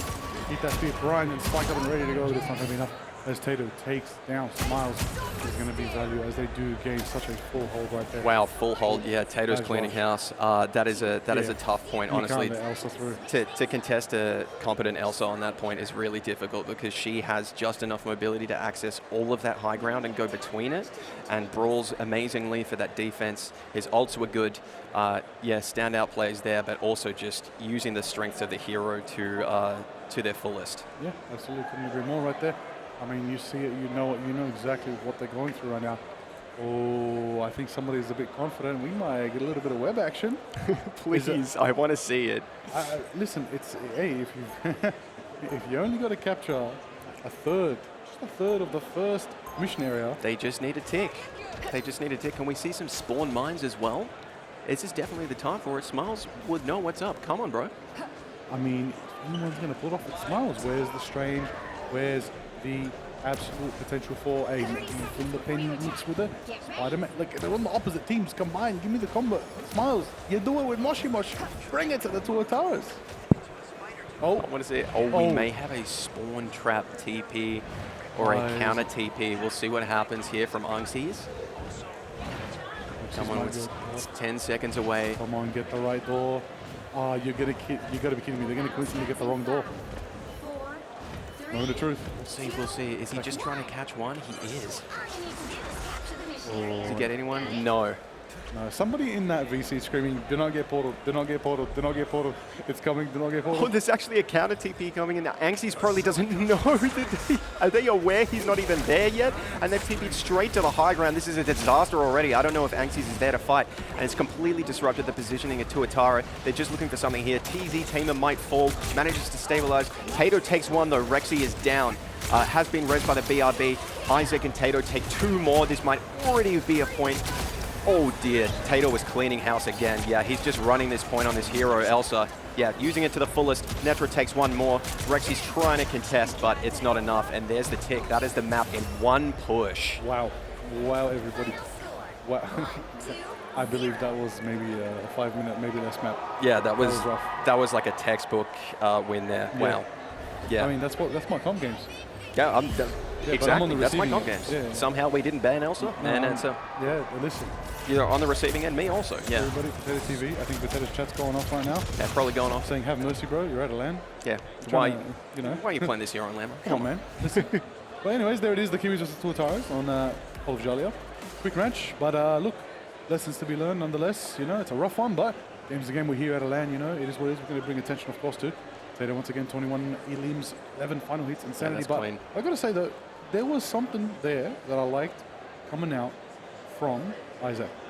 True. Isaac really kept the team so comfortably positioned and swapping high ground, low ground, flanks on that first defense to really give them that 5-minute hold. Yep, the rotations were really solid and the target priority as well. I think just against the dives coming from Smiles and Anxies, who definitely competent dive vanguards, they just always had the resources to stop them, and they weren't getting out. They were just getting out on a sliver of HP and just needed a tiny bit more space, and then were getting caught every time, losing the hold form. Anxies just couldn't stay alive.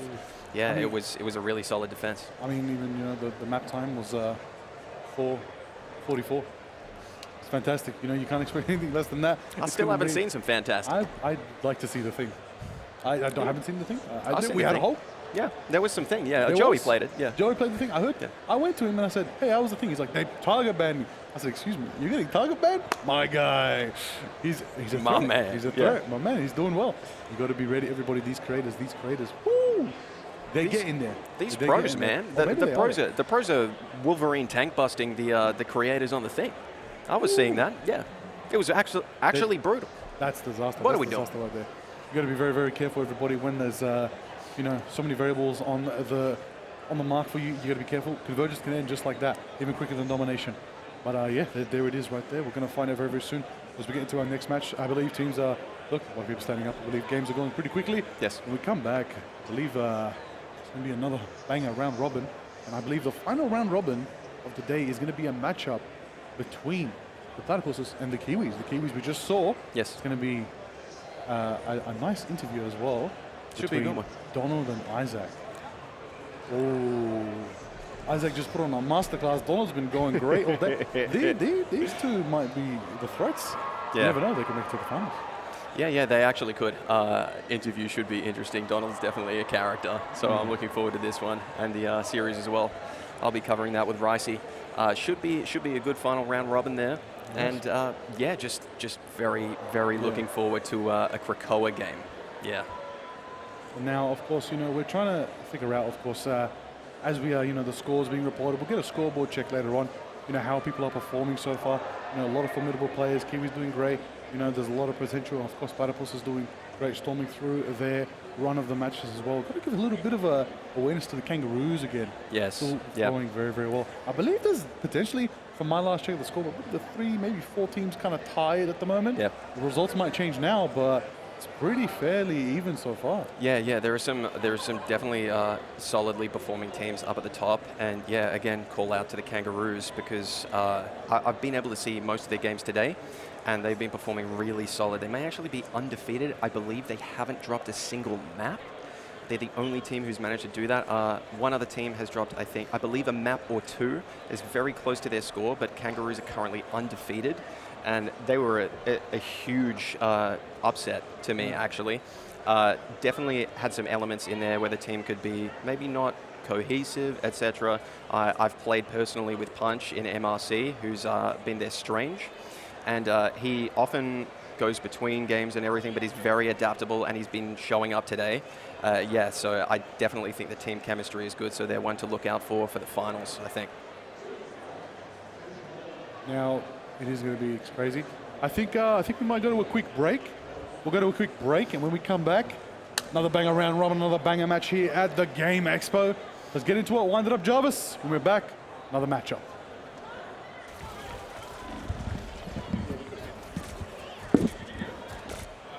Done.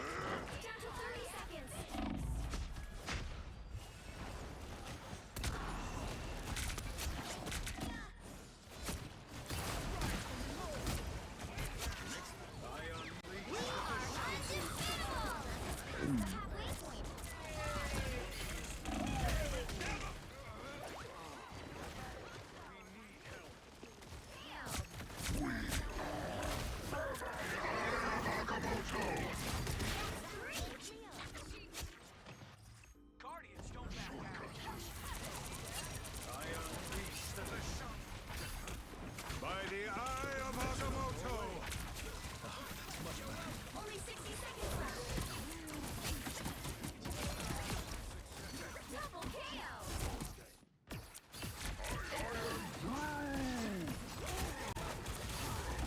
You'll have to keep fighting and double KO. That's 3. Well, okay. Your mind is lost.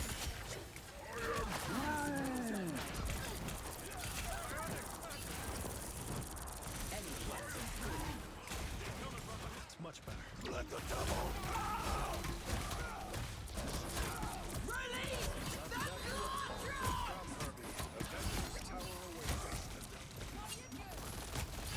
double KO. Unleash the Vishanti's power. One less devil walking about. I'll patch you up. Covered! Patch you up. Covered! Stop them! Us against the world.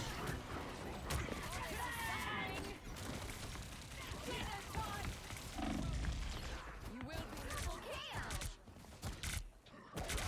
That's 3.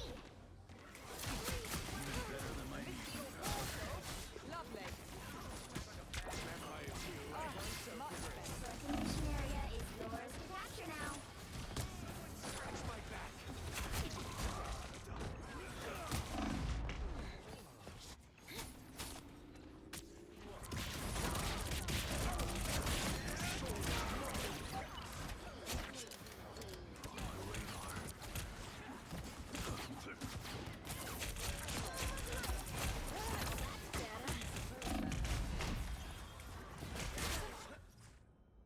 A shortcut through space.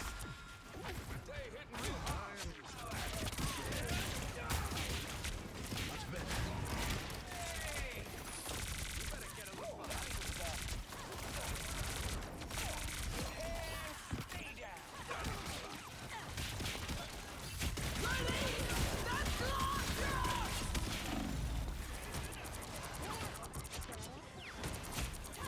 Don't you worry, sugar. I gotcha.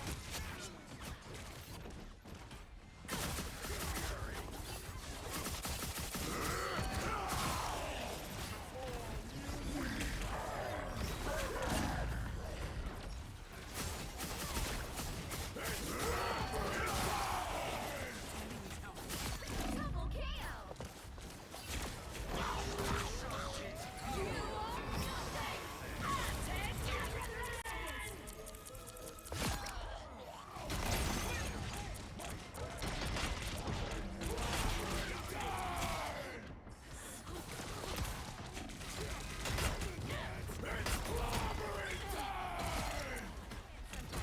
Double KO!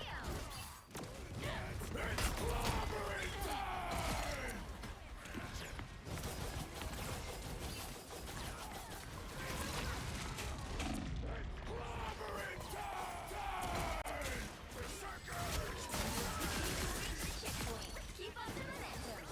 Double KO. Checkpoint. Keep up the momentum. Double KO.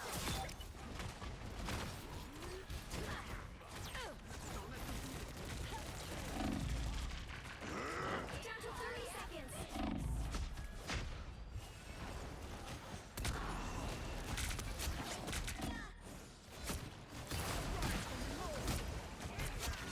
I unleash We are unbeatable.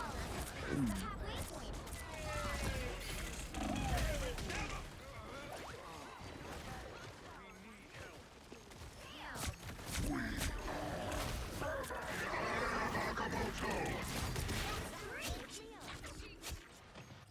Guardians don't back out. I unleash the Vishanti. By the eye of Agamotto. Only 60 seconds left.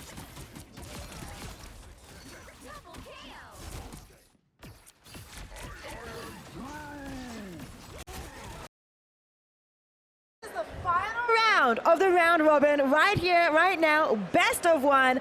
And this one is going to be super exciting. Gal, it's our first time casting together, and it's going to be really fun. I can't believe it's on this this platform together too. Yeah. Well, I'm very excited. It's great to see you here. Yeah, it should be an interesting game. One of my favorite maps as well, Krakoa. Should be some fireworks going off. I'm looking out for Donald's plays. I'm looking out for the entire Vanguard line there. Kiwis has their work cut out for them. But yeah, it should be an interesting one. Yeah, it should be some fireworks going off. I'm looking for some upset plays. I'm looking for some meme strats. I don't care if it's Jeff. I don't care if it's Penny. I want to see some Penny. Oh, okay. Yeah. We didn't get to see some on the last map when it was definitely the time for it. So I'm hoping to see something like that, or even like a Mr. Fantastic, just something a little bit silly. You always love your Mr. Fantastic. I do. Yeah. Well, as you can see, this game coming up is between Platypus and Kiwis. We have, of course, Donald being the captain alongside Creator, who has protected his gambit for himself on Team Platypus, and Kiwis is going to be Lace's team. And Lace has protected for herself Mantis. We had an interview with her previously, and she was talking about because she is an FPS gamer and believes in her aim. Love to see more of this Mantis coming through here. And of course, Kiwis' main pro player is Isaac, who's of course really, really strong. I'm really excited to see how, of course, Donald and Isaac go up against each other. Yes, actually, and I got to see the match. You were casting Donald on Araco, and yeah, he's definitely a standout there. He and Gas are just running the front line. They're really, really strong together. We've got some really standout OCE Vanguard players here today, and two of them on that team together. They're a potent mix. So on this Krakoa map, they could just have enough space to take everything. They'll have easy access to the back line. It could be a quick one, so I'm looking for some reverse sweep plays and some upset strats. We'll go straight into the draft here. Kiwis has banned Vanpool and Loki. They've kept Elsa, banned Mantis as well, and also banned Magneto. Platypus has banned Gambit, kept Elsa, double Elsa keep. Banned Loki as well. No Loki in this game. Vanpool is out, C&D is out, but they've kept C&D for themselves on Platypus. I do wonder if that Kiwi protect there was on purpose. They have decided not to protect one of their own. Maybe you know, it's a bit of an ego coming from the Kiwis. They know exactly what to play here. Of course, we spoke a little bit about Platypus, you know, as the Vanguard line, but we do, of course, have quite a few amazing players on Kiwis. We've got, of course, Netra, who's another amazing standout player. We've got Jish. We've got Potato as well, who's also played in pro player as well. Potato ran the last lobby. They actually had a really strong win there. So even though I'd say Kiwis are the underdogs here, they definitely have the potential to upset on this game. I'm looking for big Groot ults coming from Isaac.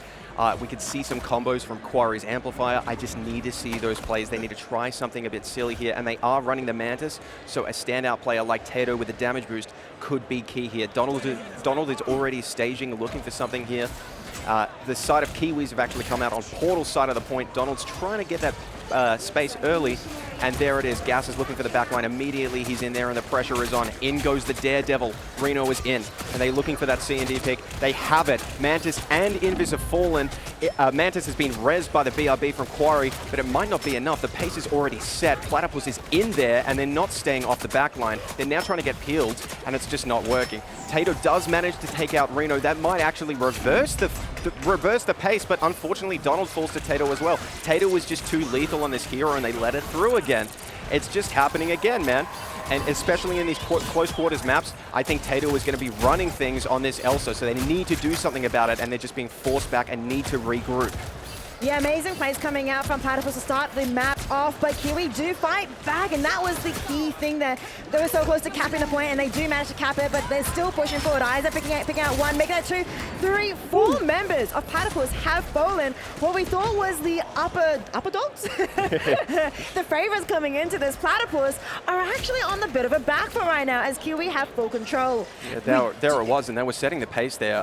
Isaac hit a great strangling prison on the Groot there. I almost thought, and this just speaks about Elsa, I almost thought that was the Glartrox from Tato just grabbing everyone. That just talks about that shows you the power of that ultimate.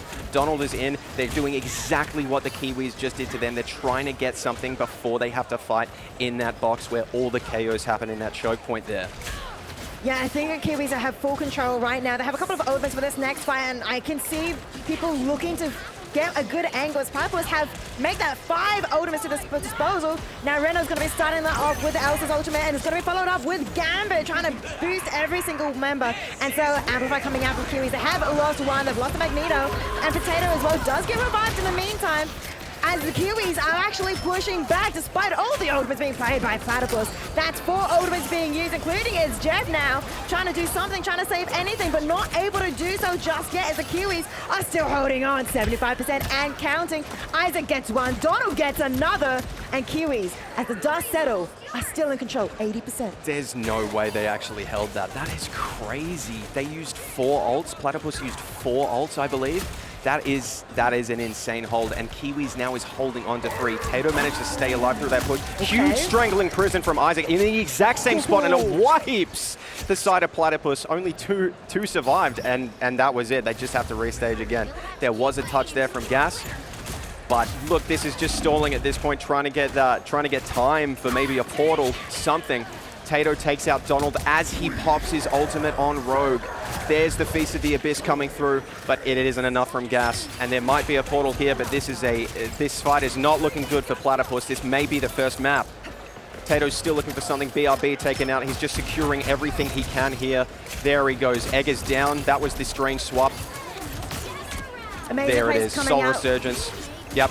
Amazing plays coming out from Potato, as we mentioned earlier as well. And another pick once more, going quite hard against Platypus. It is still overtime, and it is going to go the first round to Kiwi. Control Cocoa, of course, Credo has been captured, and now we go on to the Grove. Now, this has been an amazing fight so far. We came into this thinking that Platypus, being the team currently with 5 wins under their belt, compared with Kiwi with only 2, we thought the Platypus would come in a bit more strong, a bit more confident, but here it is, Kiwi coming in very strong. Now, I have a theory for this, Gallus, and I think it's because Kiwis did just have that win in that previous map. Maybe it's just all about momentum. Maybe it is about the momentum. I know the mental is really strong in these events. I was saying earlier, it's just, that was an insane hold from Kiwis, especially in the fight where they were up against 5 ultimates and they still kept it. Maybe they just locked in. Maybe they just needed to get up, have a walk around during the break and have some lunch. But they've seriously locked in.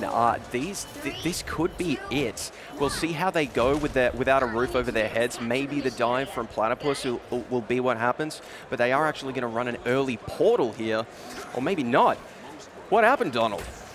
It looks like No Kiwis is actually going to be running through the portal.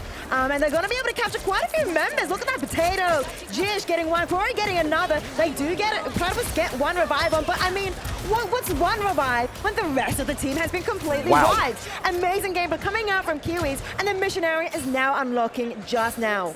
Kiwis, they're just setting the pace. Wow, this is impressive to see from them, really. Platypus, I'm just going to say they were absolutely a favorite to win this, and Kiwis is moving faster. They're making faster decisions. They're staging faster. They're taking fights where they want to have them. This is really impressive. There's a Gladrox now coming out from Tato. Is it a big one again? Tato takes out Gas. That's one of the Vanguards gone. I don't know if they can push this, but there is a res on Gas, actually, so it's a reset to go again. There is no ultimate now on Tato, but they are holding on to 4 ultimates on the side of Kiwis. There's the Amplifier, and Fish takes down Reno. Elsa is gone on the side of Platypus. This might be them pushing in now. Kiwis is still holding on to a bunch of ults. Huge Agamotto there and takes out the Gambit. Beautiful from Netra, immediately met with an Eternal Bond from Egg. And now there's a bit of stabilization here coming out. Invisible Boundary now from Fish. Yeah, there's going to be a bit of a stabilizing effect here until we see more KOs. It could be anyone's fight. The huge Glutrox now from the side of Platypus. Does it get anyone? Reno takes 2 out. Quarry actually hits a massive res, and there's an Agamotto to counter it to shut down the res. It's huge from Donald. Beautiful play there. Tato is still up, takes out Reno, but Reno gets res. Platypus are flipping this fight. Beautiful there. Great counterplay to the res. Yeah, amazing counterplay coming out from Platypus to be able to turn this around and get themselves on the board. The previous round was a 0 to 100%, but this one, they finally are getting some percentages for themselves. This is amazing gameplay coming out from Platypus, especially, of course, there's Vanguards, Donald, and Gas leading the charge. But they have to remember they used absolutely everything for that fight. There are no ultimates on the board for Platypus, but Kiwi, we see Potato popping up that Elsa ult, out comes so much damage, and of course, Gas is the first first one to fall. That Vanguard could not stay alive with the onslaught of damage. Make that every single member of Platypus have fallen. One revive, but once again, the team has fallen and Kiwis are back in control, approaching 60%. Beautiful control there in the fight from Kiwis. Look, I was looking for something from Platypus that resembled what Kiwis did when they were at an ult disadvantage, and maybe make something happen in the neutral there, but it was just so well orchestrated there. Tato hit a huge Glartrox, and on the back pedal, even though they didn't secure anyone, Isaac hit a huge Strangling Prison, and that flipped the fight. That was it. And from that point on, they were sent to spawn, and now they're trying to recontest. Platypus is coming back, also coming back online, but before Egg actually gets that Eternal Bond out, never mind, there's a huge Agamotto coming out here from Netra. Is it enough? Yes, Gambit falls on the side of Platypus. This could be another hold from Kiwis. There's only 8% left, and this is the last match of the round robin. Here comes the Eternal Bond from Egg. This could be the deciding factor. There is one strategist ultimate. Fish is holding onto the invisible boundary. They're not getting any picks yet, and this might be the sustain they need to secure this fight. Here it comes. Big Glartrox from Tato again. Isaac takes 2 in the CC. Everyone is falling on the side of Platypus. There is an amplifier pop, but it's not enough, and that is the map. Krakoa has been controlled by the Kiwis. The underdogs considered of this match. Potato, of course, doing amazing work. We can see how happy, how relieved he is. Look at the smiles on the team. They worked hard for this fight, and we can see them being quite happy with this win. That does mean they do finish the round robin with a 3-4 scoreline. Lace, amazing work coming out from Lace, who only had about 10 hours before playing this game and playing this tournament, and we can see throughout the entire 4 hours of this tournament, they've really improved as the day has gone on. Yeah, just the team on a whole have really locked in. Here you have a clip from Tato. It's just all those Glartrox ultimates. I don't think I saw a single one actually go to waste. They always got something out of it, and if it didn't get the value, they would capitalize on the difference in pressure by having Isaac use a Strangling Prison on the Groot there. Yeah, it was just, this team has completely turned it around. I'm very impressed. They should be proud of that win. Yeah, they just locked in and set the pace. It was beautiful. Absolutely beautiful. I mean, we saw some amazing plays coming out from the Donald. As you mentioned, the Eye of Agamotto here to counter that Resurrect from the Kiwis was beautiful. But Netra, of course, also had some amazing Eye of Agamottos themselves. And the Kiwis being able to do amazing ultimate juggling with their strategist backline and everything like that has been phenomenal to watch. I think it's also been really fun to watch these creators as well. Yes. Who they may not have much experience in this game. They have, of course, experience throughout all FPS games in general, but this particular Marvel Rivals, they're just coming in with a fresh new look in the game, and it's been amazing to watch. Yeah, it's a lot to adapt to, but these are adaptable players. I think Lace was probably, out of all the creators, one of the more underdog players on perhaps an underdog team, and that was really impressive. I think everyone showed up to that game, and these games are quick, but they held everything together very comprehensively. I was really impressed there. It's just a complete 180. What happened? Like they're cooking now. I don't know what happened. Yeah. So unfortunately, Platypuses couldn't hold it. But yeah, beautiful game there. I think Lace, just all the creators, they've been locking in well. I'm quite impressed. I think the team chemistry has been there for Kiwis, especially since halftime. So yeah, you can see the smiles on their faces. I was impressed. It was a great game. Absolutely amazing game, and I think it's really cool to see all the amazing plays coming out from the mix between the pro players and the creators. I think the pro players also stepped up a lot in that match as well. We saw, we mentioned the Donald Eye of Agamotto, which was absolutely amazing, but as well, Potato really stepped up as well in that game, doing amazing picks on the back line to be able to turn the tide for the team of Kiwis. So I think amazing props all around. I think everyone in both teams have really fought hard and, of course, had lots of fun, lots of smiles all around, of course. Yeah, it was just, it was really impressive. I think out of everything I really wanted to see, whether it was like silly strats or silly, heroes to pick or anything like that, I think the biggest thing out of a lot of these games that we've had to watch is, especially with that last one, just pure playmaking from many, many players.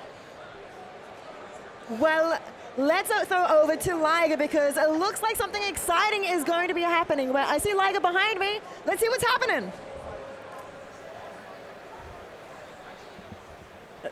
Liger? Liger, you're on. That's my man.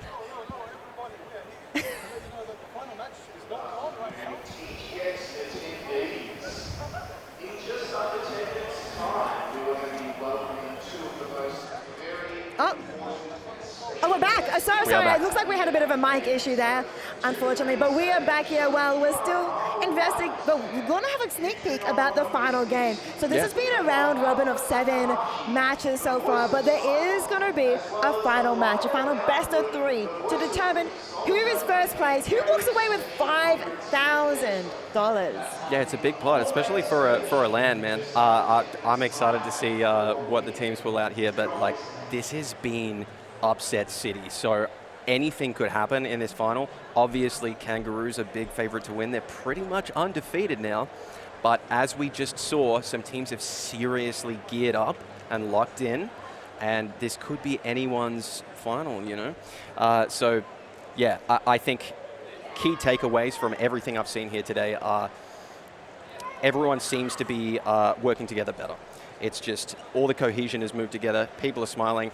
The vibes in these events always are king. Like if the team's having a good time or if they're having fun, like usually that rules, especially in drafts or stuff where you involve creators and pros where the teams might be a bit imbalanced or different levels of ranks across the team or across the rosters.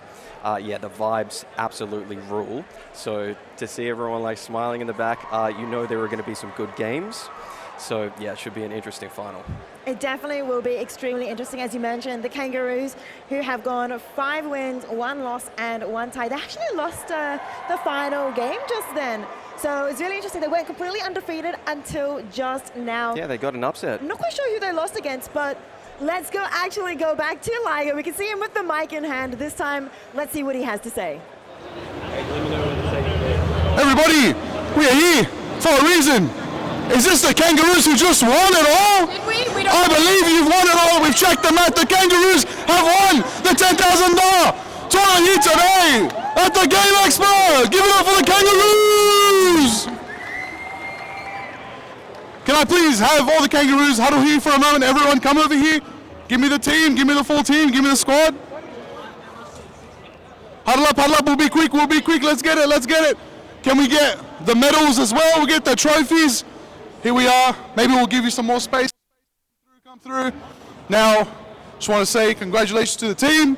Any words you want to say to the world out there? You won as the creator, featured creator, loser fruit. Daxu, the captain. Anyone? Any words from the whole team? Thank goodness, because I said we were going to win this thing. I did say it in a reel, so I'm glad that we did. And shout out to my team. They were so fun to play with, and they're just awesome. They're just really good. It carried me. So. Daxu, come over here.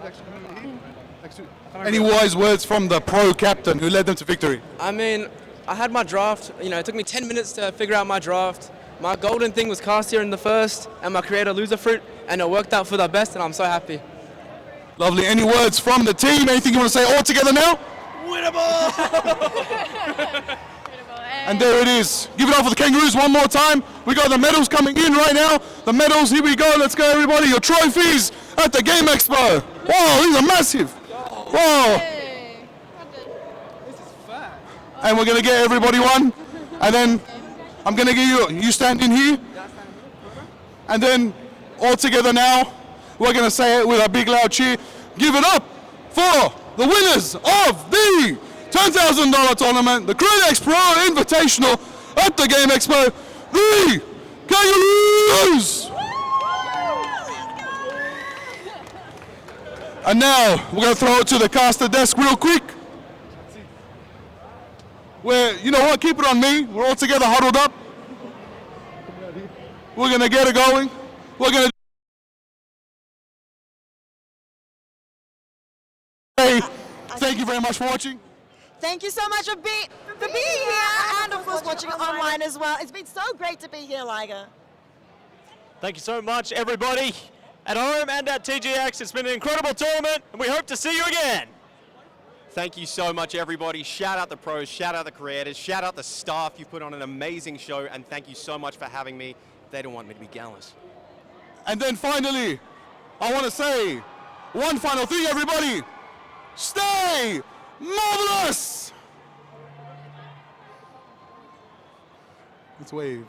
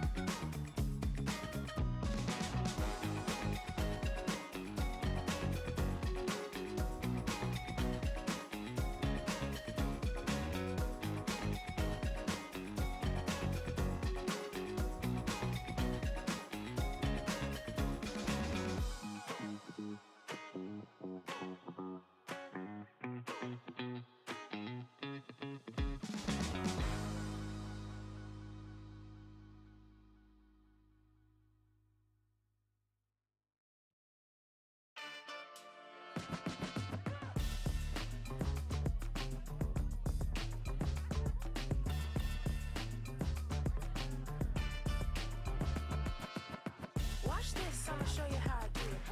Like a pro, gotta hustle, get through it. No sweat, look good when I'm moving. I'ma rise, and they salute it. Yeah, it's another day in the office. I've been warming up, so approach with caution. Yeah, of the heat, no cold feet, I'm locked in. Go against me, you might need a coffin. Where's the competition? Cause I don't see none. Matter of fact, there'll be none, so y'all can run the rerun. Show you how to work, I roll the sleeves up on my shirt. Built it from the ground, I had to rise from out the dirt. Watch this, I'ma show you how I do it. Like a pro, gotta hustle, get through it. No sweat, look good when I'm moving. I'ma rise, and they salute it. Watch this, I'ma show you how I do it. Like a pro, gotta hustle, get through it. No sweat, look good when I'm moving. I'ma rise, and they salute it. I know what I'm doing, I'm clean when I'm moving. And I've been on the wave, so you know that I'm fluid. When it comes to the team, I divide even. Eyes open to mind dreaming, I'm still scheming. I see trophies in the future, maybe even sooner, so I'm moving like a rumor. Showing how to work, I roll the sleeves up on my shirt. Built it from the ground, I had to rise from out the dirt. Watch this, I'ma show you how I do it. Like a pro, gotta hustle, get through it. No sweat, look good when I'm moving. I'ma rise, and they salute it. Watch this, I'ma show you how I do it. Like a pro, gotta hustle, get through it. No sweat, look good when I'm moving. I'ma rise, and they salute it.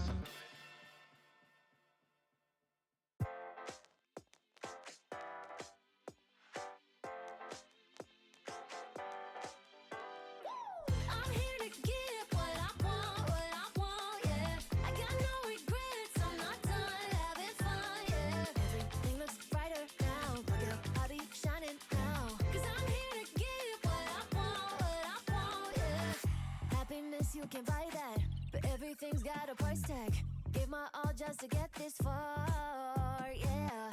Working hard just to be here. Get my blood, sweat, and my tears. Now it's my turn to be in charge. So now it's time to celebrate. Oh, nah, nah. Don't let this moment go to waste. No. Cause I'm here to get what I want, yeah. I got no regrets, I'm not done having fun, yeah. Everything looks brighter now, look how I be shining now. Cause I'm here to get what I want, yeah.